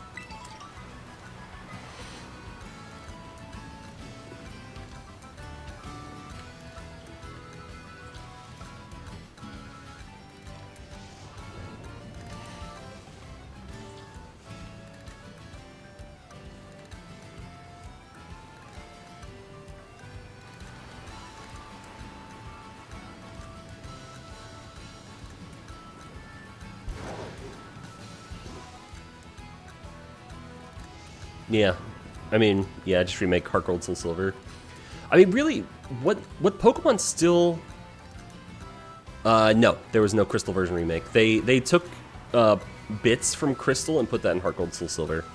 So, like, the Suicune storyline is in both Heart Gold and Soul Silver. So Suicune is not a roamer in that game. It is a set encounter.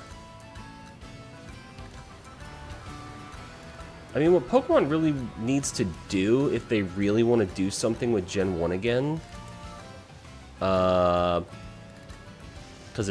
the idea is just sitting there and they're not doing it, is, hey man, why don't you release a virtual console for Gen 3? The Gen 3 games. Or, I guess, Gen 2 and 3. So it'd be, you know, Ruby, Sapphire, Emerald, and Heart Gold, Soul... Or, no, not Heart Gold, Soul Silver. Ruby, Sapphire, Emerald, and Fire Red, Leaf Green. And there you go.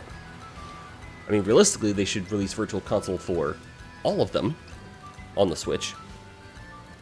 So you can play Gen 1 in its original form, Gen 2, Gen 3.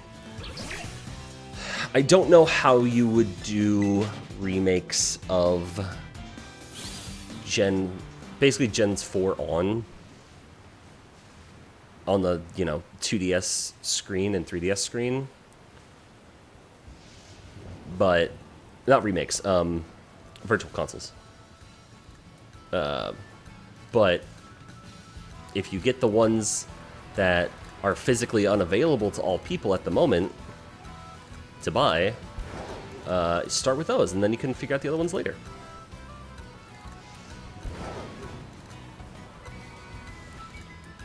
You would think that the fact that it's lightning would make it so that,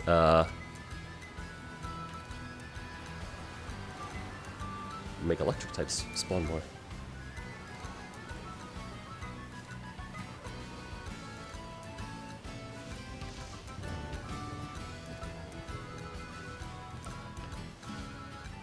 Yeah, I mean, that's essentially what BDSP was. Brilliant Diamond Shining Pearl was a Gen 4 remake, and it was a, for better or for worse, a very faithful remake to Diamond and Pearl.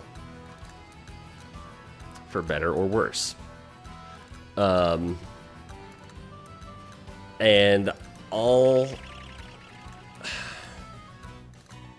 I think they were okay. They were fine as games.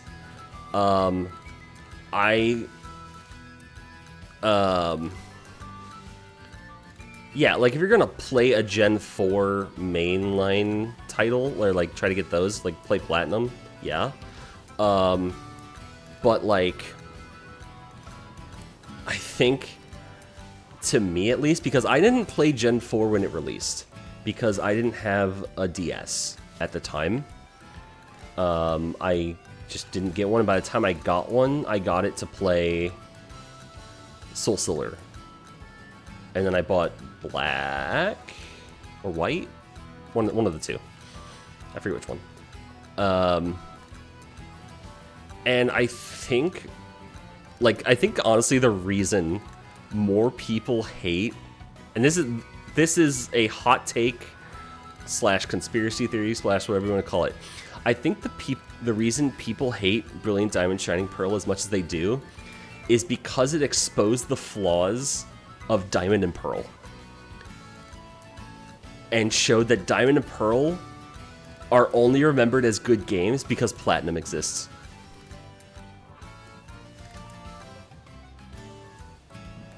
That's my hot take.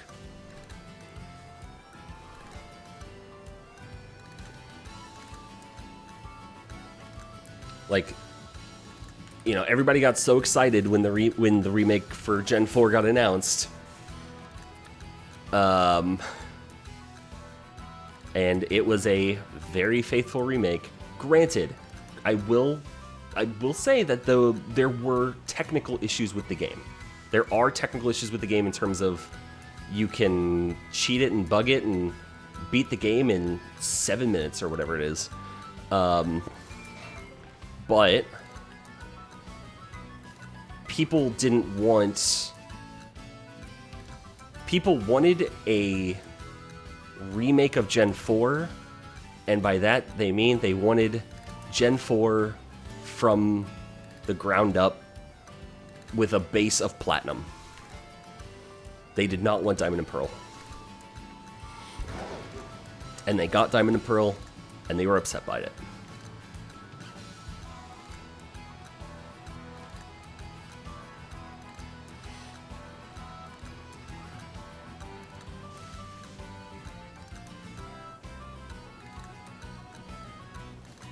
Like, I've played through... So, okay. The biggest problem... yeah, no, it's not a story thing. It is not a story thing, really. There's no story issues in Diamond and Pearl that well, there is a small added section in Platinum that's not in Diamond and Pearl. It's not that big of a difference. It just it does the Emerald thing where, I mean, that's the reason it's showing a different box art legendary, essentially, just to phrase it in the least spoilery way. That's like the most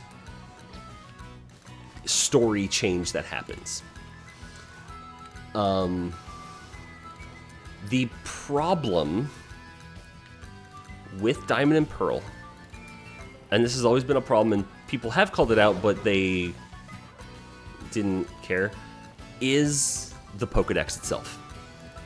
The Pokemon that were introduced, the availability of Pokemon is not great in Diamond and Pearl, and it is moderately fixed in Platinum.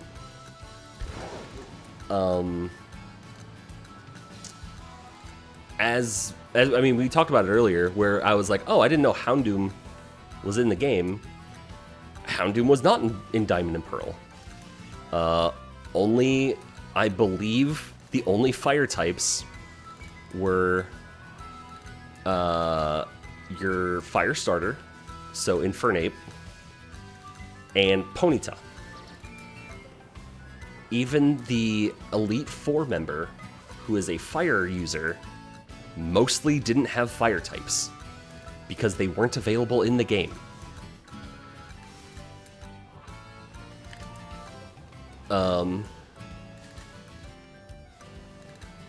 Yeah.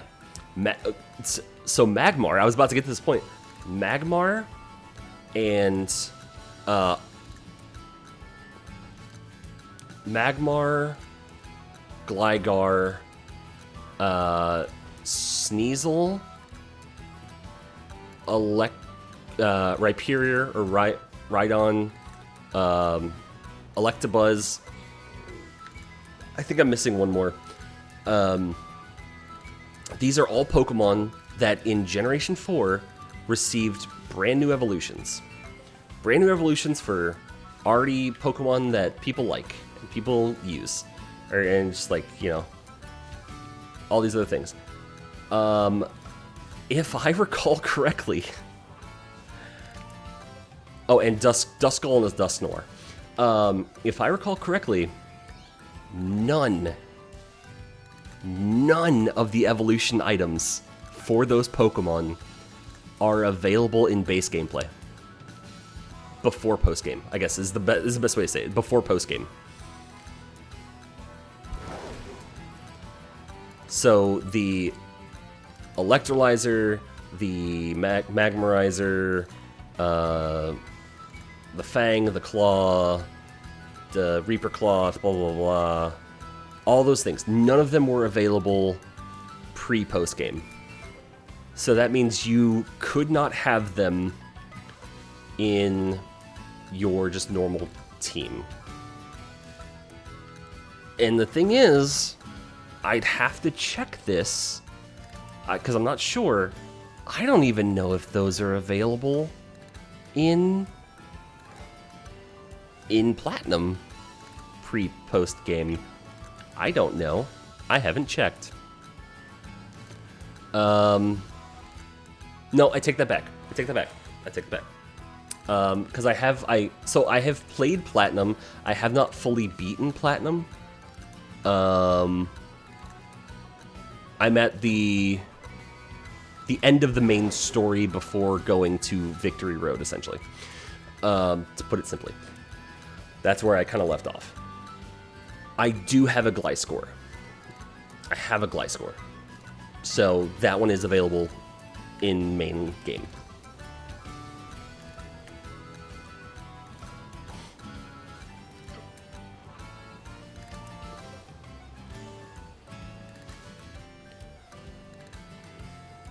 Yeah, the availability of Pokemon in that game is not fun.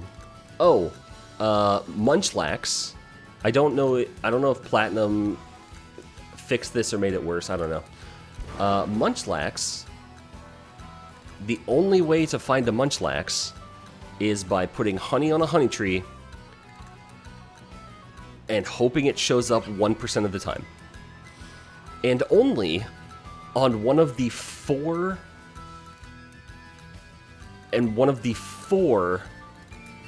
trees that it is coded to spawn in, whose coding is based on your trainer ID.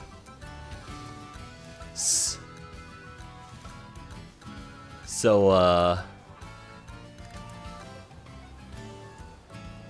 yeah.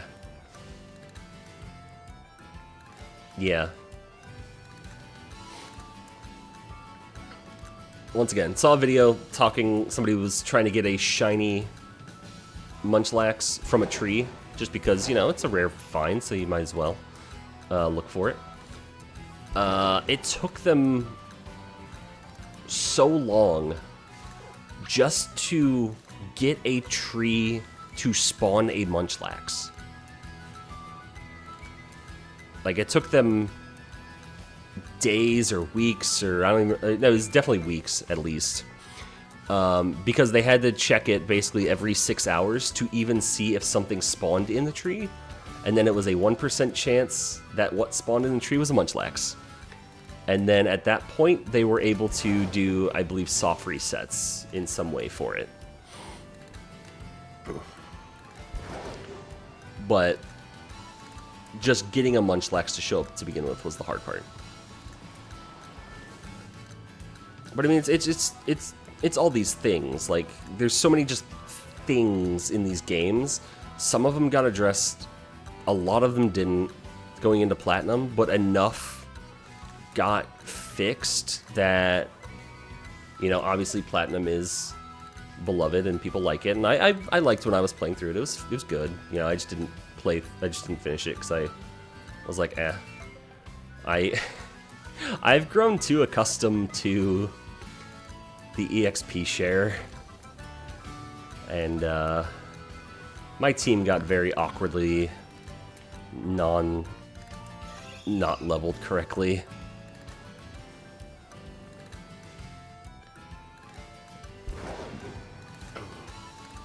Oh. Another thing that I just remembered. In Platinum, this is still an issue in Platinum, Rotom, you know, the Pokemon very famous for being able to change its forms, you can't do it. You cannot change forms in Platinum.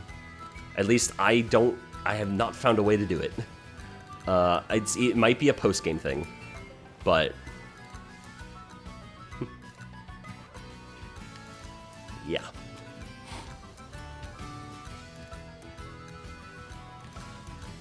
So I was running through that game with a normal Rotom. Yeah, so Rotom, the Pokemon that can turn into, you know, all those things. That's fair. So Rotom, the Pokemon that can possess various things, you know, your washing machine, lawnmower, etc. It cannot transform. Or at least I have not found out how to transform it in Platinum. It might be a post-game thing, if at all. So I was running through most of that game with just a base Rotom, which is fine. I mean, it's not like the stats change, but I wanted some type coverage that I could not get.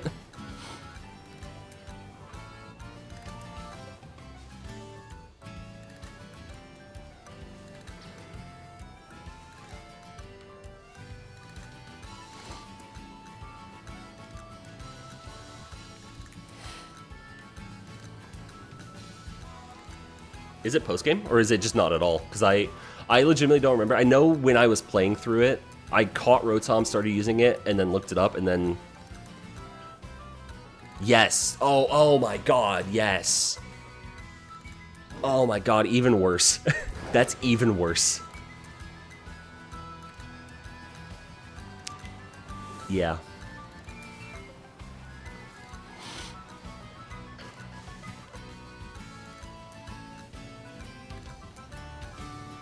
Yeah, no. That's...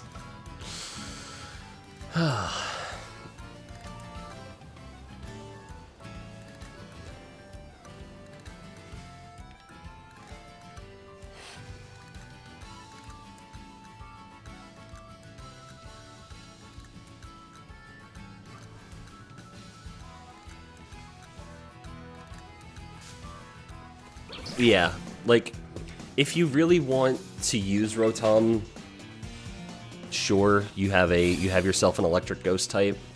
It can do some stuff. Sure.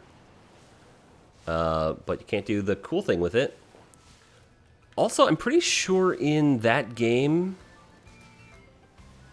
I think it's that game, Rotom didn't actually change its type. It didn't change its typing.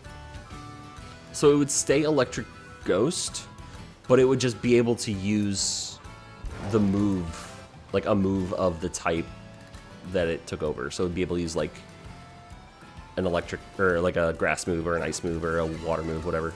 But it was still always a Electric Ghost.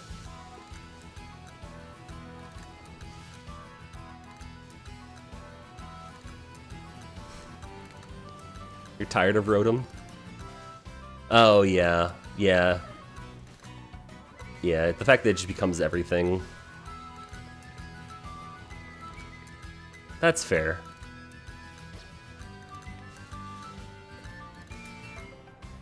I enjoy... In gameplay, I guess, is the best way to say it. I enjoy Rotom in the same way I enjoy Eevee. In the course of like a Pokemon gameplay, in that I can have this Pokemon and I can change it to be what I need when I need it to be the thing. So like, if I have an Eevee in a game, I can hold on to that Eevee for a long time until I decide, oh wait, right now I need one of these evolutions. And then for Rotom, it's like, okay, I got this thing. Let's change what it is to use it for this one situation. Like, that's kind of the point.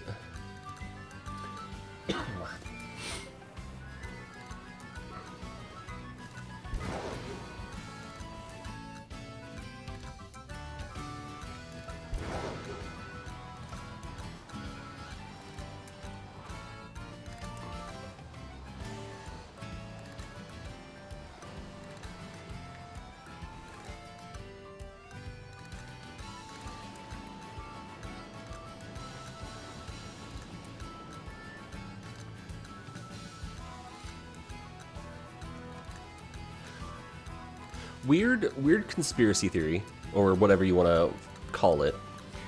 Do you think that if the Pokemon episode in Japan with Porygon that caused a bunch of kids to have seizures didn't happen, that Porygon and its evolutions would have become the AI inside of your Pokedex in the future? Like, it would have... That's what they would have done. Because that was the Pokemon that was the digital cyberspace Pokemon, right?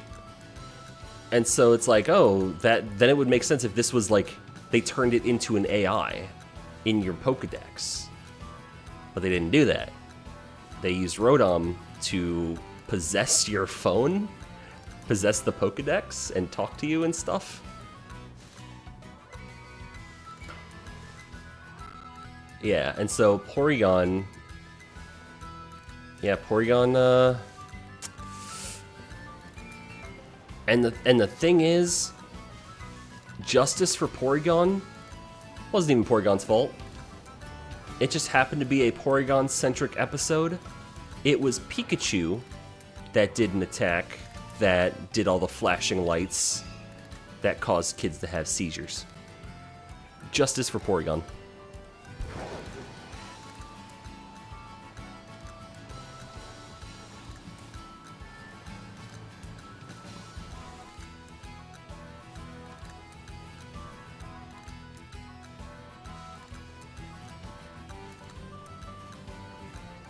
I haven't directly seen the episode either, because I think they kind of destroyed it. Like, they basically tried to wipe that thing out as much as they possibly could. But, yeah. How's it going? Yeah, there's no scuff. We're doing great. We're just looking for either a shiny mouse or a shiny chipmunk. Squirrel. Yeah, you seem to be the scuff sponge, as it were.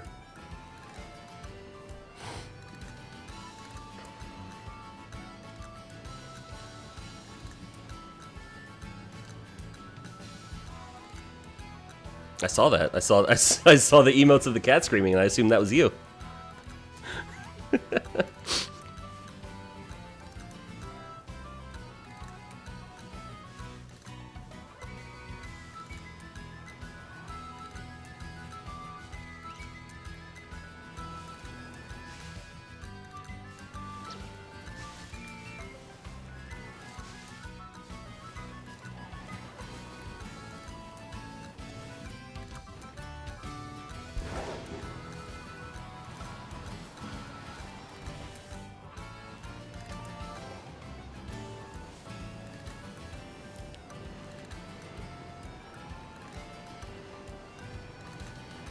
If a shiny Shroomish shows up, it wouldn't be the worst thing.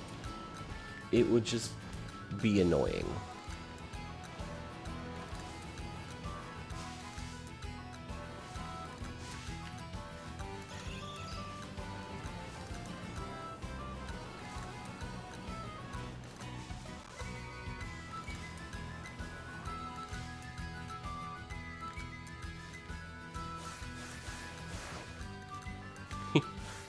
Oh, okay, wait, come back. That was weird. For a second I had question marks and I was like, wait, what are you? I've already fought both a Zorua and a Ditto, so if you're not Pachirisu, I need to know what you are.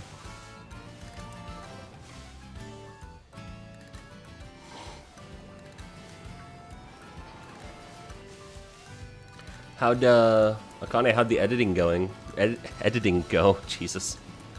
How is the editing going? / how did the editing go? There we go.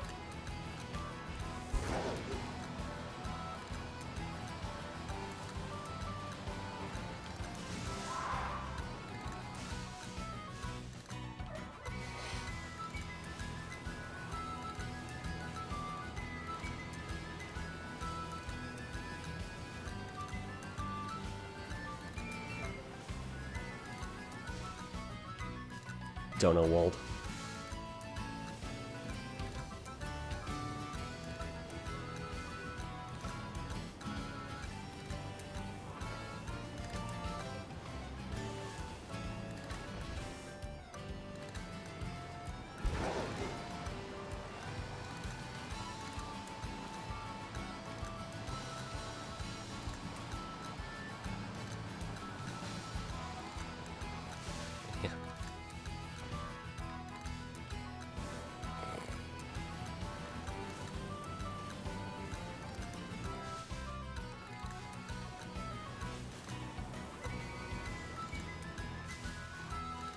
Yeah. Yeah.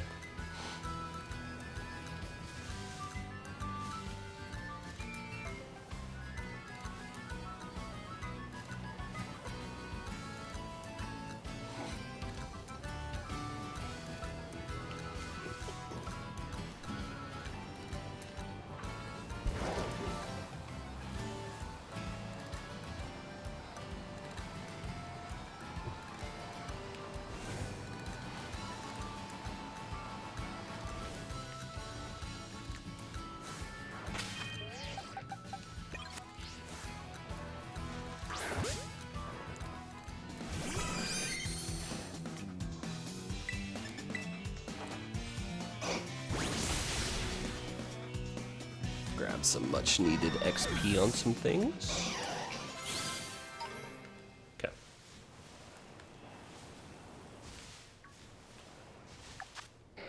Oh.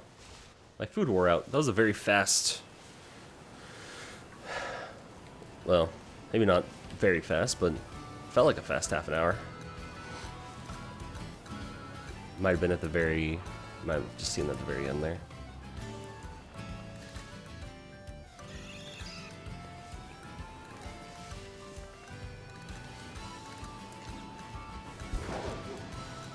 Yeah, let's head back to town. Let's see, see if I can buy stuff for the level 2 sandwich. We'll probably do... it's getting close to 11. We could probably do one or two more sandwiches.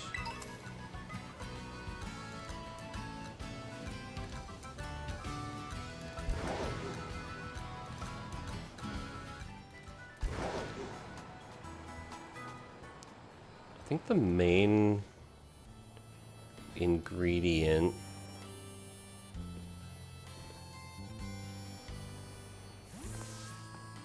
is this in, wait, these are all restaurants. Okay, here we go. I'm about to say, wait, these are restaurants. These don't have...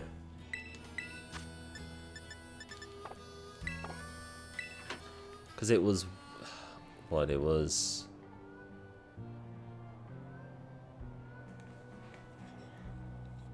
Oh, I've already forgotten the sandwich. Oh, it was chorizo, bananas, jelly, and salt.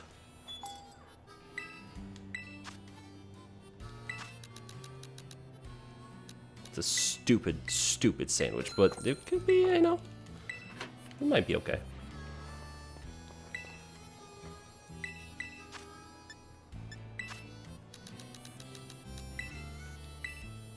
I think jelly was the thing I ran out of. Which, if that's the case, might be a problem, because I might not have that available.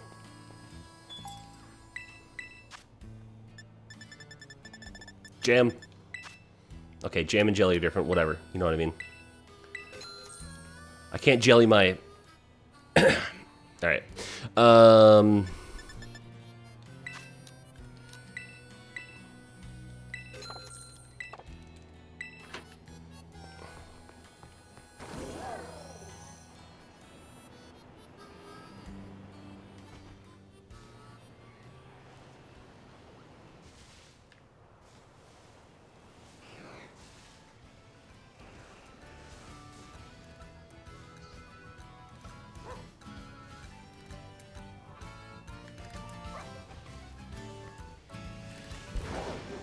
Alright.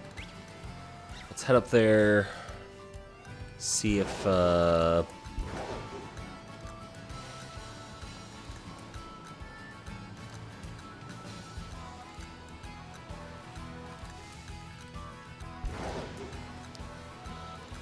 see if I remember how to make this sandwich. It's been a few hours. I could be wrong on the numbers.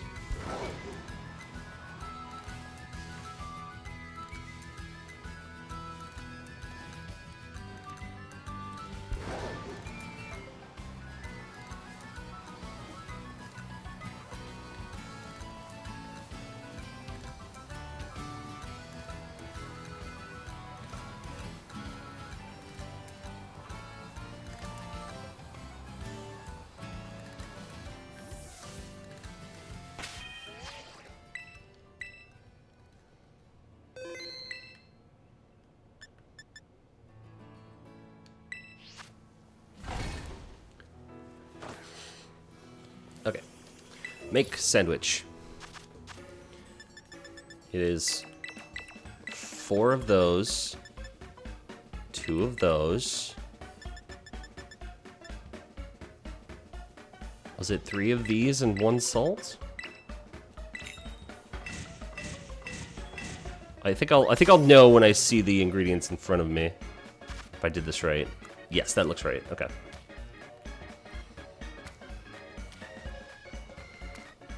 And if it turns out I accidentally made fairy, which no, I can't be fairy because fairy involves jalapenos, which apparently I don't have enough badges to buy.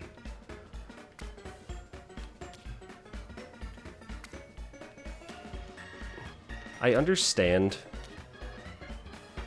I understand that, like, they made a central mechanic in this game around, you know, making these sandwiches, getting some really good buffs, and doing stuff like that.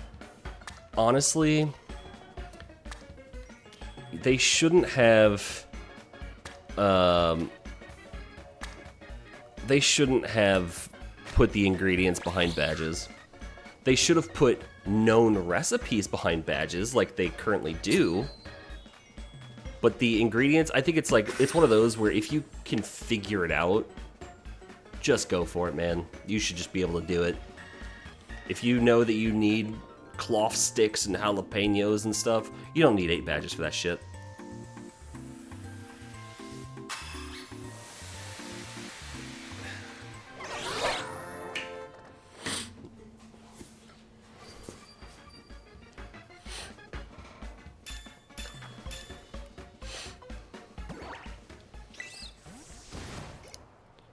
Okay. Alright, cool. That was correct. I did it. Okay, look at these spawns. That's so much better. Holy shit. Look at all the electric types, man. Look at them all.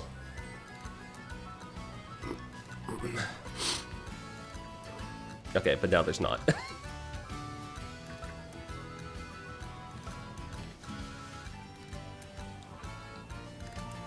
Surely I can get something. And surely whatever I get will be an electric type and not a random other thing.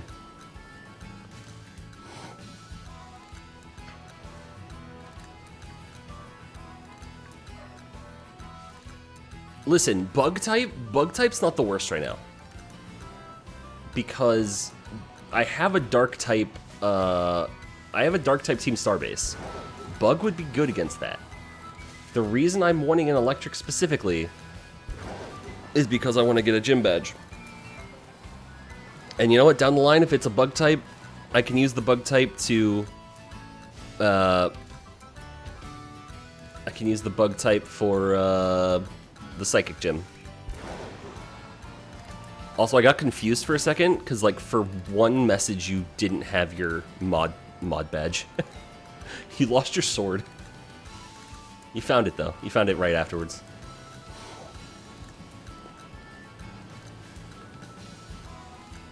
I don't know if that shows up that way on your screen, but it's funny.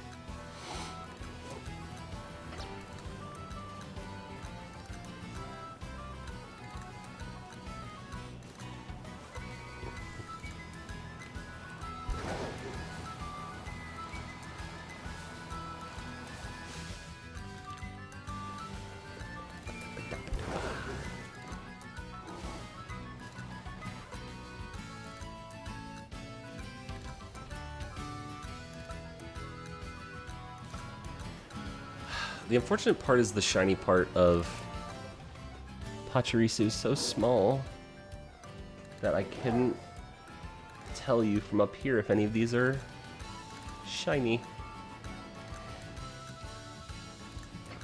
No, that's fair.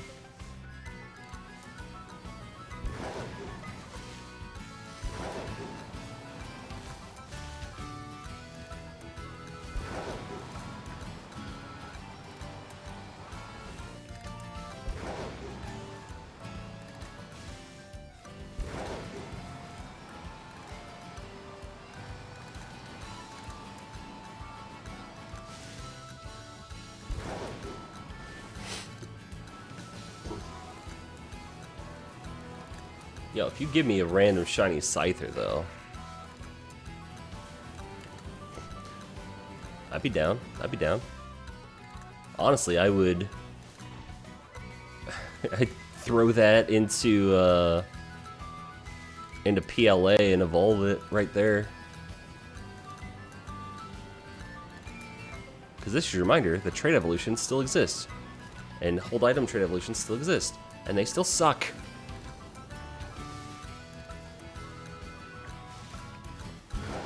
Yeah, shiny Scizor. I would absolutely get shiny Scizor. Cleavor's fine. It's green. Just like Scizor, it's green.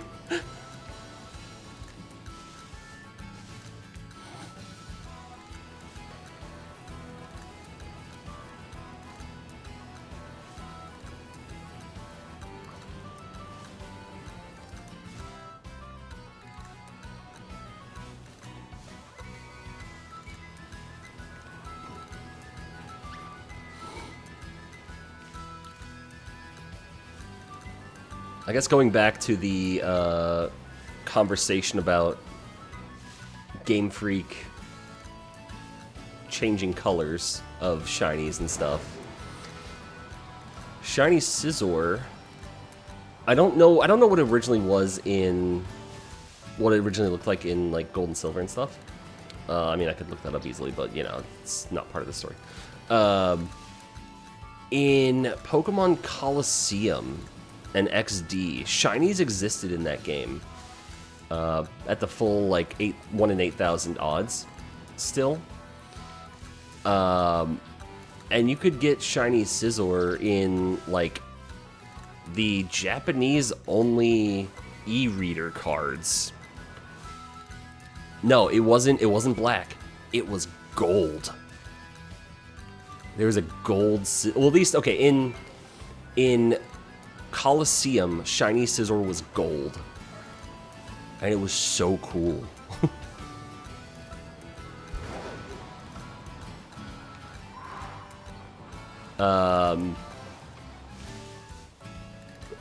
Yeah, it looked so good. Yeah, I think it should still be gold. I don't know if, honestly, I think in the Coliseum game, Coliseum and Gale of Darkness, I don't think they kept the consistency of shinies from the base game. Base games. They just kind of, I don't know if they just did whatever or they just like changed them for whatever reason, but they didn't, obviously they didn't keep them. But I know there were some that just did not even look the same.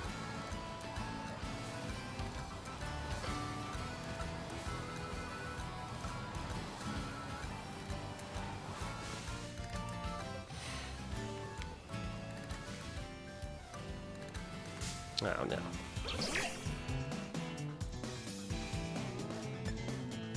Oops.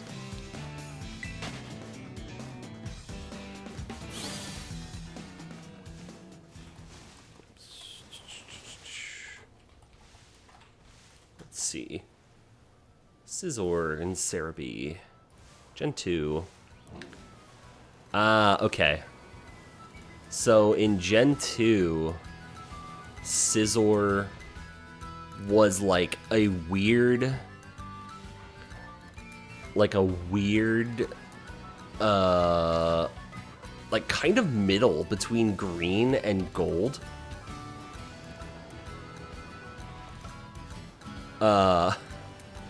So I'm guessing that's what happened, is like as the main games went forward, they went more in the green direction, and for the side games they went gold.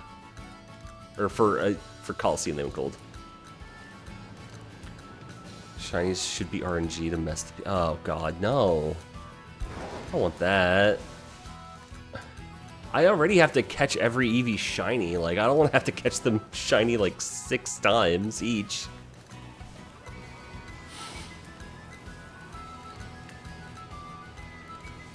I think the fact that it's static and quantifiable for shinies, like there's normal and there's shiny, and that is it.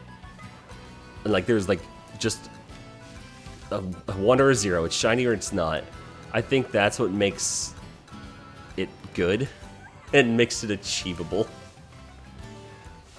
But that being said, just the idea of having even more different colors of Pokemon is interesting.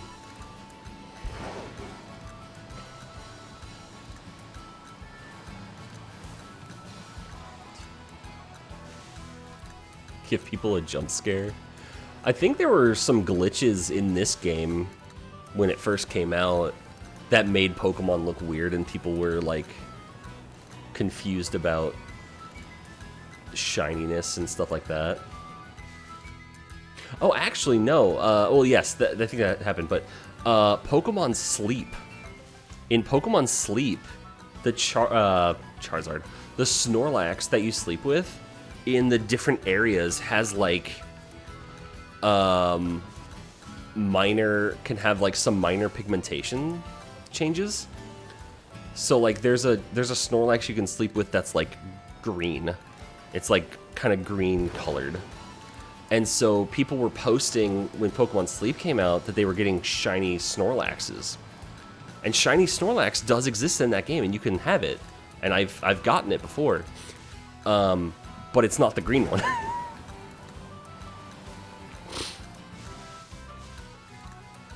So that's kind of, I guess that's kind of what you were getting at with the to jump scare people.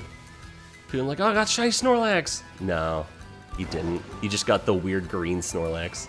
That's not shiny. There were no sparkles that came off of it every time you opened your phone.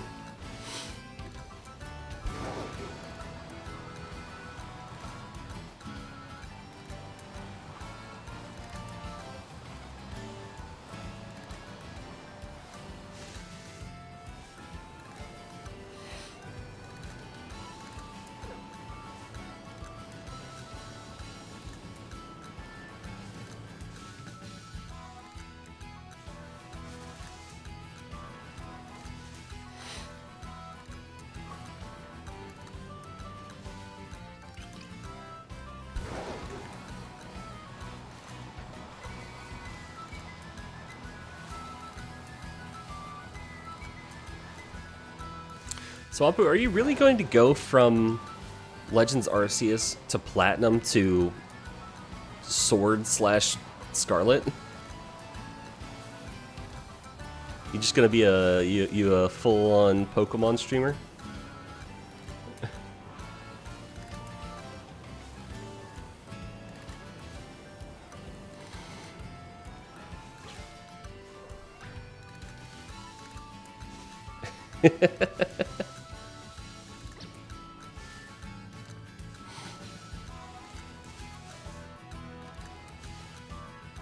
Yeah, Kingdom Hearts is easy enough to play on the side and like be able to still look at stuff.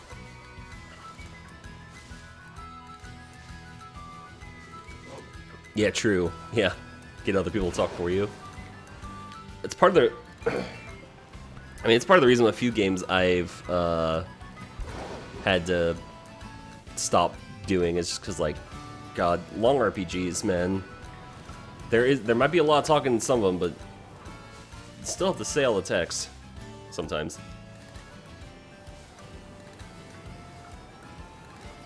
Like 14, or Persona, or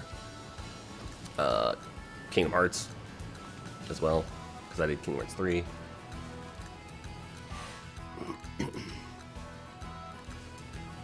Actually, even some Yakuza games as well, because not everything is fully voiced, and even if it is fully voiced, most of it's in Japanese. Actually, all of it's in Japanese, because that's what I play in.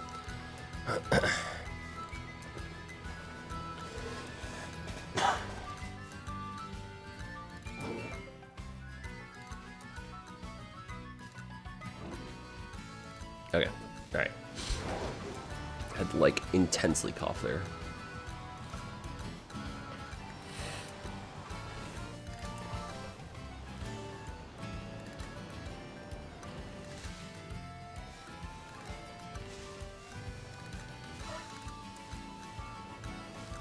Oh, I mean, no, I'm basically good. I probably should be drinking more of my drink than I have been.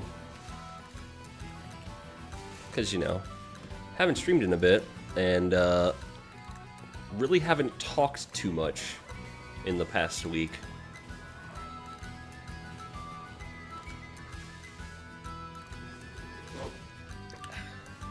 Okay. Drink.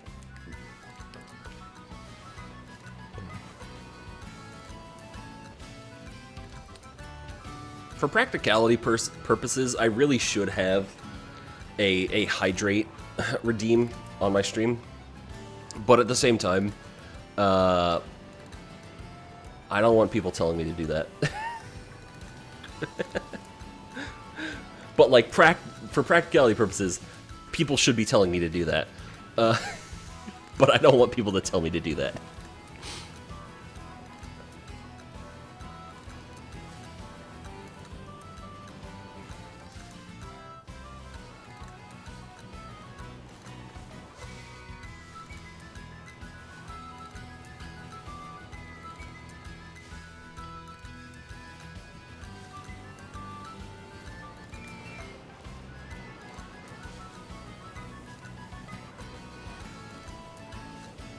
As somebody who worked or did, you know, scouting through all my youth, and then worked a few years at summer camps and stuff like that, you would think I'd recognize, like, I recognize the importance of being well hydrated and drinking water.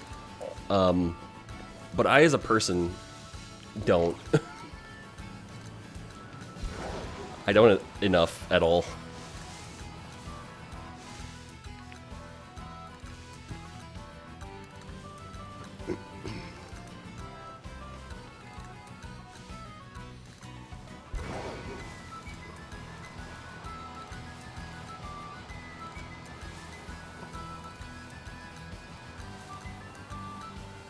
Like, I know it's a bad sign when at work I'll get like a bottle of soda for lunch, like with my lunch, and by the end of the day, 5 hours later, that one normal bottle of soda is not gone, is not fully drank. That is probably a problem. Hell, it's just in the half hour. Yeah. Yeah, no, like, I mean, when you're, like, I've fully, for the, like, if I'm outdoors and it's obviously hot, obviously that's a lot of water that I drink, and I'm generally pretty good about that. But if I'm not actively doing stuff or doing like anything like that, you know, obviously I'm just here riding a Pokemon in circles. My thoughts are not, I need to drink water or anything.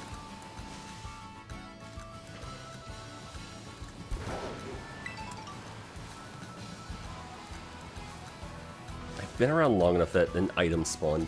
I don't think I've ever seen... I don't know if I've ever seen that, where just, like, an item wasn't there and then it was. In terms of just, like, I've been in the area. If I fully left and come back, there's been items, but...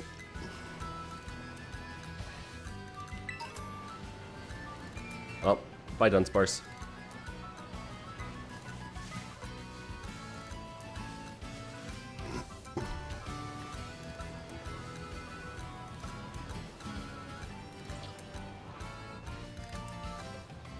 Shiny Dunsparce, though? I could do it.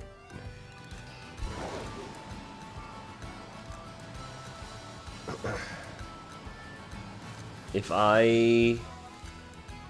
There's a few areas, but definitely in the late game, if I make a shiny normal type sandwich, I can get... I can get a shiny Dunsparce pretty easily.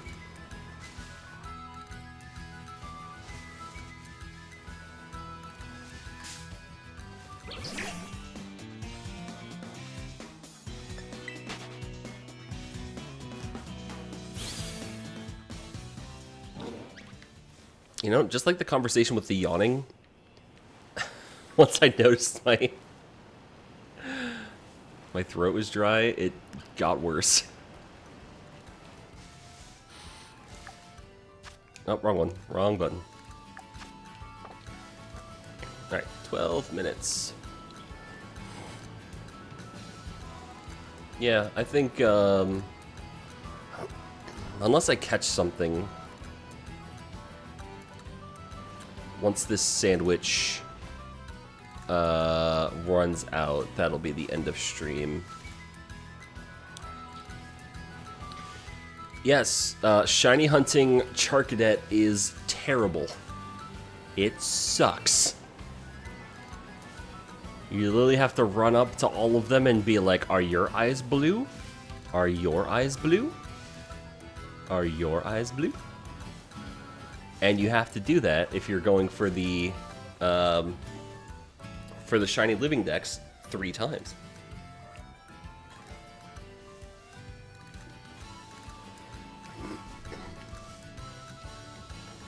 It is a terrible hunt, but it is not the worst hunt in this game.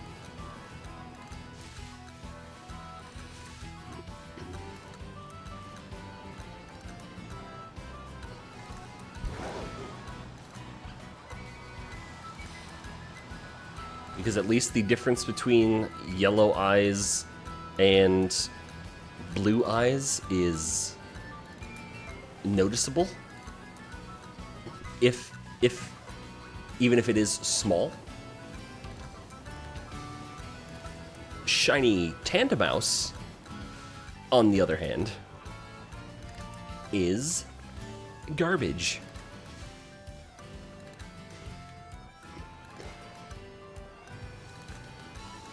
Let's turn the 30% opacity close from blue to brown,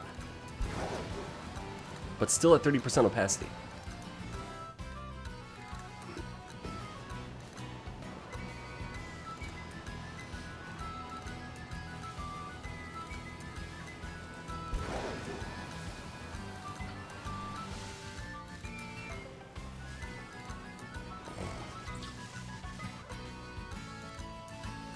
Yeah.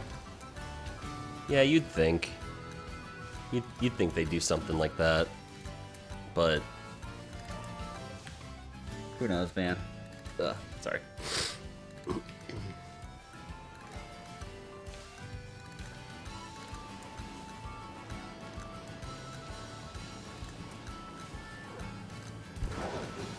my god.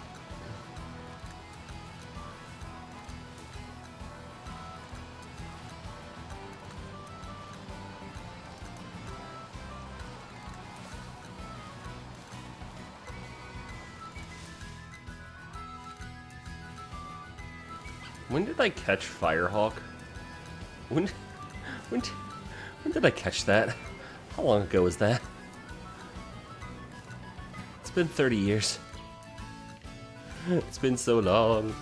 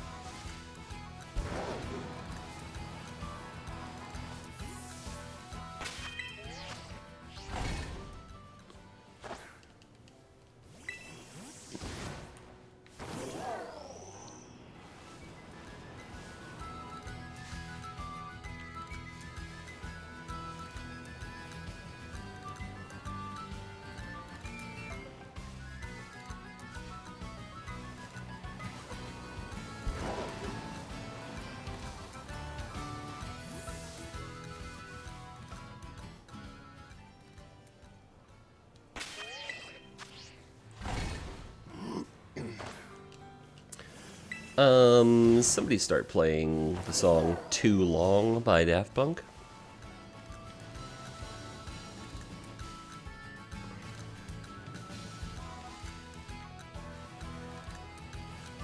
Because it's been much too long.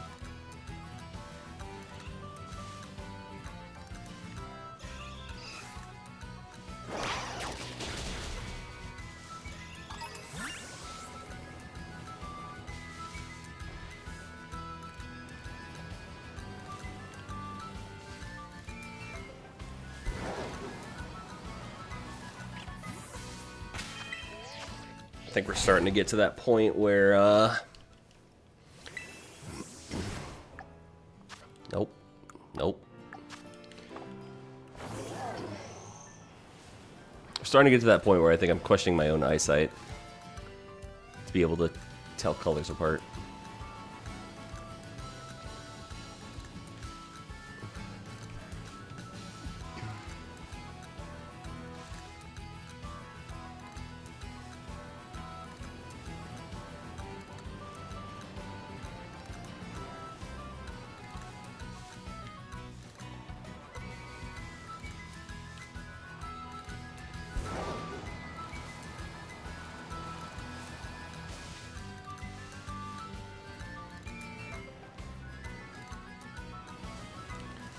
I have that happen sometimes when I'm doing, especially when I'm doing like soft resets on my 3DS for, you know, whatever. Like, it doesn't matter what the shiny is. It could be so glaringly obvious what the shiny looks like. And, you know, just a completely different color palette and just everything. But I'm like, wait, hang on, let me pull up Cerebi. What does it look like? Make sure I don't miss it.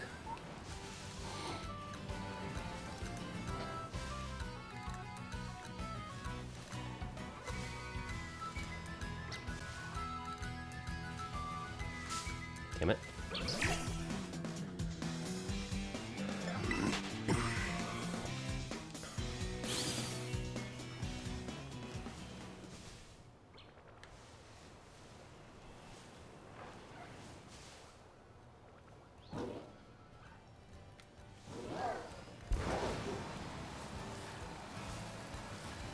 Well, it's raining.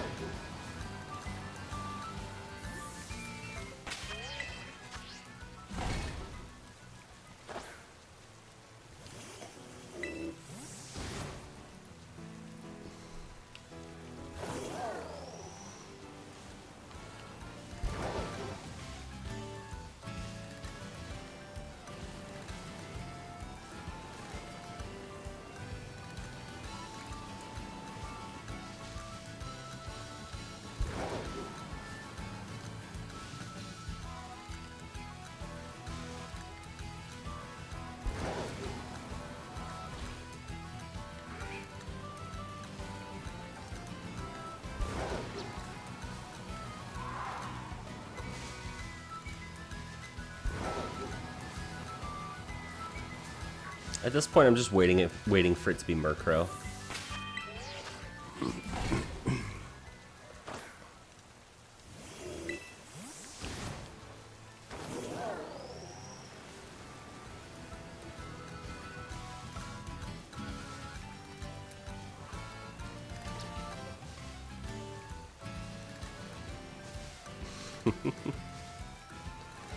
It's good in purple, and it serves no purpose on my team because I have multiple flying types. I have a dark type. I was confused if I had more than one. It does nothing for me.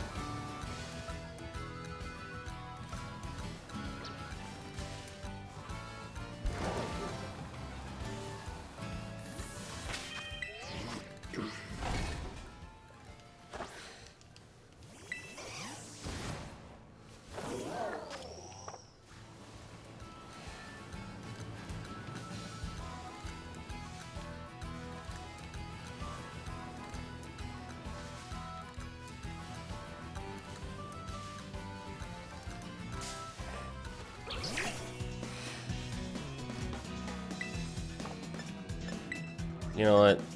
I gotta show this squirrel who's boss. Chipmunk. Oh, just a... Okay, well, I'm doing great. I'm showing it to who's boss. I'm showing it who's boss.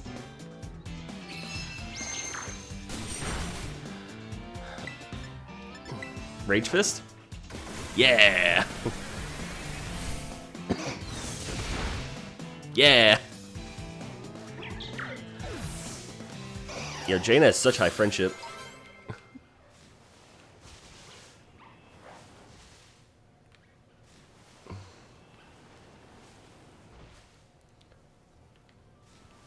I mean, after missing like 3 or like 2 things in a row,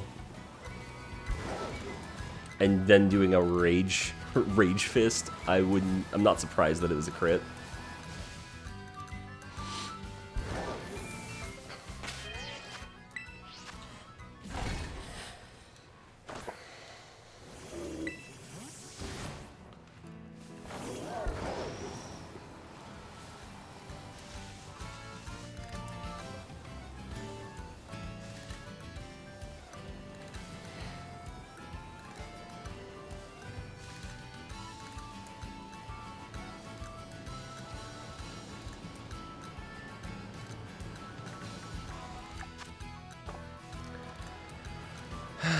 Okay, sandwich ran out.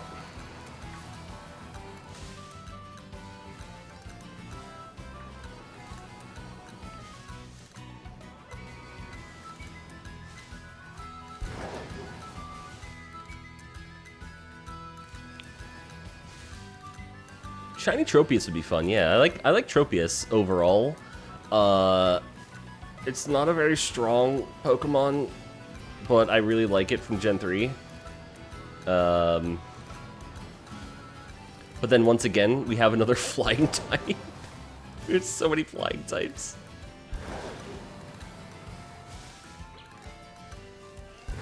Okay, well...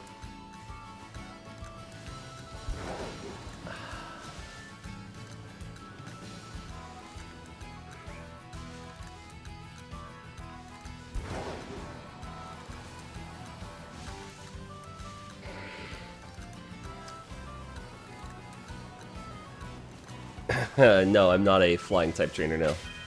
I only have, 3.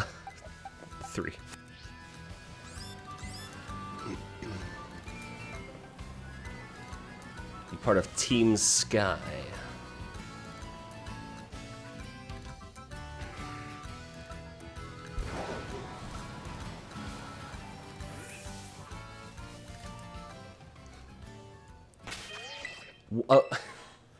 So the funny thing about the air balloon, the air balloon is part of one of my favorite strats in this game that I came up with. So for what's his name? Grusha. For Grusha's badge. You know, ice type trainer, so you want to bring a fire type. However, one of his Pokemon, like, he has Pokemon that know water moves. No, Shedinja's not in this game. He's got Pokemon that know water moves. He's got Pokemon that know ground moves. So you know what I did for one of my playthroughs? And I think it was one of the ones I did stream for, was I put an air balloon on a Torkoal. So it set up the sun, was floating so it couldn't get hit by ground type moves. Or at least until it got hit by something else. And so the water type moves were weakened because of the sun. So I think I swept through like 4 out of 5, or like the majority of his team, with a single Torkoal holding a balloon. It was so good. Okay, so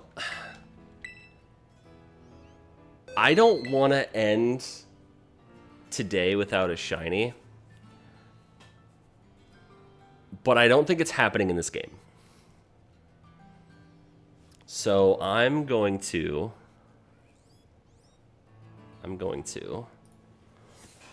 be right back.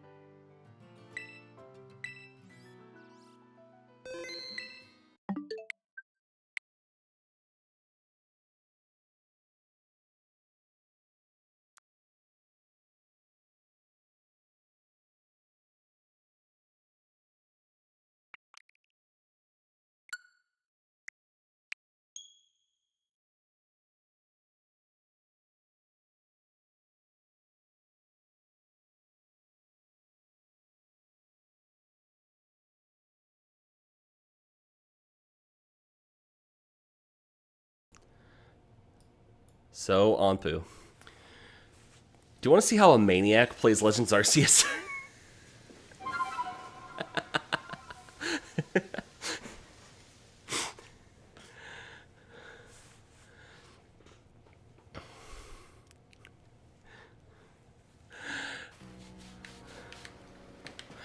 Because I was watching you play through it, and you were doing, you're being reserved as you do, because you're new to the game, you don't know stuff. Let's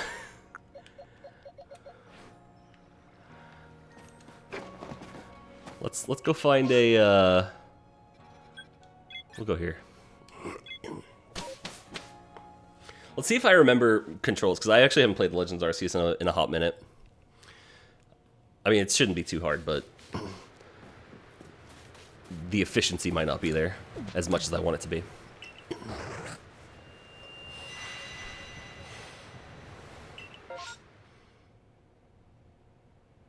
Okay. Sure.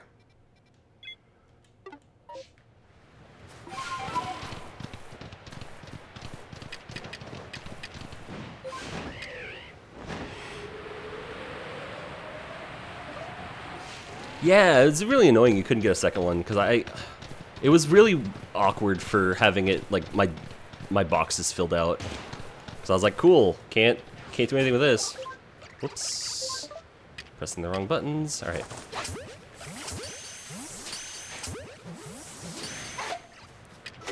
Oh, you get angry at me. Okay.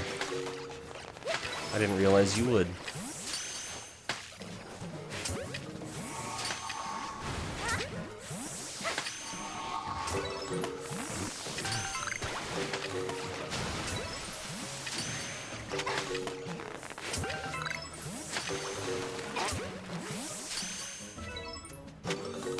Yes. Yeah, you can just stun them. You can just throw sticky globs at them and stun them. Late game, sticky globs are the best item in the game. Mud balls are fine. The problem is they don't do as much damage. Oh, okay. Or they don't do as much like stun. So you might need to do like multiple hits before it actually stuns them. Oh, come on. Hey, get back here.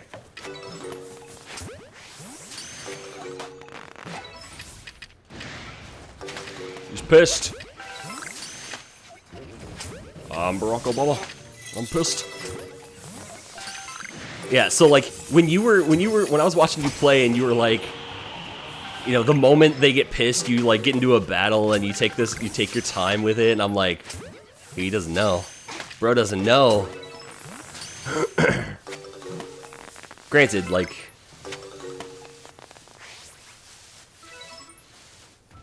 oh, it's Obama snows. I thought it would be alphas. I wanted alphas. I don't want alphas. I don't want Obama snow. Yeah, and honestly, the other thing that I think people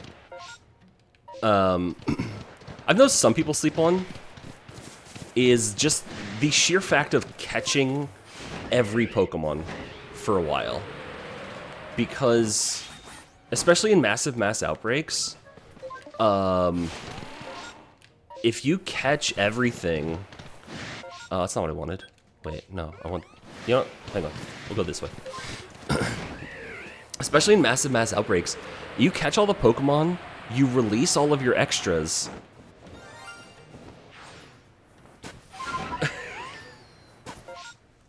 Let's go! Let's go! It's so easy, bro. Legends Arceus is so easy, bro.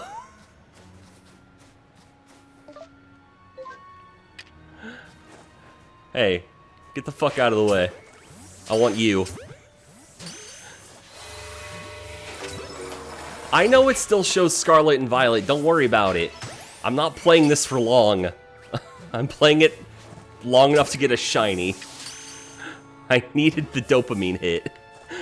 Because I didn't catch shit for the last, like, 2 hours. God damn it, get in the ball.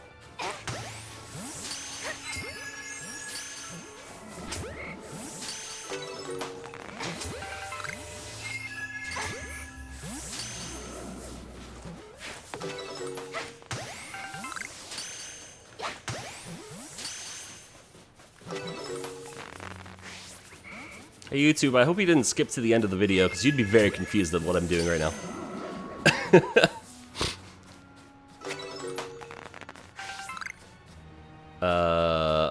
Oh wait, no, there's something still around. Where'd you go? Dive Ball. Nope, that's not a Pokemon. Wait, what? Where the fuck? Get over here.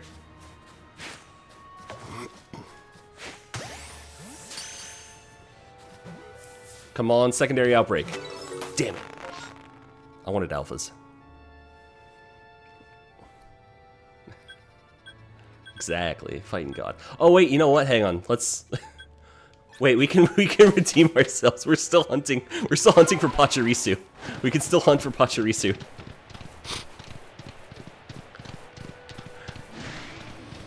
I already got the. I already got a shiny with Curlia, but we can still get a Pachirisu. It's huge! It's fucking huge!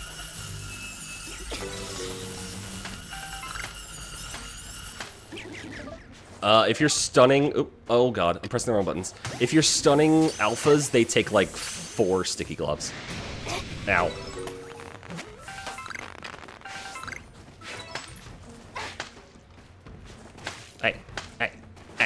Hey, fucker.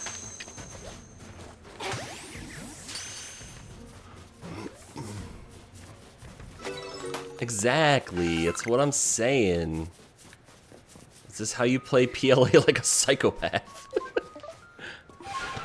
I see so many, like I've seen streamers and people play this game and they're so just reserved about it. And just, like, I don't know. Like, obviously you don't want to randomly get knocked out and lose a bunch of your stuff, but you can deal with it. You can deal with these Pokemon so easily. Just huck the sticky globs in their face and throw the Pokeballs at their back. There ain't nothing they can do. Just run at them. Ugh.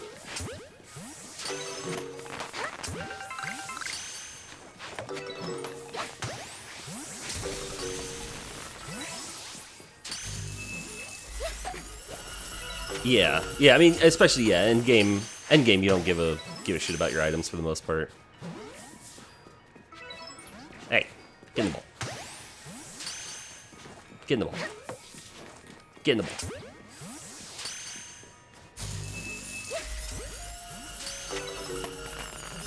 Are you gonna get a secondary outbreak? Nope, come here.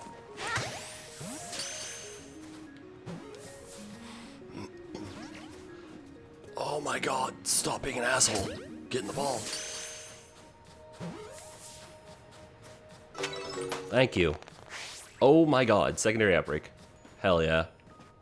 Okay, once they're alphas though, then that's when you wanna... Oh no, this thing ended, which means I'm only getting 4. That's sad. Once they're alphas, then you just jet ball them from up on the ridge. Fire at them with the sun at your back. Blind them.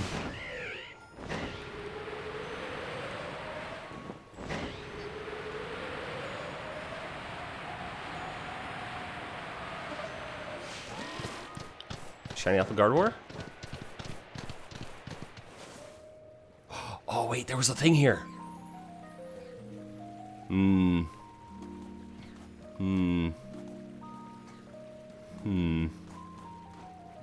I might do this off stream. I'm doing this off stream. So something interesting you can do that I found, or that I found out from some videos, is when a massive mass outbreak has a portion, like has part of the outbreak over a static alpha, the static alpha disappears. Like it doesn't, it's not going to show up during the outbreak, it's gone. When the outbreak disappears, technically the alpha is supposed to be there, but it's not. Or at least the game wants the alpha to be there, but it didn't load it in. So if I were to go, if I were to go over here to where the shiny Alpha Gardevoir is, save, and reload the game, yeah, I can save and reload the game, and it respawns the alpha over and over and over and over again. So it's a soft reset hunt for shiny alpha.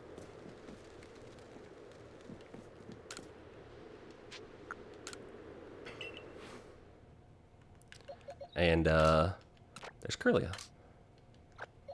So let's get rid of everything else.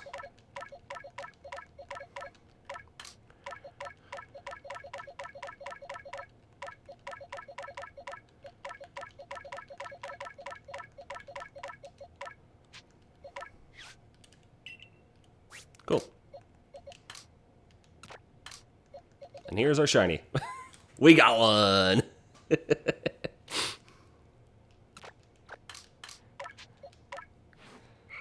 Yeah. Oh, that's a garbage stat spread, but whatever. Naughty. we leave winners. The other thing to do late game is when you release Pokemon from your boxes, you get, your Grit Dust, your Grit Gravel, your Grit Rocks, Grit Pebbles. You get all these items. And this is what I was going to get at, but then I got distracted by shinies. Is you will have so many of these, especially if you're just farming massive mass outbreaks trying to get shinies. So you see I have like 800 of all this shit. Once you spend it on your core team, you don't need these. You don't need these at all. And they sell for a lot of money. So like, it's like you can see my core team here. Maxed out. Oh, well. Okay, Lopunny's not maxed out, but I don't actually use Lopunny. But like, I don't know why that's not maxed out. Whatever. They should be maxed out. These two at least are. Good enough. And so you sell them, you use that money to buy crafting materials. And so you can have, all the crafting materials you need for 999 Pokeballs, Jet Balls, Ultra Balls, and Sticky Globs. I just buy Sticky Globs. Just buy those. Don't even worry about like crafting those, because I think part of those you can't just buy. Just once you do all the, like, the quests for stuff, the quests to unlock the shops, like, better inventory, just buy sticky globs.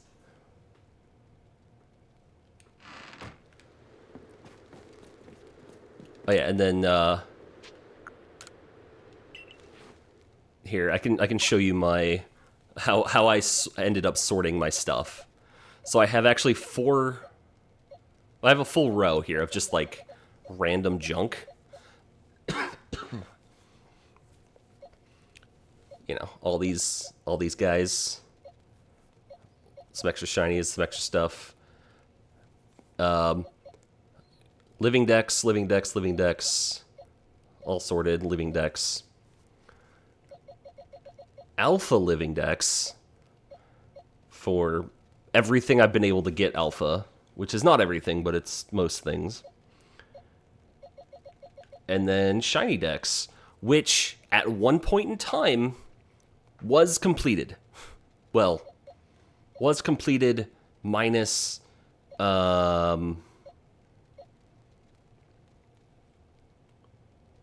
was completed minus these guys, the fossils. The fossils were the only thing I didn't get. But everything else was here.